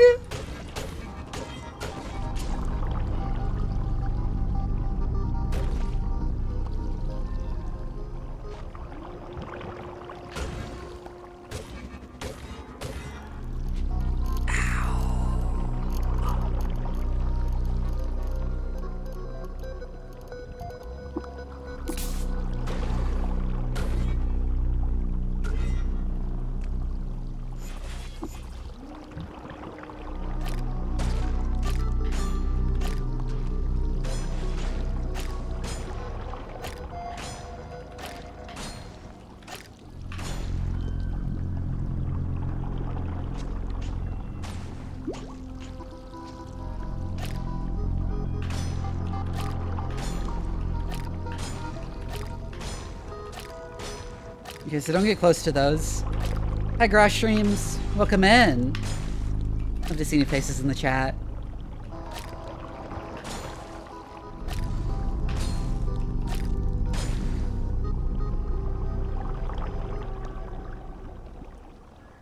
Man, you have so much health.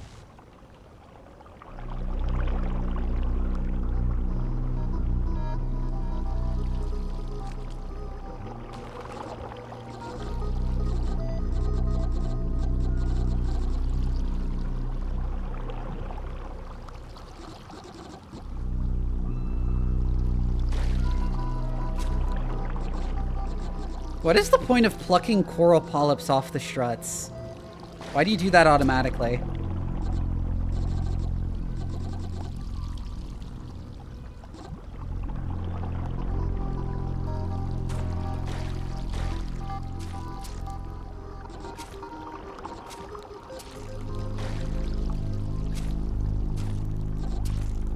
They randomly give you stuff, I see.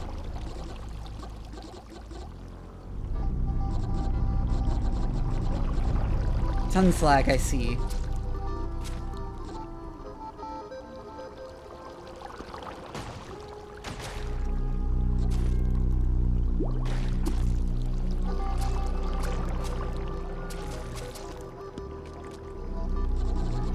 I bled a lot there.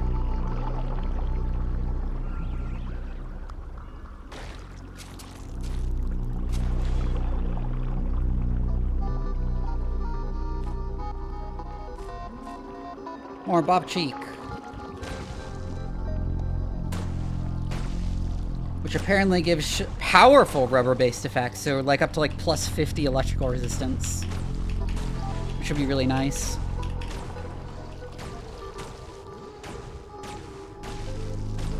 That would also let me just zap the mirror bugs. Because I take almost no electric damage from the reflected electricity, right?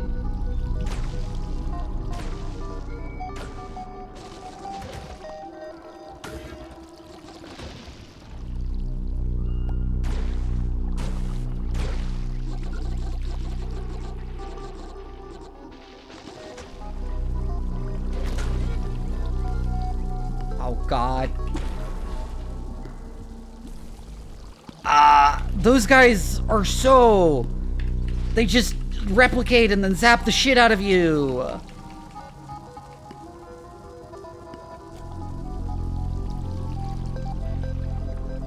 Oh, there you are again.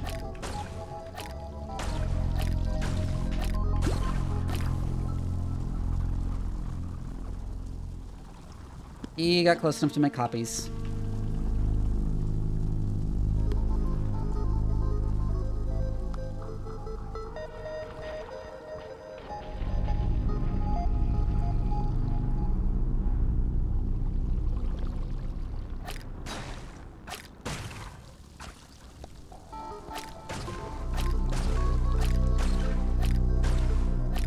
There we go.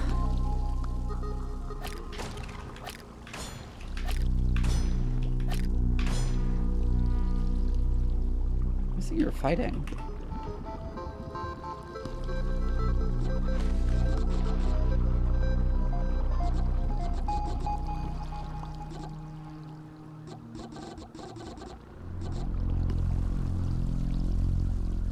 An elder lag root.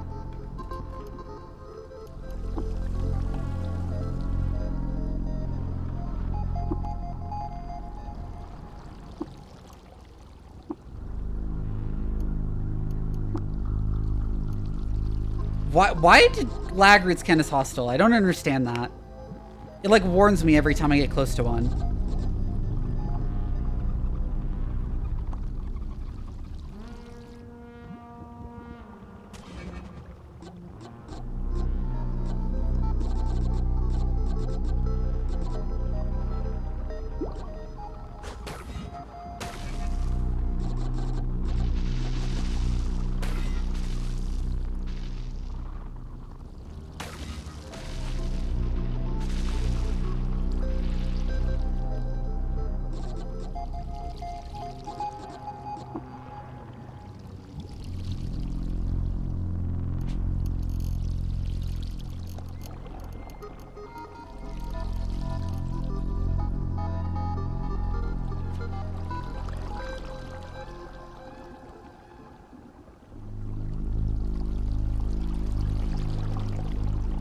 Oh, I see.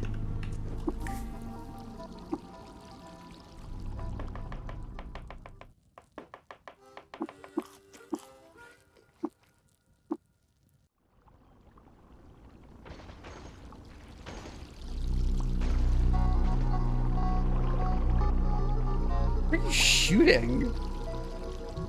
You have a chain laser?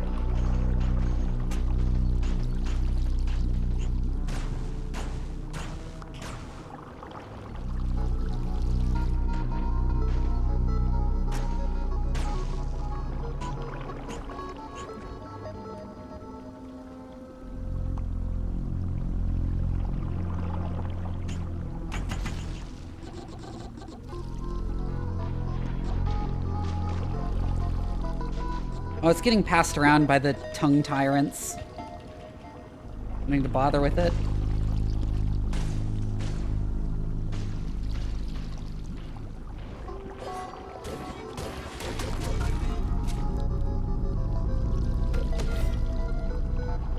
Why have I been TP'd?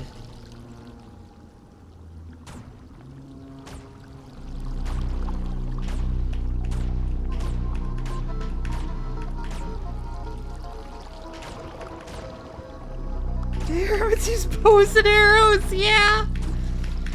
I'm getting a lot of XP here.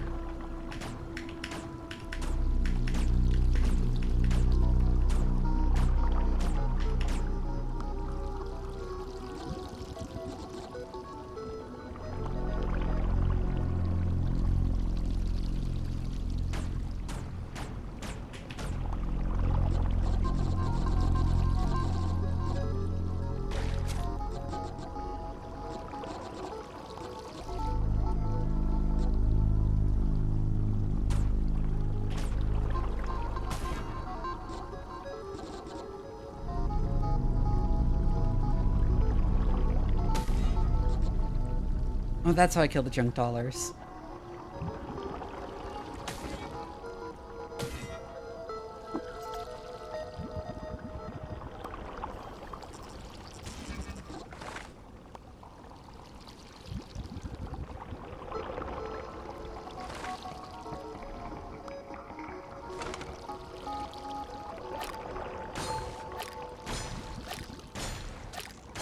Bleed! Bleed, bitch, bleed!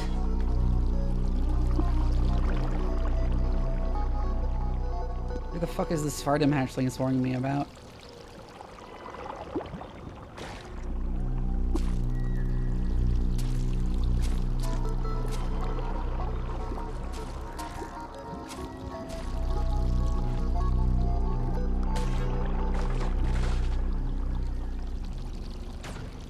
Oh, there.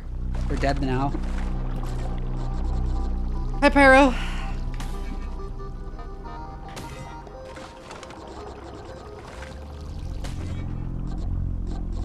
Just got back from the Odyssey. Was it a movie?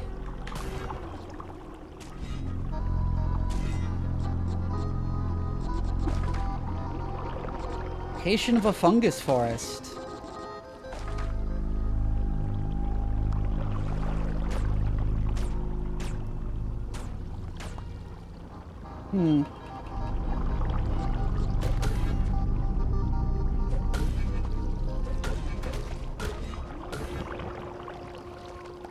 More Sparta matchlings.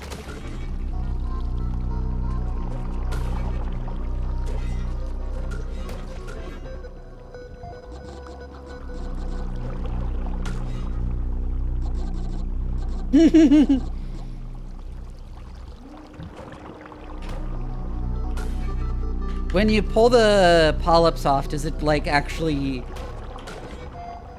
just put the sun slag in your inventory if you got it, or does it, or do you have to like actually pick it up, like pay attention?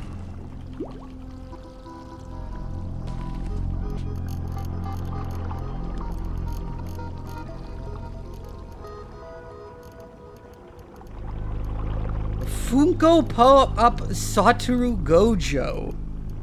Interesting.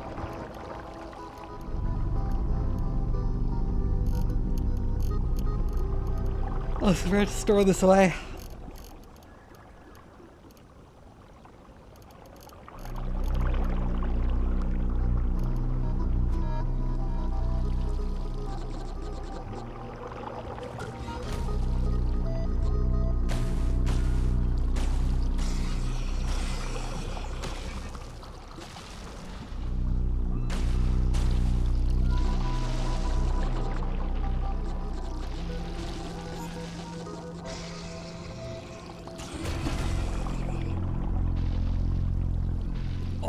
So much damage. Swollen bulb, you say?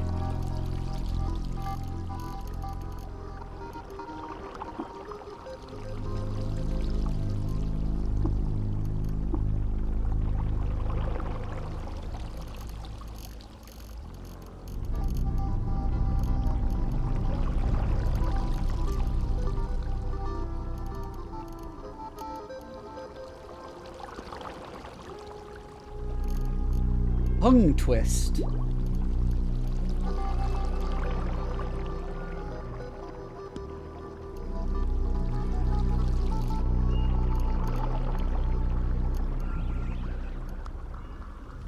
Ass skinny and naked? When did I pick up this book?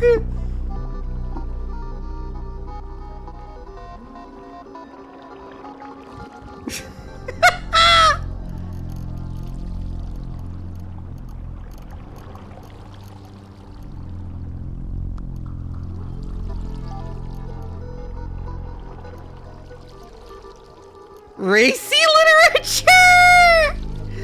Oh no!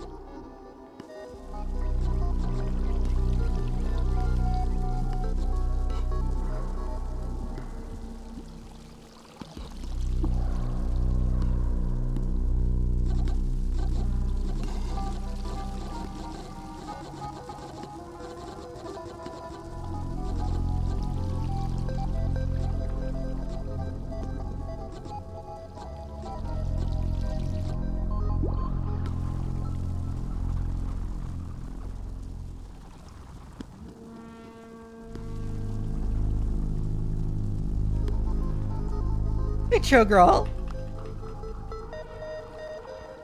Library joins book talk? No, then we have to deal with all the tiny, dainty female main characters who are too small and dainty to wield swords. They use 2 daggers instead, and somehow defeat people with swords with their 2 tiny daggers. That the author also doesn't know what a dagger is, and they think it's like a kitchen knife.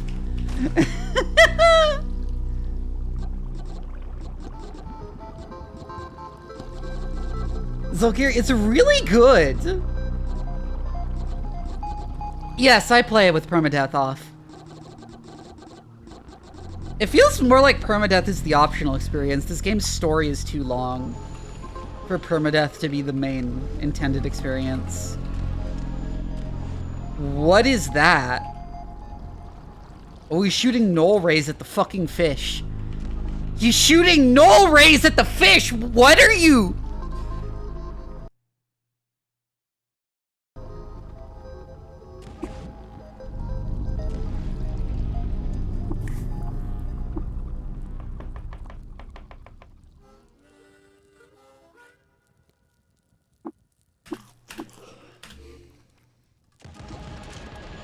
It is a very weird science fantasy world. Like, I'm just gonna tell you, I have a blood-powered laser gun.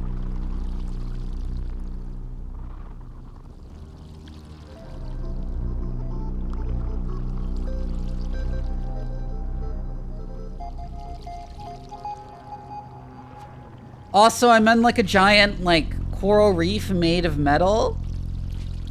It's my enemy's blood. Also, there's this random reef hermit who's shooting a null ray pistol at random ass fish in the water.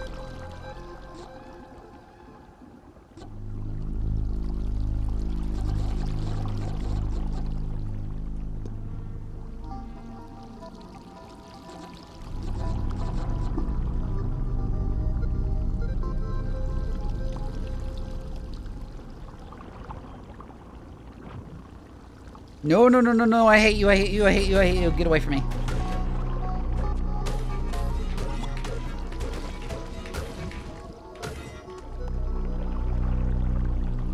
It's the zappy dudes.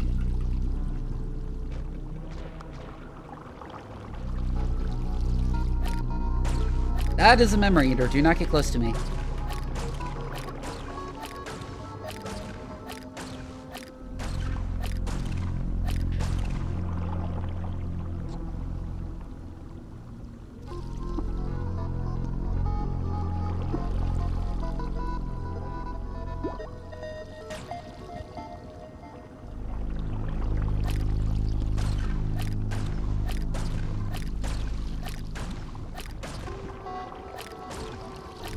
Yeah, I'm building a kaiju. I gotta find the parts to build a kaiju to climb the space elevator.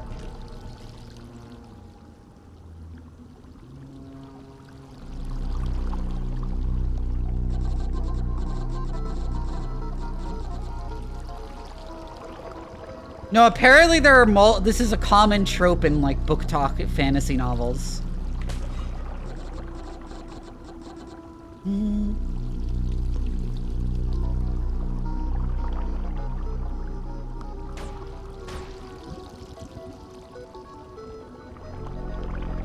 Thank God I didn't aggro the tongue tyrant.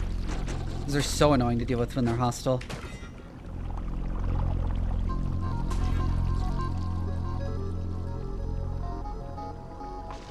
But yeah, first of all, a sword is like a few pounds at most.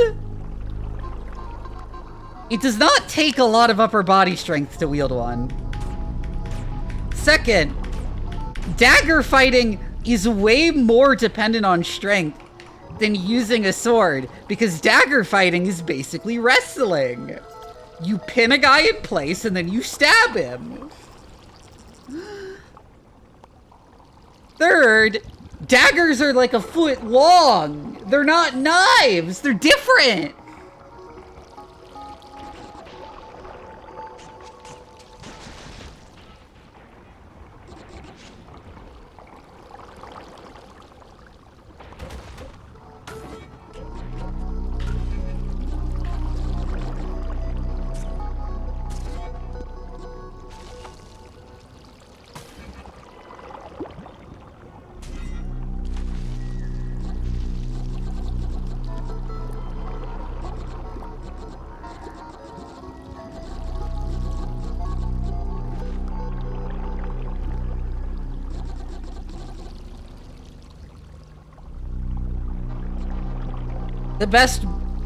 The best quote-unquote woman weapon is a fucking spear.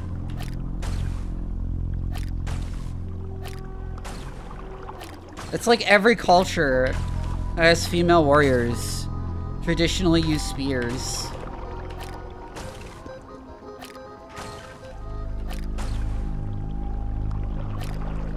Because spears eliminate any reach difference due to height between combatants, and are also like the least dependent on strength of any weapon because you get so much leverage.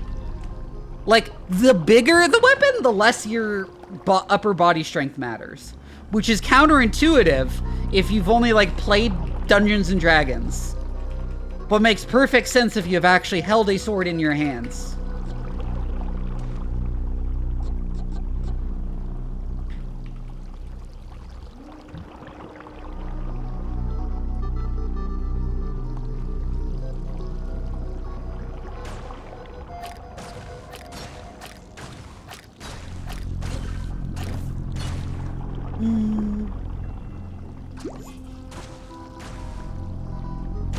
But also, there's no reason why a woman couldn't just use a sword. You really don't need a lot of upper body strength to use a sword. And in fact, usually when they do have swords, they have like rapiers, and rapiers are like more dependent on upper body strength than most swords. Straight up, just give your female protagonist a longsword. If she's like the right social class to have access to one.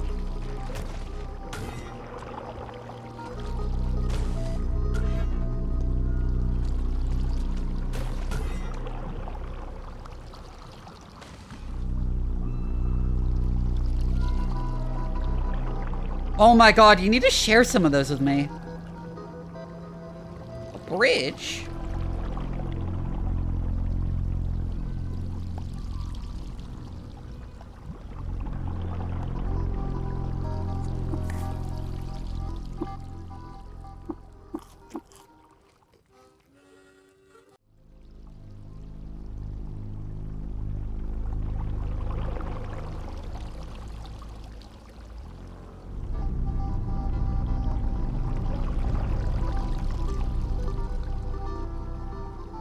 Max Fighter at one point I decapitated a laser turret and just peppered anything that approached. Because everything is hashed out. What? Oh,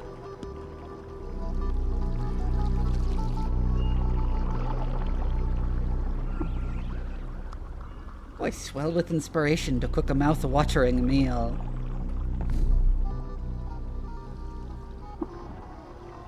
Oh, I got lost. Fuck off, memory eater! You will not eat my memories!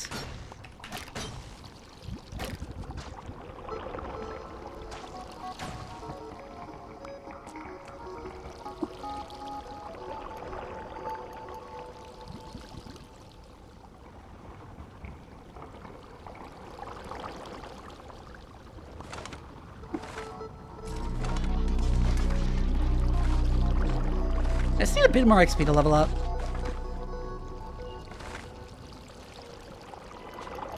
I'm not sure whether to further up multiple legs or just get another mutation.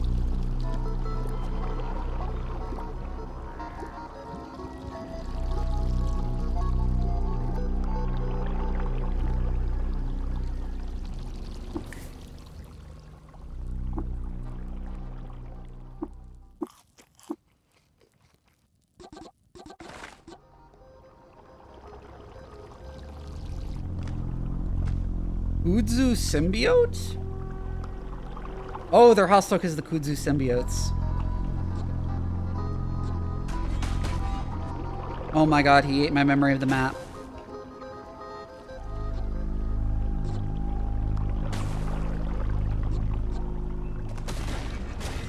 They're passing me around!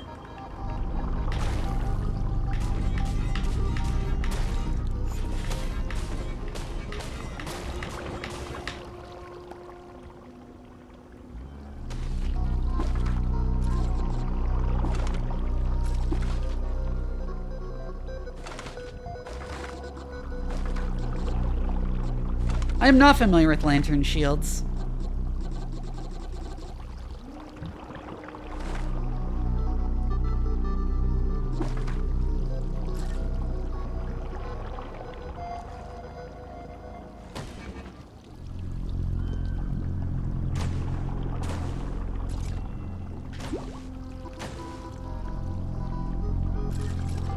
I know what those interdictors do. No, it's the tongue tyrants that are passing me around. Yes.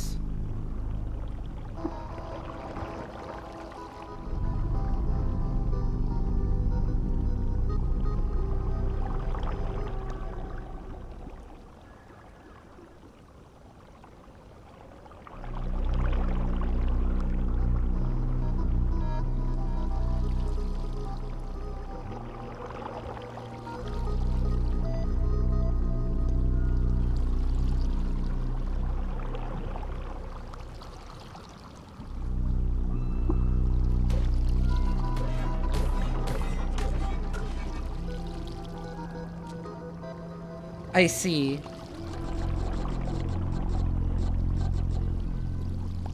Knuckle, dagger, rapier, buckler, shield, and it had a slot to hold a lantern.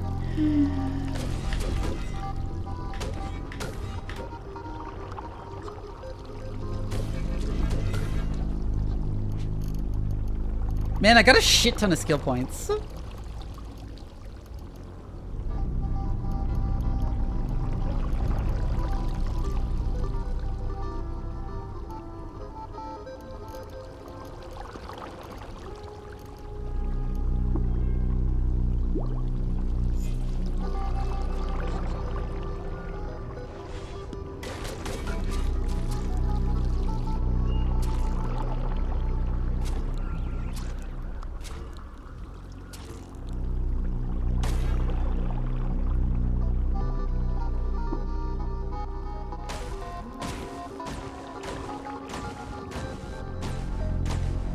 Wow, there are a lot of them.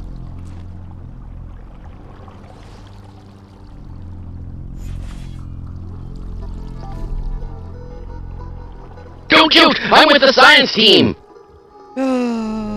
Artisan Noodle, thank you for the Prime sub.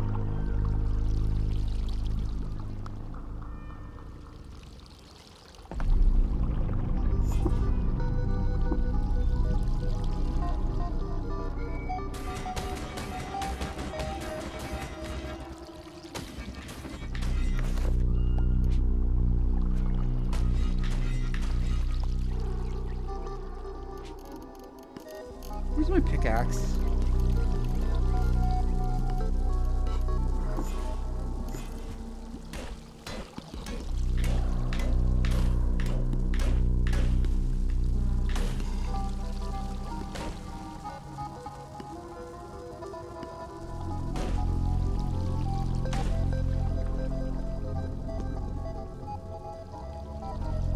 Oh, there are Vanta blooms in here. Engraved leather boots.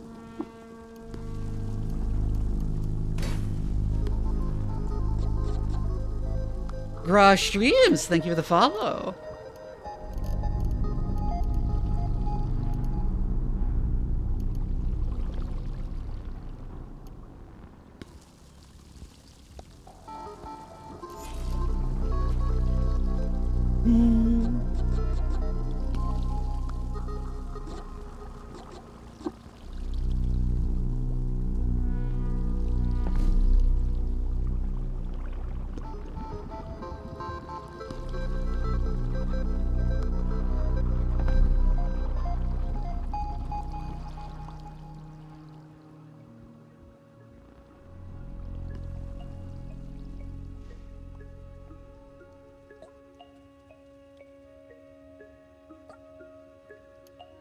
Let's see what we have for sale here.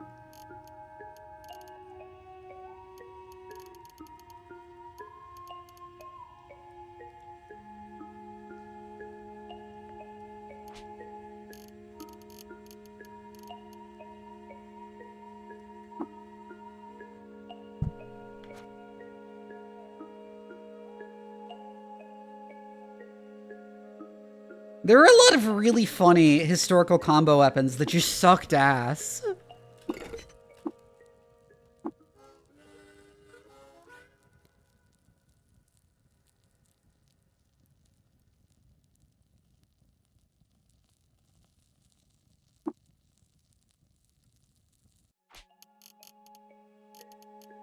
Ooh, congrats on the 5-stream streak, Chogral.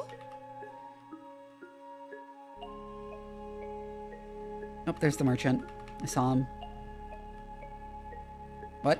Where is he?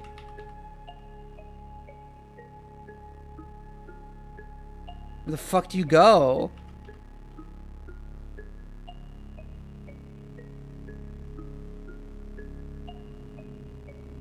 Oh, there you are. Base conjugate? I know that.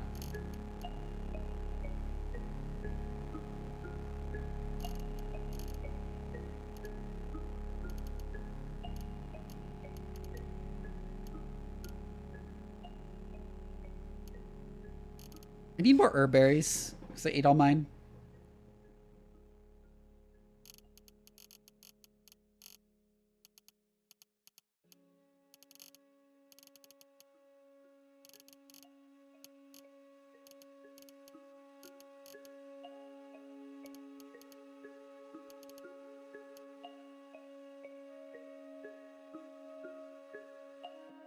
Maybe I should have equipped that instead of the extra carry capacity stuff. Oh well.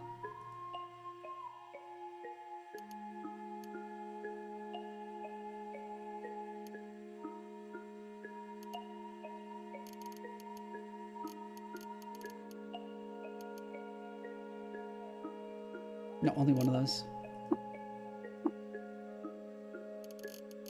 14 herberries. I'm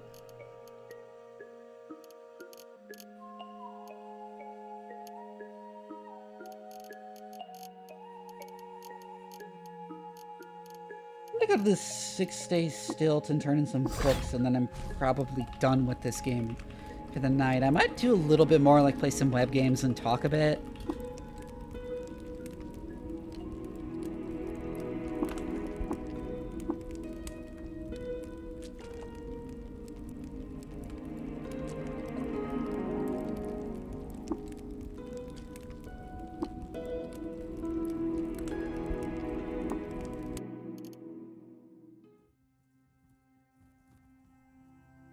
But I'm just a bit too tired for more Qud, especially when it's not clear what to do next, really, other than grind.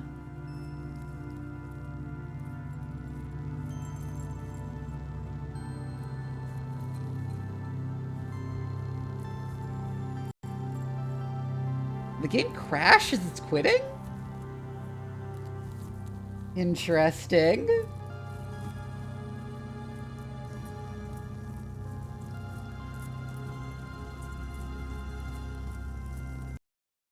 Hawk.exe is not responding.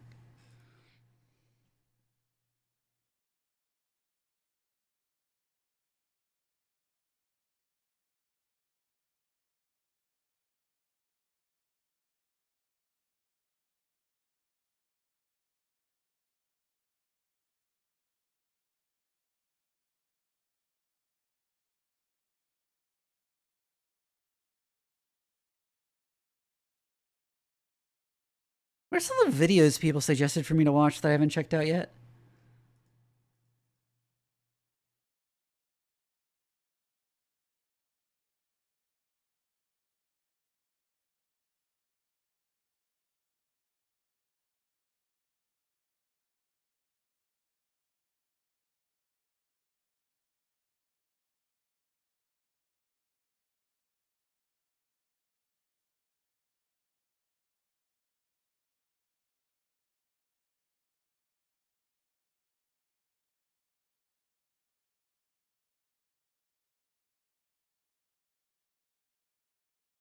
Oh, there's a beginner's guide to astronauts. I've been meaning to play astronauts sometime.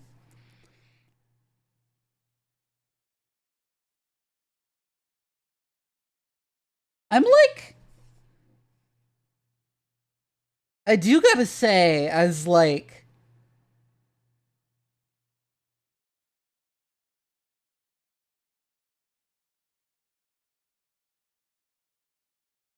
a sort of like bigger than tiny streamer, but like not a big streamer, it's really hard for me to justify playing unpopular games sometimes. Like more so than a small streamer who doesn't particularly care about impact on CCV. And like a big streamer can just play anything.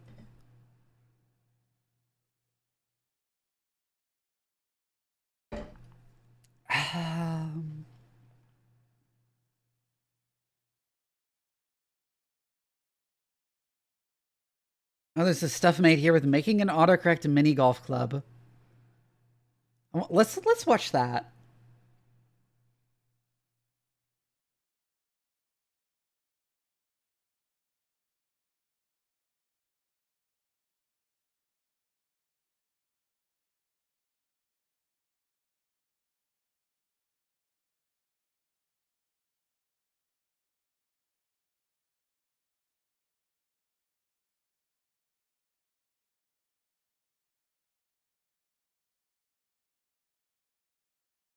When it comes to mini golf, my wife looks like a total amateur, but she's a shark, which I was getting tired of. So I decided to spend hundreds of hours building this, auto aim for mini golf. All you have to do is press this button, swing, and it corrects your aim as the club is moving to make the ball go in the hole.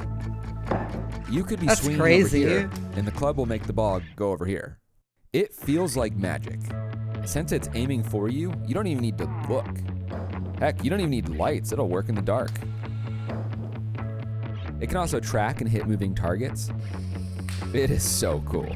But it would have been so much easier just to practice. I've made a lot of That's stuff that crazy. track balls to make them go into holes, and this was just the worst. If something could go wrong, it went wrong. There's also a lot of side quests designing stuff that isn't the club, but Are there like gyroscopes in it that alter it? But the real Like I can tell challenge the is time angle and precision of required. the You have about the time hitting of a human surface. blink to lock onto the club, track the ball, calculate how you need to move it to make the ball go changes, in the hole, but and then actually move it. And if it's off by even a degree, it just doesn't work. Doing this on a club swung by a person with shaky wrists was a nightmare. But the end results are super cool. It'll hopefully allow me to beat my wife at her own game. So join me on my quest to find out what is it going to take to turn a noob into a pro with a little bit of technology. With a lot of technology. Starting off the top, the fundamental problem we're trying to solve is controlling the direction that a ball bounces off a putter. And the idea I have to do this is pretty simple. there's So another here's a video normal also swing where it's like the putter versus face is ridiculously pointing in the same difficult direction holes as too. It's being swung. And if I do the same swing, but I change the angle of the club face, it's gonna go to a completely different place. So if we could make a club that could precisely control the angle of the club face as you're swinging it, it can control where the ball goes, and it should be able to make it go in, at least in theory. So when you swing a putter, it's about 200 milliseconds from when the swing starts to when you hit the ball. Do you know what else is 200 milliseconds? You're just kind of watching stuff and A chatting. blink. That's this long. Just in case you missed it. Right now, I'm gonna here's it choose the again. category. That's how long Because the I got a club little will bit too have to tired figure from out where Caves of you're Qud. swinging it, where the hole is, where it needs to aim, physically aim this thing, correct for any motion of my hands, and hit the ball in the right direction. It's gonna be tough. I was originally hoping I could just turn the entire club, but it doesn't actually work because of this angle right here. If we rotate the club about the shaft, the head moves up and down and would just dig into the ground. If we want this to work, we're gonna have to pivot around this axis, which is vertical. But that makes things more complicated because we're gonna have a mechanism and all kinds of stuff down here on the swinging head. And I want this to be as close to a golf club as possible. I don't want to have a big brick down here that you're swinging, but I think we can sort of split the difference and then put the motor and all the electronics up top out of the way and then connect the motor, the putter head with the drive shaft that goes down Yeah, I the middle was of the about to club. say like, Although oh you yeah, can't put a drive directly shaft in the drive middle. club head with the drive shaft because it's just too springy. So I'm planning to solve that with a worm gearbox. Which is a special kind of gearbox where there's a fairly normal gear which is turned by a spinning screw, which is called the worm. And the neat thing about them is they're one way. If I try to turn the big gear, the worm will not spin. We can put one of these down at the bottom of the drive shaft. When the ball hits the putter head and tries to twist the drive shaft, the gearbox will lock up and it'll be nice and solid. And that should be able to move the putter head super fast. But that's gonna give us another problem. If we try to twist this putter head super fast this way, it's gonna generate an equal and opposite reaction force, which is gonna try to twist the entire club in my hands the other way. And if that's happening, there's just no way that I'm gonna be aiming this thing accurately. But the nice thing about equal and opposite reactions is that if you have two actions that are opposite of each other, they'll generate equal and opposite reactions. I wonder how he's that cancel out. calculating the exact effect on the It's a little bit ball. confusing. So imagine Like you have accurately. a guy running on a treadmill. Because and he obviously runs real world forward, behavior of a the golf treadmill ball is moves different back. from like the If you ideal have behavior. two guys running on the same treadmill in opposite directions, they're both trying to push the treadmill in opposite ways, and it's just not going to move. So in the case of the putter, that means having a second putter head that moves in the opposite direction so that the torques cancel out. It's going to make a lot more sense when we have the actual thing, so let's get it made. The putter head is just a match made in heaven for 5-axis machining. You didn't see that. And you definitely didn't see it in slow-mo. As you saw, it's hard to hold on to, and it's covered in features on every side. Aside from hitting the eject button, I think that turned out pretty well. I was gonna say I'd make so many things if I had a Other than the CNC club machine, head but and it's a like few just sit in my shafts, I garage somehow most of the managed time, the same way not my to 3D machine printer any does. other parts for this. All the other parts are made on the water jet or SLS 3D printed out of nylon.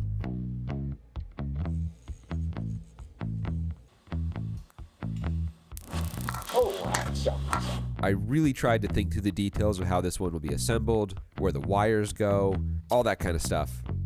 And I think that paid off because it went together with almost no filing or drilling extra holes, which is pretty rare. All right, we have the I like how he has bandages on tiniest, multiple fingers. cutest little golf club ever. And don't be alarmed by its small stature. I just shortened everything up so it'd be easier to move around and have on my desk when I'm writing the code and testing it. So let me give you the tour. Up top we have our motor, a high torque, low speed BLDC, with its position controlled by this little board called an O-drive. And you can't really see it, but there's a drive shaft that's connected to the motor that goes down the middle of this outer shaft to our gearbox, which turns the putter.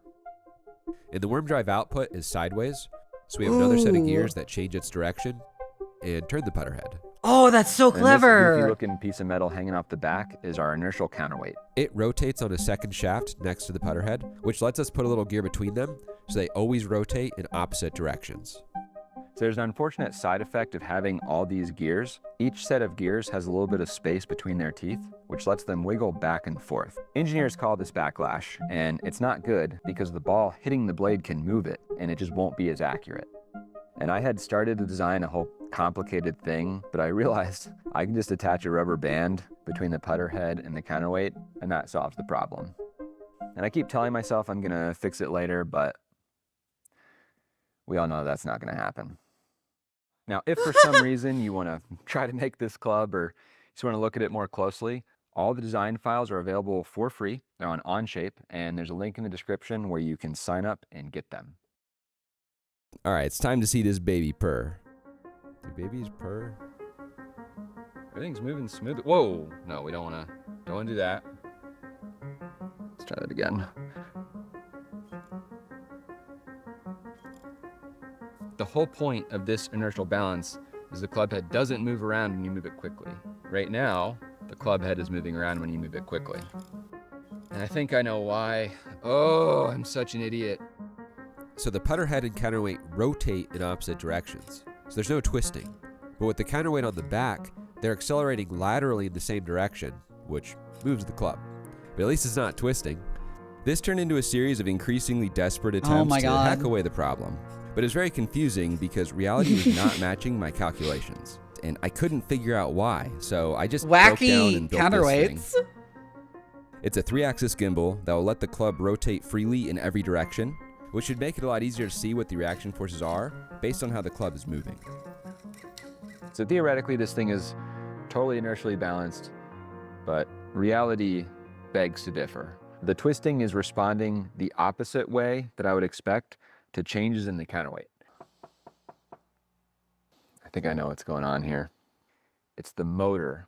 So when the motor accelerates, it also tries to twist the club with its reaction torque. But I was ignoring it because the motor's inertia is low. But I failed to consider that the gears make it accelerate 30 times faster, which makes it 30 times worse. Which finally explains why my math didn't match reality.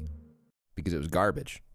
But this is actually really good. The motor is trying to turn the club in the opposite direction that the putter blade is, which means we can use it to cancel out the torque from the putter blade. So I modified the motor to let me add these little rings, which add mass to it and increase its inertia. And it seems like 2 rings will make the motor perfectly cancel out the reaction torque from the That way putter you can head, get rid of the which counterweight? means we can just get rid of the inertial counterweight. Yeah. But we do need the putter head to be balanced when it spins, so I'm adding a static balance weight to the back, which should keep it from wobbling. All right, we've got the motor with the inertia rings. We've got the putter head with the counterweight so that it's balanced when it spins. Look at how good this is. It is so much better than my original super duper, totally incorrectly engineered design. There's still a tiny bit of balance shift, but there's basically no twist. I think this is good enough, and it's time to turn this little micro club into a full club. It's literally the same thing, except there's now a grip, a button, and some stuff to help us track it. But we can't actually do that yet because we don't have any mini golf holes to play on. And I considered going to a real mini golf course, but my experience has taught me I'm going to be sitting with this thing for probably at least a month trying to get it working. So I'm just going to make my own holes. Yeah. My plan is to have a set of modular pieces that can connect I was gonna in say, different ways. you also have This to should let find me them like try out all the agree to different let you mini test golf this shit shots. on their course. And they're pretty basic wood construction, but I am doing my best to make them flat and consistent, which is why the top is MDF. I don't want any knots or waviness making the ball move unpredictably. The perimeter is thick wall steel tubing, so I get maximum bounce consistency. And on top of the MDF is fake grass turf stuff, which is glued down to all the holes so there's no wrinkles or bubbles. Building these took way longer than I was expecting, but they are really nice. And I also made a loop. I don't have a good reason for this, I just wanted it. When you build a mini golf hole, you're legally required to just bounce the ball around it for about an hour. Once again, what I'm That's I've been really doing. interested in is how he And I calculates the noticed trajectory. something very concerning. Every time the ball bounces off the wall, it jumps into the air. And I'm not going to get into the physics of this, but it seems unavoidable. And I also noticed something else. Watch this. The ball should be rolling in a straight line, but it's not. So it turns out I didn't make these holes flat, like at all. The middle is about 1 centimeter lower than the edges. Which means the turf is shaped like a bowl with a 1 centimeter drop over not very far. I just wanted to have level holes that the ball bounces nicely off the wall. Dude showing that up is with the completely out the laptop and a window. case full This of is gonna make our electronics to a mini software golf course, that predicts yeah. where the ball is going to go so much harder.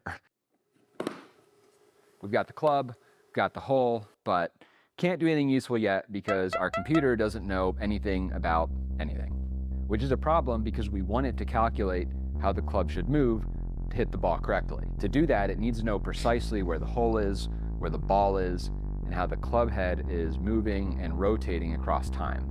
And fortunately, I have the perfect tool for the job. You might remember my tracking cameras from the bow or the basketball project. They're called OptiTrack cameras, and they are amazingly good at tracking stuff moving in space. So you set the cameras up around whatever it is you want to track, and you attach these little reflective balls, which are called markers, to the things that you want to locate. The cameras send out a bright pulse of infrared light, which reflects off the markers back to the cameras, and they filter out all the light except for infrared, so they're seeing pretty much just the markers. And since multiple cameras are seeing the marker from multiple different locations, they can work out where it must And throw be in money at the space. problem, It's kinda like basically, yeah? triangulation. And they do this really fast. I and mean, very this guy precise. has basically infinite Right money now, for his projects. you know, He where needs this a lot ball of is within equipment, half a basically, millimeter, for free updating from 240 sponsors. times per second. I'm attaching a set of markers to the club shaft so I can track the path the club is following, and another set to the putter head so I can track its angle and position as I move it. Except I can't quite do that with these markers. I need to know the exact position of this face, and they don't tell me that. So I made this jig, which magnets to the putter face. And you may recall that 3 points define a plane.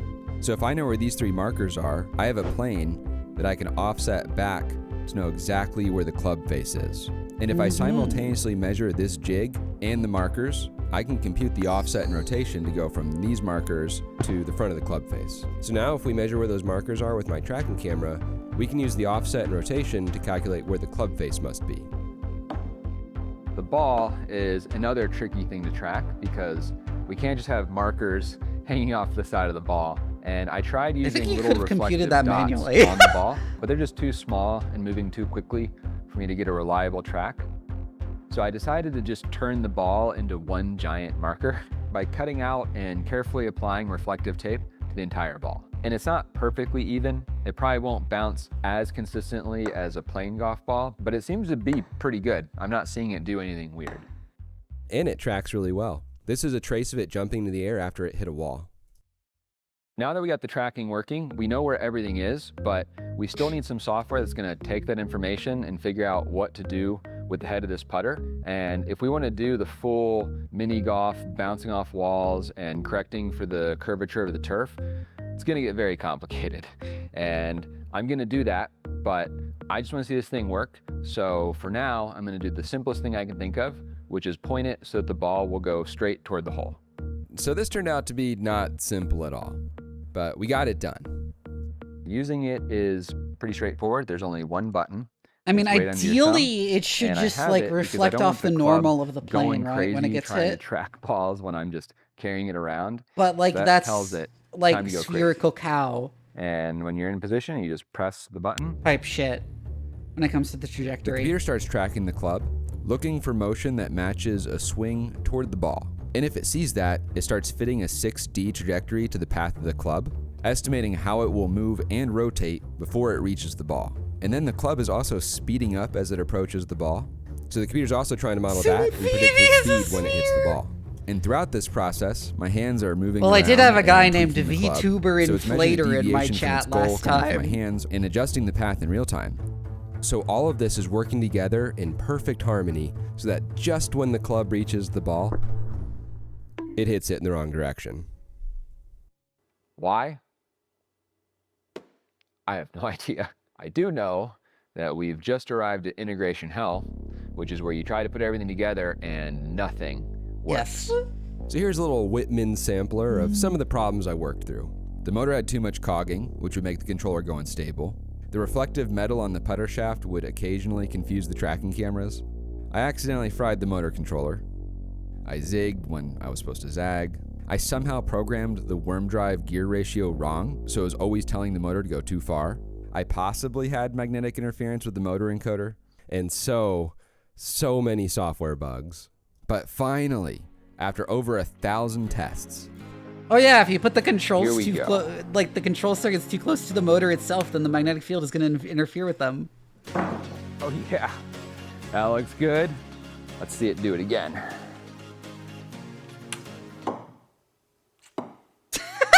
I knew it was going to fail the second time. Ugh.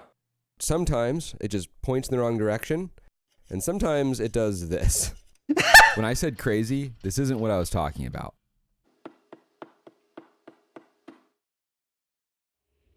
You've got to be kidding me. I've zeroed in on a huge issue. So the tracking cameras, they're monitored by a separate program, and there's a delay from when that program sees what the cameras see and when it sends it to my program, which controls the club. That delay is usually pretty small, like 10 milliseconds, but sometimes it's longer. Oh. Which is a big problem. Because I'm telling the motor, go here, and it says, okay, I'm here. But my tracking cameras are sending me old information and say that it's here. And a mismatch between these is normal. It happens when my hands twist the club. So my software says, oh, heck, you must have twisted your wrist. We need to move the blade a lot more, which makes it overshoot. And eventually the cameras catch up and say, the putter head's now over here. And my code goes, whoa, what is with this guy's wrist? Bring it back. Overshooting the other way, and on, the perfect cycle of wrongness repeats perfectly out of phase. Which is exactly what I get for running this on Windows and writing my code in Python. And I know I should just rewrite all the important stuff in C++, but I don't have to because I have a hack. We're gonna trade off future me's frustration and anger for quite a lot of instant gratification, which I think is a good trade. What we're gonna do is just ignore all of this and fix it in software. We're gonna track the latency between the two programs. If I get information from the tracking cameras that's 200 milliseconds old, Fixing it in software is never the right information from call. the motor that's also 200 milliseconds old, and they'll sync up and everything will be stable. I am planning to fix it properly, but for right now, I just want to see this thing work. All right, Well, let's yes, see if this imposing thing like a can minimum work. delay is like a good way of dealing with that.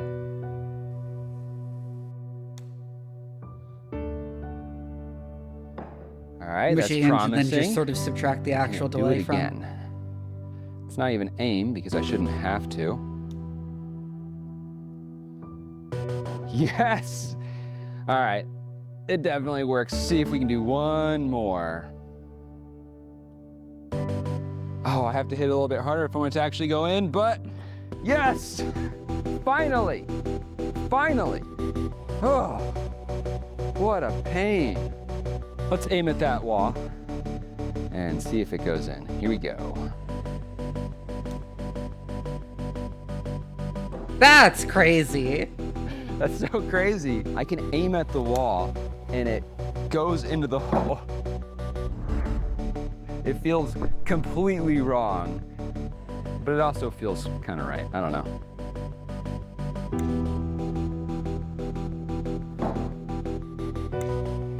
I may have been overthinking the trajectory calculation with like how it knocks the ball around.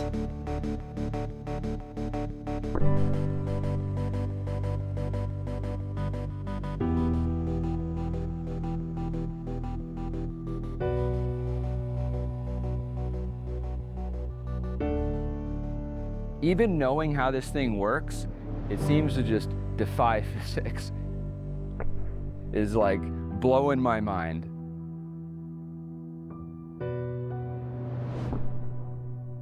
He made IRL hacks. All right, what about one-handed? All right, behind the back.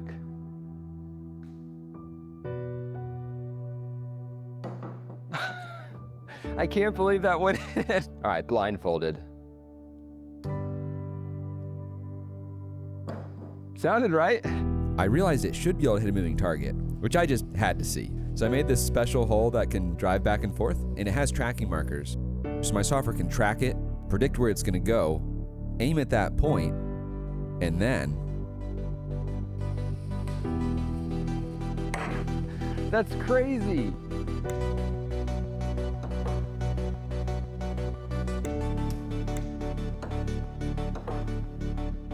This thing is so cool, but it isn't perfect. Between the latency issue I'm just ignoring, the camera is sometimes losing tracking, and my software not correcting for the turf not being flat, it doesn't always go in. You also have to hit the ball hard enough, and it can't work with extremely short, fast swings. In fact, I realized I accidentally developed a super long, goofy swing because it just works better when you do that. But we are still just hitting balls in straight lines, and if we want to do true mini golf, we need to do a lot more. I want to be able to bounce off Definitely walls, needs more rubber do big bands. shots, crazy bridges, do that weird half loop thing that I built, and probably most importantly, beating my wife at her own game. And to do all that, it is going to be a major software upgrade. We're talking full physics simulation. Device to unlearn how to golf. Rolls, friction, how it drives up the wall. You know, when I play Skitari and Darktide and I have advanced combat protocols, I totally feel like I'm fucking up my aim because I get so used to the auto aim that I like shoot like I have the auto aim even when it's not on, and I fucking miss. When it bounces off them, and I know this because I've actually done most of it already. It's not quite there. There's still a few problems. One of the biggest ones being it takes 25 hours to compute between every shot, but details. I'm gonna get that worked out. But there's just so much to it, and this video is already so long. I think we need to call this part 1, and part 2 should be out a lot sooner than videos normally take, because I'm pretty far into it. If you wanna make sure you don't miss it, make sure you're subscribed. And if you have any good ideas for things I could make this club do, let me know in the comments. But make sure the ideas aren't too good. I don't want to spend a month doing something that I didn't plan on doing. So I guess for now, the only thing left to do is to see, is my wife as impressed as she should be? I don't know. Projects like this are just the worst. They're so hard to get working, but they're also the best because they're so good at showing the power of Green at 30, engineering and cool. math. And if I've done a really good job, you're I inspired think to get wrap out up there. here.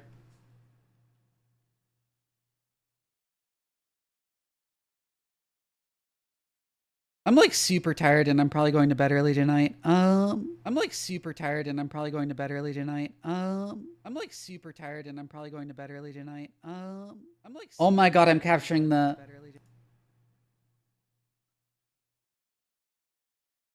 Anyways, here's a reminder. I have a Discord. The link is in the chat. You should join it.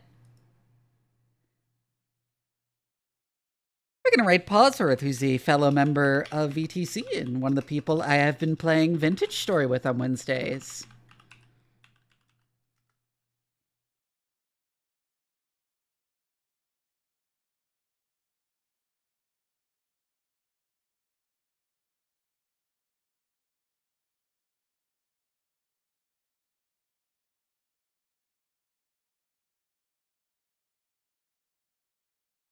This is the raid message, copied and pasted in Paws's chat when we raid.